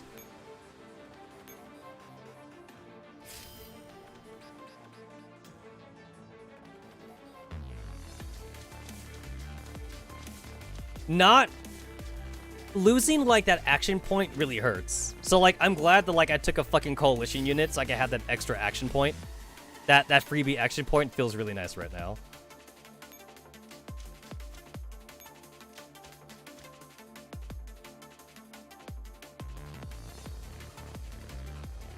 Wait.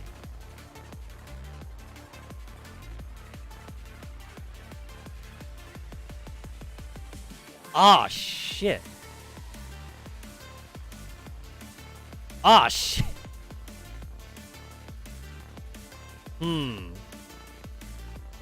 Pretty sure I've already lost. Yeah, losing that action point sucked. Hmm.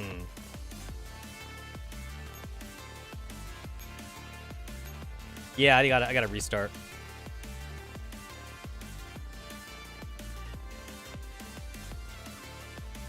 Alright, maybe next time I try going up for the top one, I guess. Alright, I see. So I gotta try and bait them. I gotta try and bait them to go a different route. Going in the top one seems really obvious to me, though. You gotta take that one first.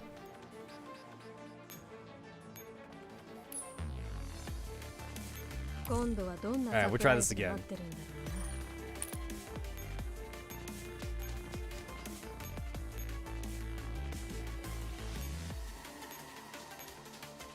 Yeah, like, I don't know, this one seems pretty obvious to me. Just always take this one.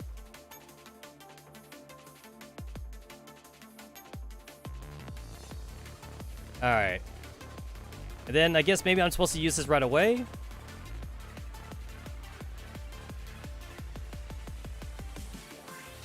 Oh, shit! You could use this on everybody else? Ah! I thought you could only use that on Elena. I thought this was specifically an Elena thing.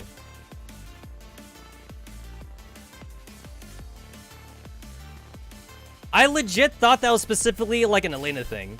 Because, like... Yeah, like, I didn't click on it. I just assumed. I just assumed it was for Elena only. It seemed pretty obvious to me, because, like... It seemed lore accurate. It legit seemed lore accurate that it'd be for Elena only. I thought I had to use just the one singular EMP bomb.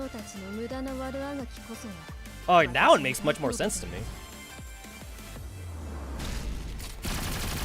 Because, like, Elena's Daybreak, and, well, Elena's Daybreak, and then, like, and Amara's is the moon or whatever. So, I figured, like, I was thinking, like, in Pokemon terms. So, like, I mean, the moon beats the Daybreak, right? It's Pokemon. It's like fucking Pokemon, right? Like, totally. It's totally Pokemon. So, obviously, I need to preserve the moon. I gotta preserve the moon specifically for Elena. I don't know, it kind of makes sense to me. Kind of makes sense to me, I guess. Obviously. Obviously.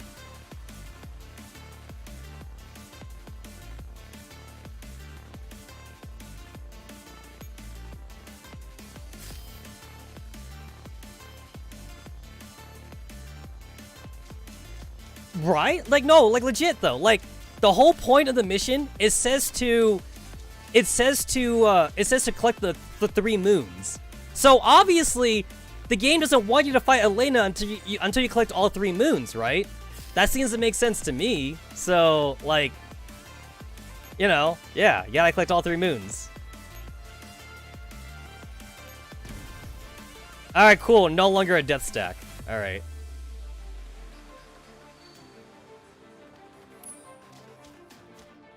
No longer a death stack. I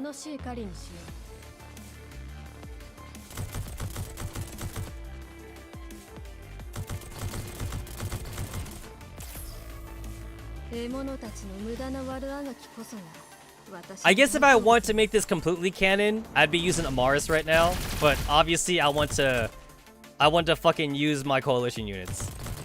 Hey, listen, I paid real money for my coalition units. I'm gonna use my coalition units.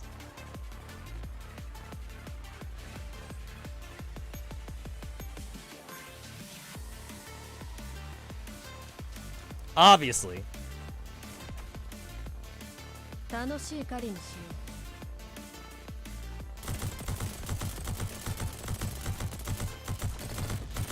Yeah, the way I was thinking was that, like...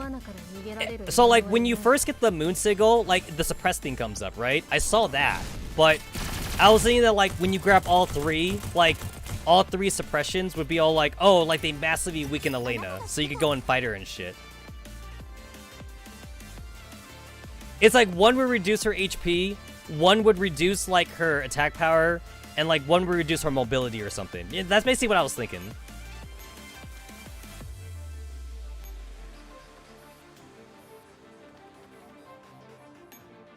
But if that's what you want me to do, game, then this just This just became massively easier now. Elena's like literally trapped right now. She can't even get to me. Yeah, like bitch can't even get to me right now.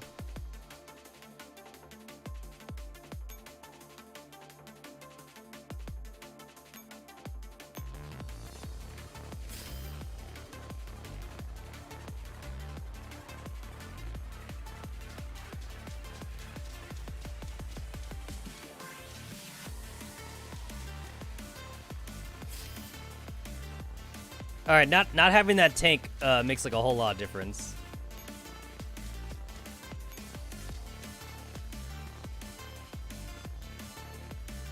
Oh shit. I guess I should have just fought the tank.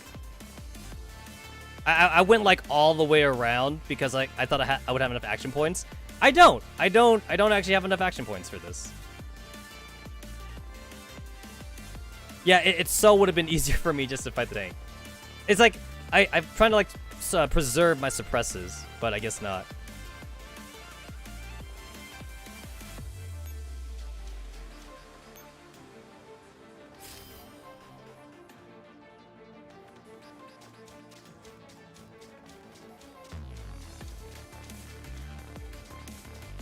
It's kind of hard for me to move around, I guess, because like I have like so much less action points. 1, 2, 3. Yeah, like I literally cannot walk around these guys. I need at least 4 to like walk around them, and I don't have 4.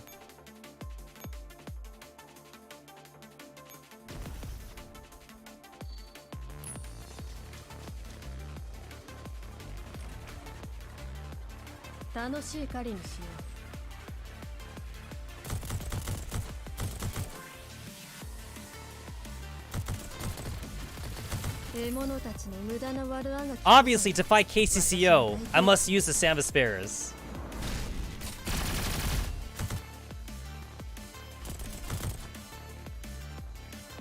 Yeah, they have like the Rose Thorn debuff, and if you don't have like the zombie waifu Samvisperas, then like you end up getting the Rose Thorn debuff on your guys too. So you need to make sure that like you don't get it on your guys.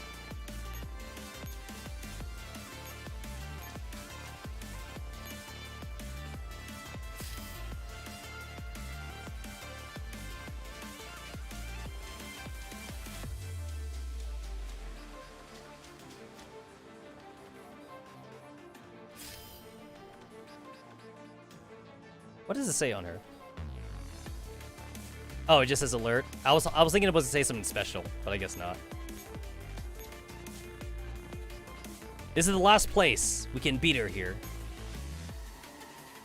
Eula. What are you worried about, Amaris? What should I do if I lose? What should I do if I let you down? Don't worry, Amaris.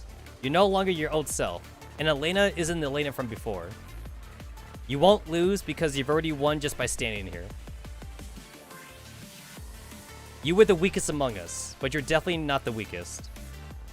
Private First Class Amaris, charge forward, just like we did before during all those training sessions. Leave it to me, Eula.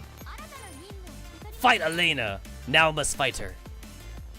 I mean, bitch only has 3,000 power, so I guess I don't need to worry about her beating me anytime soon. This is a fucking freebie thing.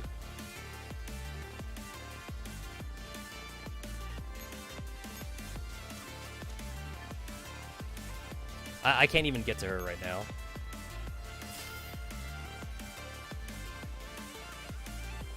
Wait, I'm about to run out of rations. Oh shit, so I think I wasted too many turns. So I can't fight anymore. I legit cannot fight anymore. Yep.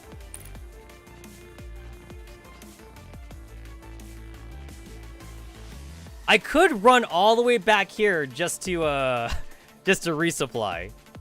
And that's assuming I can. Assuming I can do that, which I can't actually. Yeah, I can't actually do that. I mean, is she just going to die? I mean, I guess I'll just see if she dies.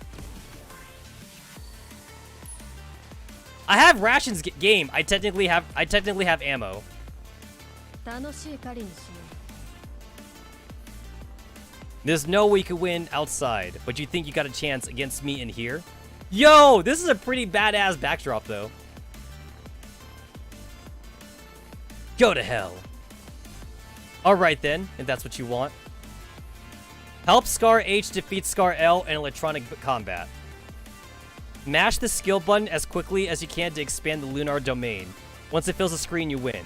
Oh, so maybe I don't need ammo? maybe I don't need ammo and rations? Wait, they want me to mash?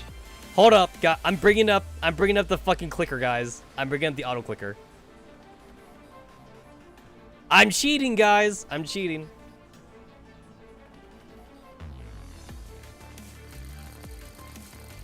Oh my god. Yo, that's some bullshit cheats I just did. I didn't think you could put up much of a fight. I'll give you this, Amaris. You didn't waste your time. I came here to sell things with you once and for all. Come then, let's end this. Yeah! う。褒美として私のコレクションに加える獲物を選ばせてもらう。 Guys, it's the plot twist. Did you guys know that Amaris is secretly an SF unit, just like 45 is? That's the plot twist. That's the plot twist, guys.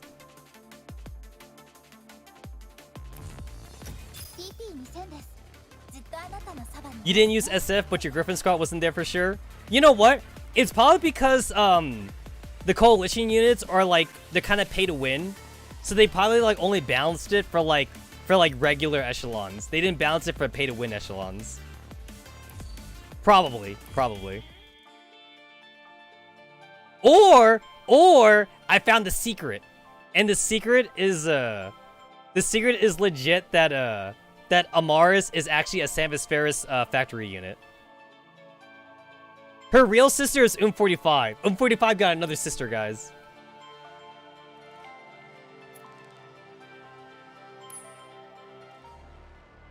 Ooh, the moon. The moon. Inside Amaris' Neurocloud. You know, every game out there should never give me the option to mash. Because if they give me the option to mash, I'm using the auto clicker. And if it's a console game, I'm using a turbo controller if it's a console game. So I always have a backup plan. The pale moon hangs above the fated twins. The two of them face each other in the silent realm, as streams of data flow past them. You won't be able to kill me with just this much. Did you use all of your strength just to keep me in the depths of your neurocloud for just a bit longer? Elena, how on earth did you kill them? I can't even recover their neurocloud cores. I've told you many times, dear sister. It was through the final resting place of every soldier, their dog tags. That is also why I could find you, and only you, no matter where you are. Now that I've answered your question, it's time for you to answer mine. You, why were you in Daybreak Squad? You'll find out soon enough. Amara smiles. This is an expression Elena has never seen her make before. Elena, why do you think I am the moon? In the endless darkness, Amaris takes a seat in the corner of this unviewable realm. It is as though a drop of water has fallen into this still, stagnant, dead water. In the next moment, cool moonlight chases away the darkness and scatters the fog before Amaris' eyes. You. The light is so gentle that even Amaris, who has been in the dark all this time, does not feel any discomfort viewing it. Congratulations on finding your whole self. Congratulations! Well done, Amaris. I always knew you could do it. Well, I've got to hand it to you now. How does it feel to be Amaris again? You guys. Applause. The darkness is fully gone now, and one familiar face after another appears before Amaris. She stares dumbly at them from her seat, unwilling to even blink, as though she might leave if she did. As they might leave if she did. A tear courses down her cheek, but she doesn't notice at all. Hey, it's Eula! It's Eula! SCR! It's SCR. Amaris. A hand gently pats her shoulder. Amaris shudders, then slowly looks up to see Eula standing beside her, smiling as kindly as always. Eula. Amaris' tears obscure her vision.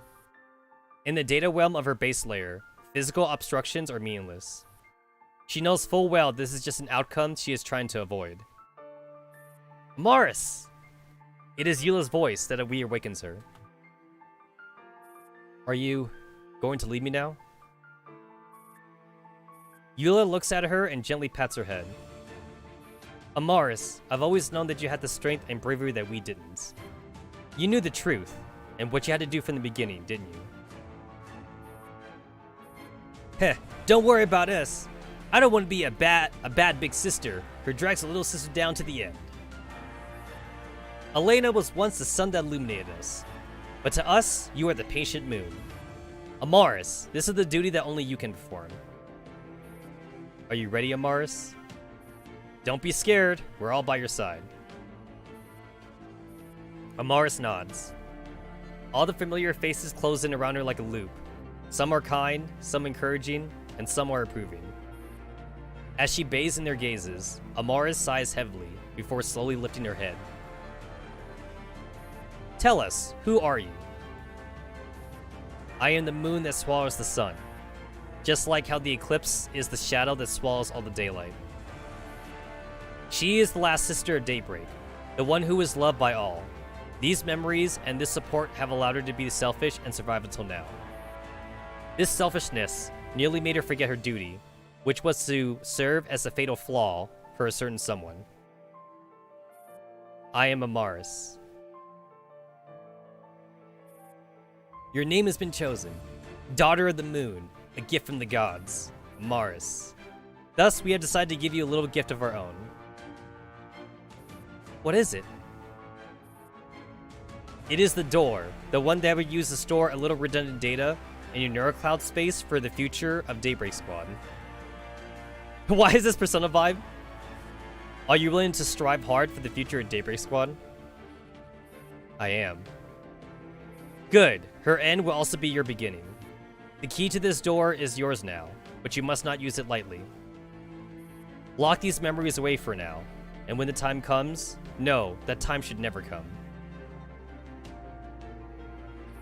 The seat below Amaris has already vanished.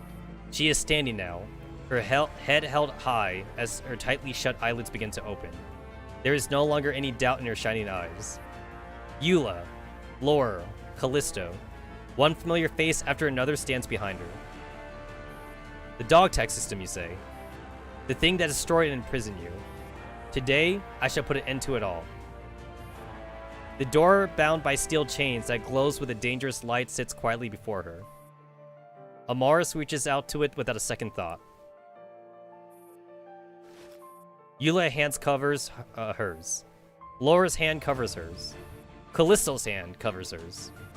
One after another, their ephemeral shades overlap with her hand.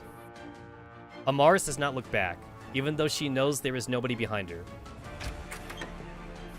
The heavy chains snap one by one, putting up no resistance whatsoever. The door that always rejected Amaris finally begins to open up for her. Whoosh. A stream of data she's never seen before suddenly floods into this domain. The phantasmal moon overhead grows brighter. Beneath its light, people and objects that did not originally exist in this place appear before her eyes once again. I see, so it was you. I'm so happy it was you, Amaris. You have 3 minutes to say your last words. Piffed, you're so cute when you act tough, Elena.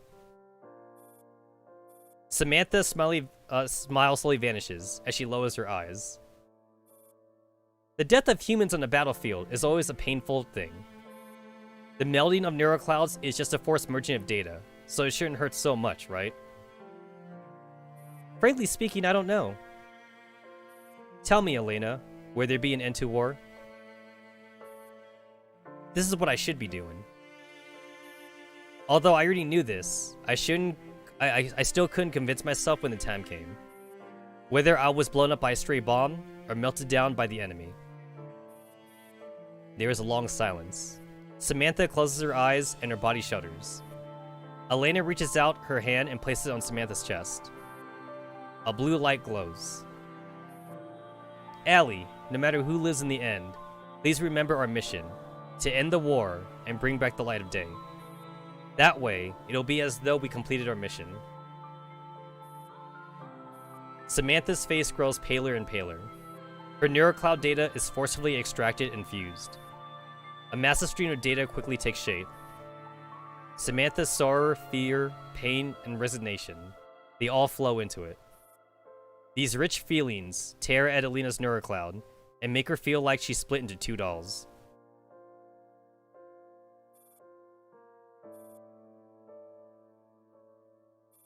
Ha! Damn it. I always wanted a proper showdown. Still, there's no chance for that. You took me out so quickly. I didn't think the end would be so boring. Is that all you have to say? What else is there to say? Wars end when the bullets run out. I just didn't expect you to fire the last shot. There would be an end to war. Unfortunately, it's got nothing to do with me. It's got nothing to do with the tens of thousands of people who have died all these years too. Do it. Don't make me suffer. Daybreak will come eventually, for one person or another. Callisto's image wavers, and is eventually consumed and shredded by the flood. Elena's face grows paler. It's sad, but although it's sad, I feel nothing. Am I broken? Why? I don't understand. Why? Elena. No!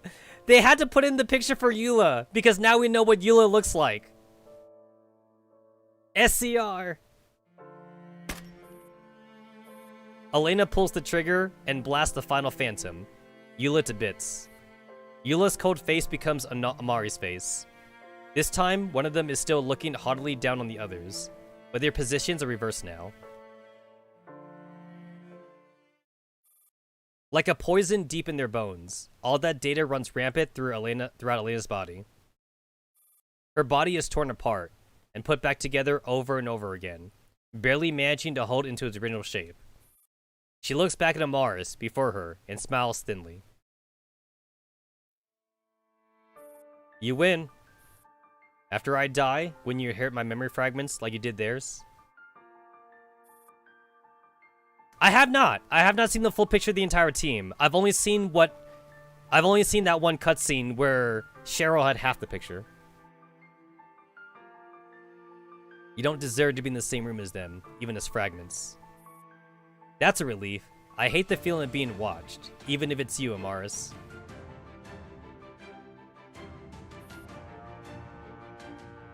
Heh, I can't kill you like you killed them. What a shame. You won't be able to take my dog tags. I've already taken back everyone's things. Have you? And you, Elena, you don't matter anymore. At least not to me. Your dog tag system is bound to my door. I see. Or rather, they're the same system when they're put together. However, they felt that you were the future of Daybreak Squad. That's why they gave you everything that could improve your capabilities. Haha, lucky me then.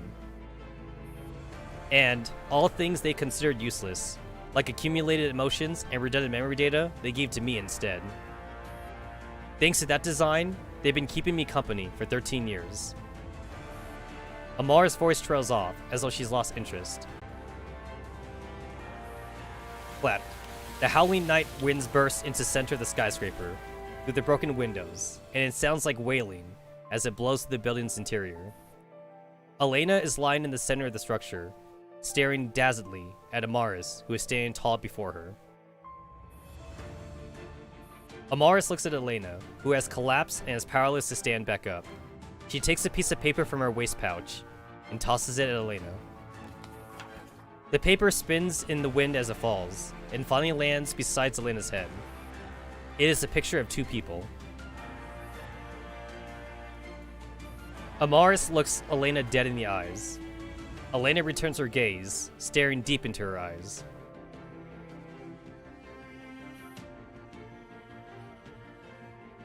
It is only then that Elena realizes something. The weak, useless Amaris has always been needed to care for by others. At some point, when she was not aware of it, she had sprouted, blossomed, and grown into a towering tree that even she could not budge. Did you know? I used to envy you. And for a moment, just a moment, I wondered if I should become you. And yes, I did dream of becoming someone like you. Elena doesn't say a word. She can speak, but right now, she chooses not to. But right now, that place that I've always admired and longed to reach. The person standing there isn't you anymore. As she looks at Elena's dull eyes, Amaris wipes her face and turns away. This is determination she has never shown before. Elena looks at the empty ceiling. She listens to the endless, hollow echoes of footsteps. Finally, they vanish in the direction of the exit. The night is silent once more.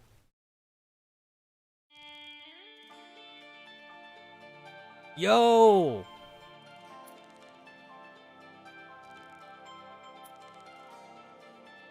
What the? Huh?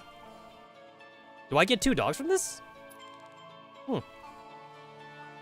Dorm furniture Samo. Dorm furniture uncle. Oh, I guess I do get 2 dogs. That's interesting. Inside Amaris' neurocloud domain, the surging stream of data has finally found its fated destination. Are you going to leave me? We've been squatting in your body for 13 years already, you know. Laura. You knew this day would come eventually, right? Samantha. You don't get it, Amaris, don't you? You do get it, Amaris, don't you? Mori. We have to go. Don't be sad. We'll be the witnesses for your past. Olivia, Nicole. Amaris tries to reach for them, but only manages to grab the air. Clearing redundant data. The data fragments slip away between her fingers, without leaving so much as a speck behind for her. Amaris. Amaris stares dumbly at the remaining 2 people. I'll leave this to you, Eula. I'm next. Callisto! Amaris. Eula blocks her path. So, I'm the last one again, huh? Do you really have to go? Meanwhile, 40 still is rent-free in 45. Yeah, it's like we lose the rest of Squad Daybreak, but Team 45 is still strong. I'm sorry. We've been together for so long. So long that I forgot who I was. So long that I forgot I was Samo. That's why we have to go. Amaris, we've been taking up space in your body for so long. We've ended up becoming stumbling blocks for you instead. No, you're not. You should move forward, Amaris. Goodbye. A tear courses down Eula's face. She waves to Amaris, and then plunges into that endless stream of data. Berlin City Hall. The bustling City Hall is hosting a lively banquet. High-ranking officials from all over Germany and various local leaders are gathered here. Needless to say, this is an important event, and naturally, the security detail of it is the highest quality. Yo! Been a long time since we saw Sterling! There are 45 details of security guards, with 3 men per detail, and they change posts every 15 minutes. Every entrance, exit, and emergency patches is watched by someone, and there are 5 more details of guards inside the venue proper. The Jack in the Box has been set. I'm ready. Please give the order. On top of a skyscraper, roughly 2 streets away, Edith puts down the binoculars she is holding. Target at 12 o'clock. Distance 1,400 meters, half wind speed, humidity. Besides her, Amaris is already in tune position. She closes one eye and curls a finger around her gun's trigger. 3. Through her scope, she sees the empty emergency exit at the end of her bullet's computed trajectory.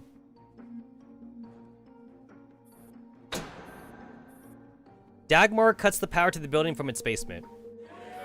The banquet hall instantly goes dark.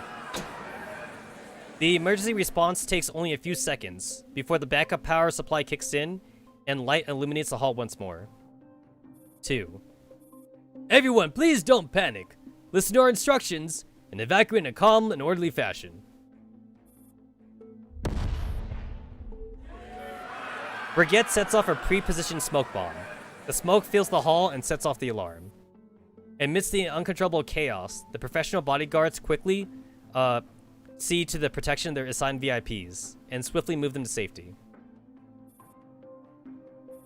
Target on the way. She pulls her trigger.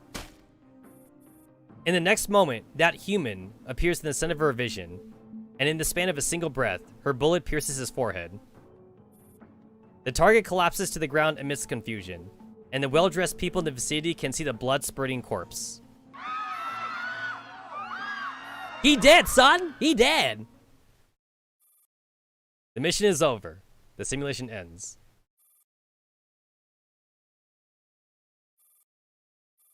At an observation room in a stateside simulation training base. Hey, Rami! How you been, girl?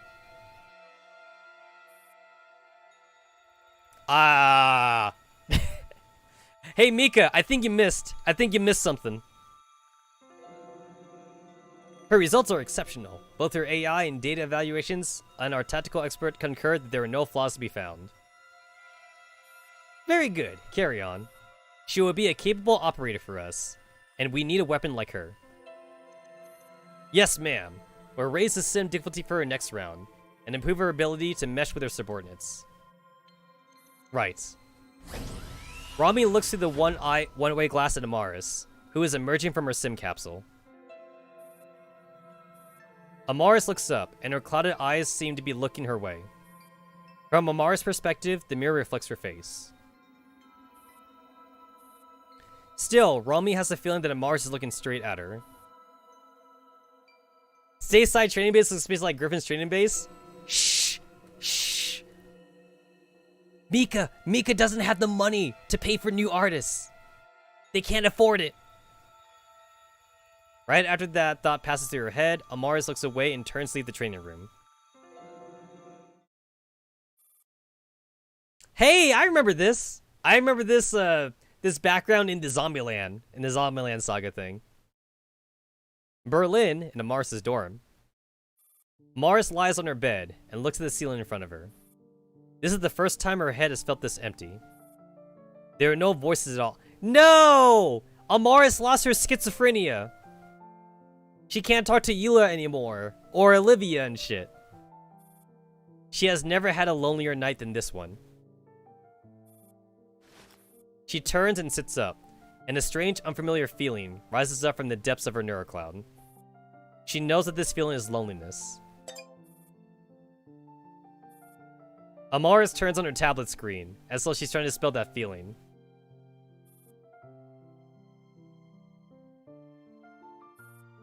She sees a familiar name on the colorful webpage. The hit novel Romance of the Nitrogen Freeze Gun, now serialized. I feel like I don't remember that cutscene that you're talking about. I only remember the last Zombieland Saga event.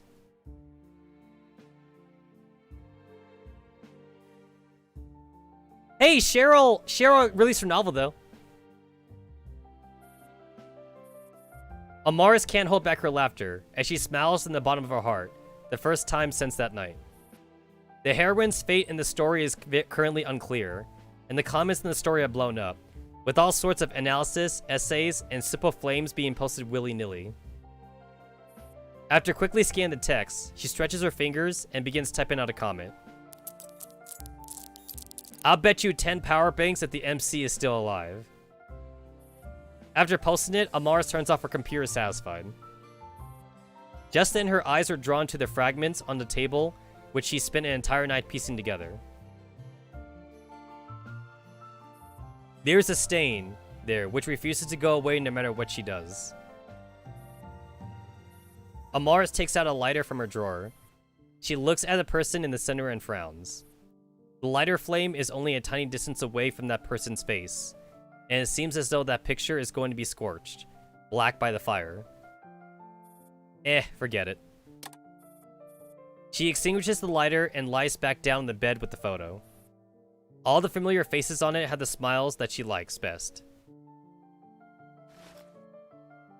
After tucking the picture in her chest pocket, Amaris closes her eyes. That loneliness hasn't vanished, but it's become another kind of emotion that enfolds her. I'll live a good life for all of your sakes. As always, the gentle moonlight illuminates her way forward. Eclipse, Saros end.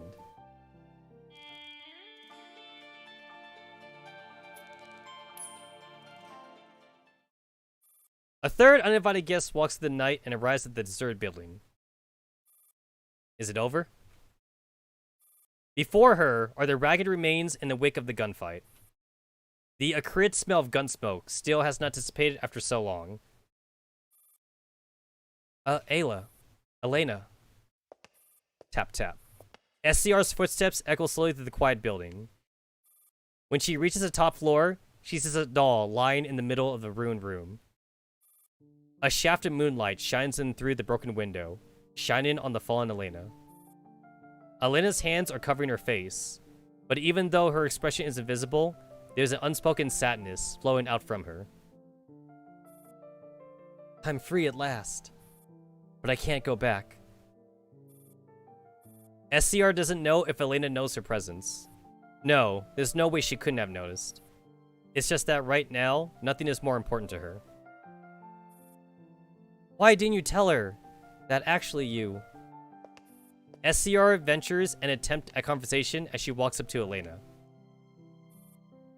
And what would have been the point? Would they have come back to life if I had told her?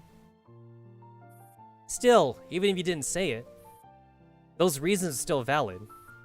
If you didn't tell anyone else about them, doesn't that mean you're depriving yourself of the right to be forgiven by others? It's all the same in the end. SCR sits down beside Elena, without a word, and hugs her knees.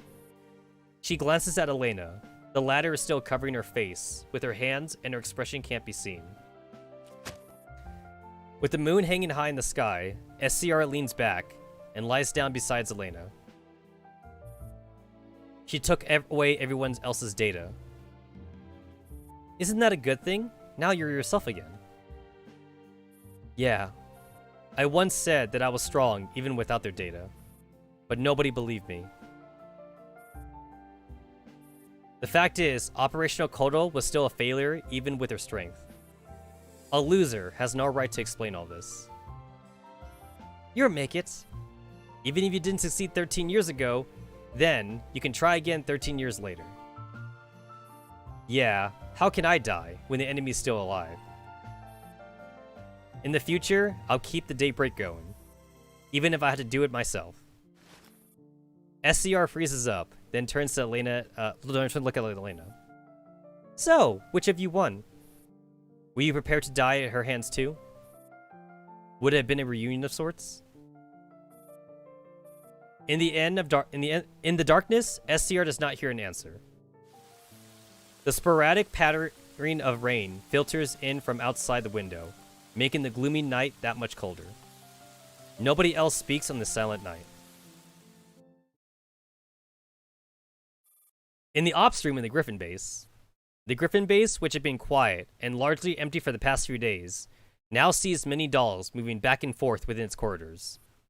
However, the one thing that stays the same is the lively air of the Griffin base in the past is long gone. Everyone's faces are serious and stern. This cold, oppressive air fills every corner of Griffin, and nobody is free of it. And in the eye of the storm, an important conversation is taking place within the ops room. Elena is standing in the middle of the darkened room, facing the probing gaze of the person behind her. There is little room for them to talk, and the commander has much work that needs to be done apart from Elena. Even so, the commander is still willing to make time for Elena. So, according to Persica, your neurocloud issues are all resolved. Yes, my performance might drop briefly, but don't worry, I'll be back up to speed soon enough. I have full confidence in you. However, the commander sighs. We're not fighting unconventional warfare anymore. Did you know that we could have been arrested for breaking and entering into her private residence? I'm sorry. Bail is nothing, but the problem is that our time is very tight. I'm sorry. I'll accept any form of punishment. Then your punishment would be to lead your team, but I'll be giving you tougher assignments. Can you accept that? I don't want my neurocloud to be modified in any way, though. That is still your prerogative. It's just like we agreed at the beginning. Thank you. That Laplace you mentioned is a very important clue, and also our common objective. I don't want there to be any unnecessary misunderstandings between us. I hope you can trust me with all your hearts. Yes, I will be loyal to you. Don't take Dandelion's little pranks to heart. Alright. Then let us fight together, Elena. Elena emerges from the ops room. There is someone waiting for her there. Shall we head to the range? Let's go. A new day will always dawn, and the sun will always rise as always. Goodbye, Amaris. Hey, SCR and Elena are BFFs now. They had a mind battle, Fuji. They had a neurocloud. They had a neurocloud battle. You could say it was a Project Neurocloud battle.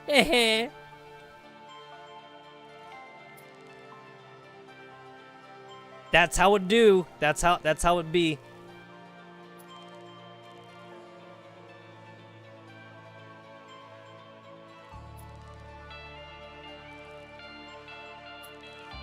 Thea Impact. Thales prediction. Okay, they're not the same. They look like they were the same to me.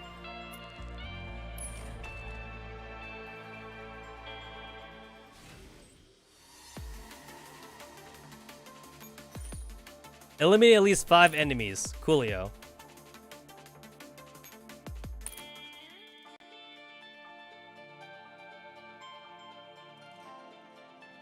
Yo, the music though in this event, it definitely slaps though. Like, this music is amazing. SPP, K. Yo, when are we gonna have our fucking water battles? I'm still waiting.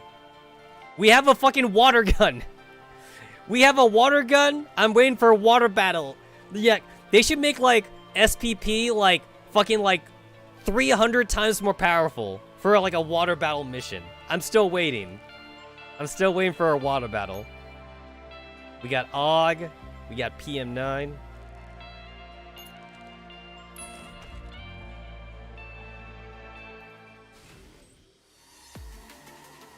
Alright, just same thing. Got it. Alright. So those are my grinding maps. Those are my grinding maps.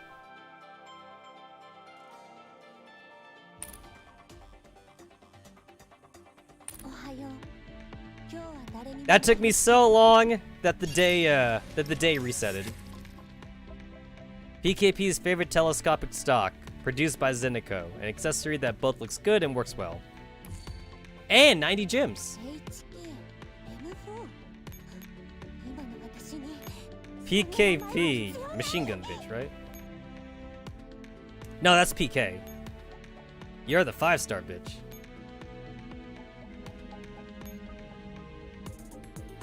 Aren't you adorable?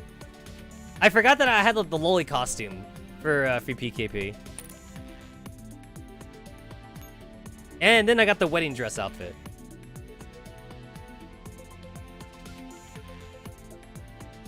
Oh yeah, I also got these bipods. Forgot that was the thing.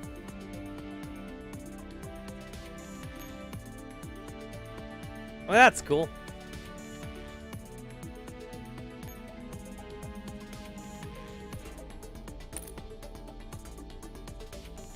Yo, back in the day when like I was worried about the machine gun meta, so I got my fucking dupes.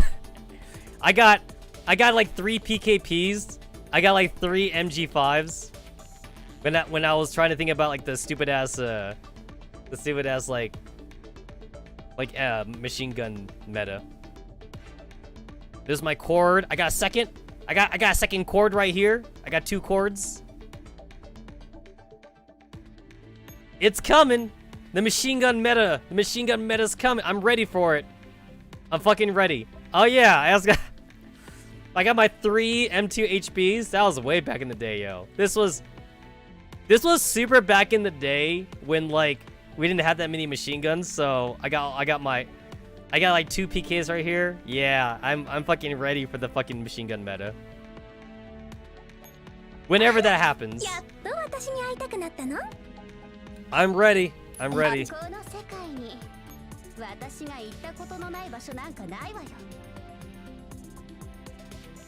It's ad. Is it ads? Is that who you're talking about? Yeah, ads. She's ready. Whenever the game decides to put that in, she's ready. She's ready. It's probably never gonna happen, but I have her ready. She's at level 100 and everything. I got her cute little 2D costume right here. One day it'll happen. Yo, I'm not used to like Ryby Rose not looking like I'm not used to Ryby Rose not looking like she's on death row. I'm used to this one looking like she's on death row. But she looks so much better here though. Oh shit, she's not at max affection, I just realized. I gotta put that bitch in here. She's not at max affection. There we go. Is there anyone else that like I haven't put at max affection? I don't think so. Might have been just her. Oh shit! AK-15 is also not at max affection. I gotta put her in here. I'm really sad that the Zombieland girls are not meta. I'm really sad that they're not meta.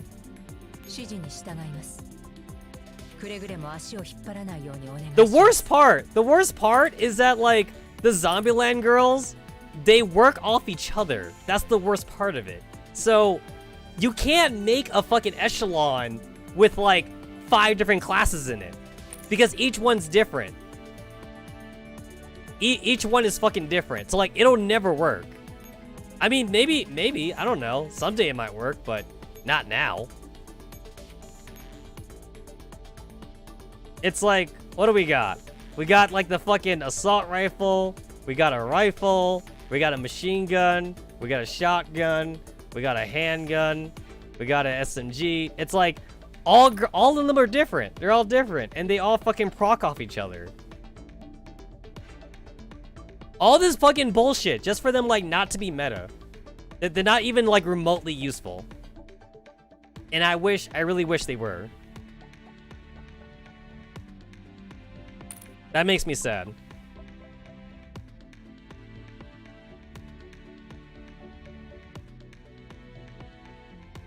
Yeah, but like they're not meta though. That's what's sad about it. Like you're supposed to have them all together, but that makes for a shit echelon. There is, as of this moment, there is no workable echelon where you would want to put like every class in or something. Like have like a handgun, a machine gun, a rifle, an assault rifle, a shot. This echelon does not exist.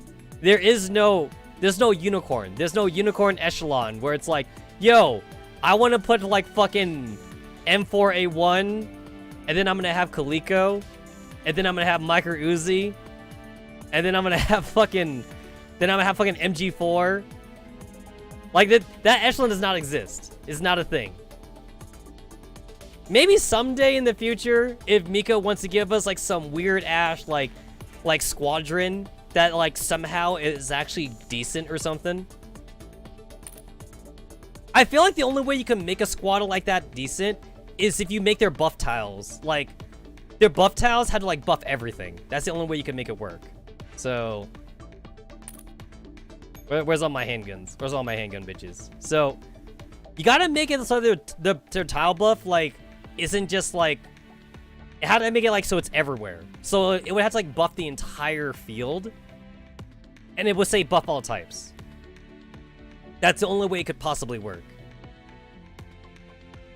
And then I don't know what you would say for the skill. I don't know. Someone provides a shield. Someone provides like rate of fire. Someone does AoE or some shit. Maybe. Maybe. I'm gonna call it Squad Unicorn. That's what I'm gonna call it. Someday in the future, we'll get Squad Unicorn.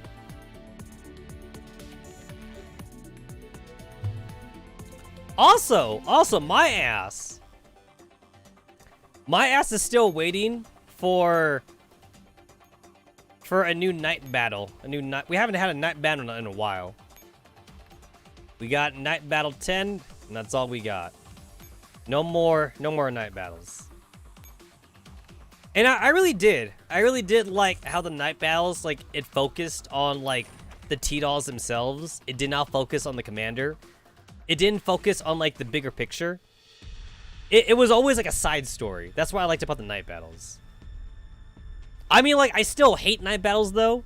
I think night battles are bullshit, but I still like the story aspect of the night battles. I like that. I don't know when Mica's gonna give us another one of these, but we haven't got one for a while. It's been a while.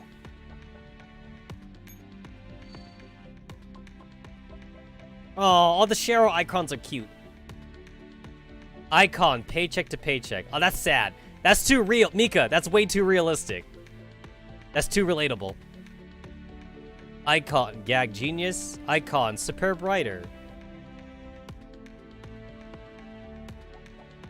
Julio. And then we got some weird ass furniture.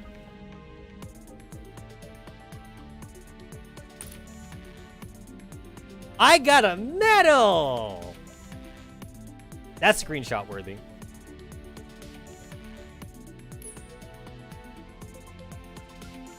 Oh yeah, we're still in the 3-star Adeline thing. I already have her, so all that's left to do now is to get Destroyer again.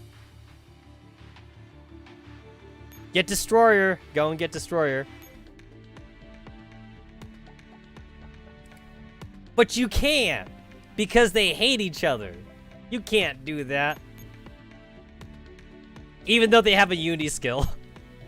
It's like, they have a unity skill. So, like, why would you not do it? If they didn't want us to use these two together, they would not have given them a unity skill. But they gave them a unity skill. So obviously you're gonna use them together. Now, what is the real tragedy is no unity skill with SCR. That's the real tragedy. They could have like buffed. They could have like stealthily like buffed SCR. Maybe in the future if SCR gets a Digimind or something. The only bad thing about SCR getting a Digimind is that she's a 5-star. So we're gonna have to like use those fire control thingies to 6-star her. That's like the only bad thing about that. And like those fire control thingies are hard to get. They're kind of expensive.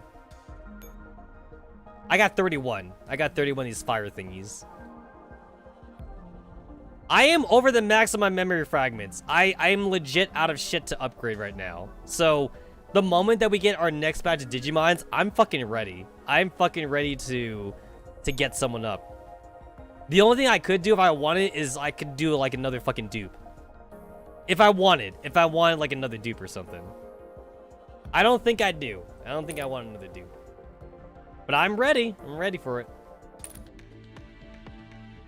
私の獲物コレクションを見てるんです。 Alright, cool. Finally. So これはほんの一部で that's the bit right there. That's the current event. 落ち込んでなどいない。 Now we just gotta wait for like the next real event from Girls Frontline. Or either the next PNC event, one of the two. Next stream, guys, is gonna be catching up with Nikkei, Gods of Victory. And then maybe we'll do some mall casino romping streams after that. Because we haven't had one of those driving streams in a while. And yeah. I'm hungry, guys. I'm gonna go make myself some chicken wings or something, so that's a stream for today. I see you all back here on Friday. And, yeah. Thanks for hanging out for the Tuesday stream.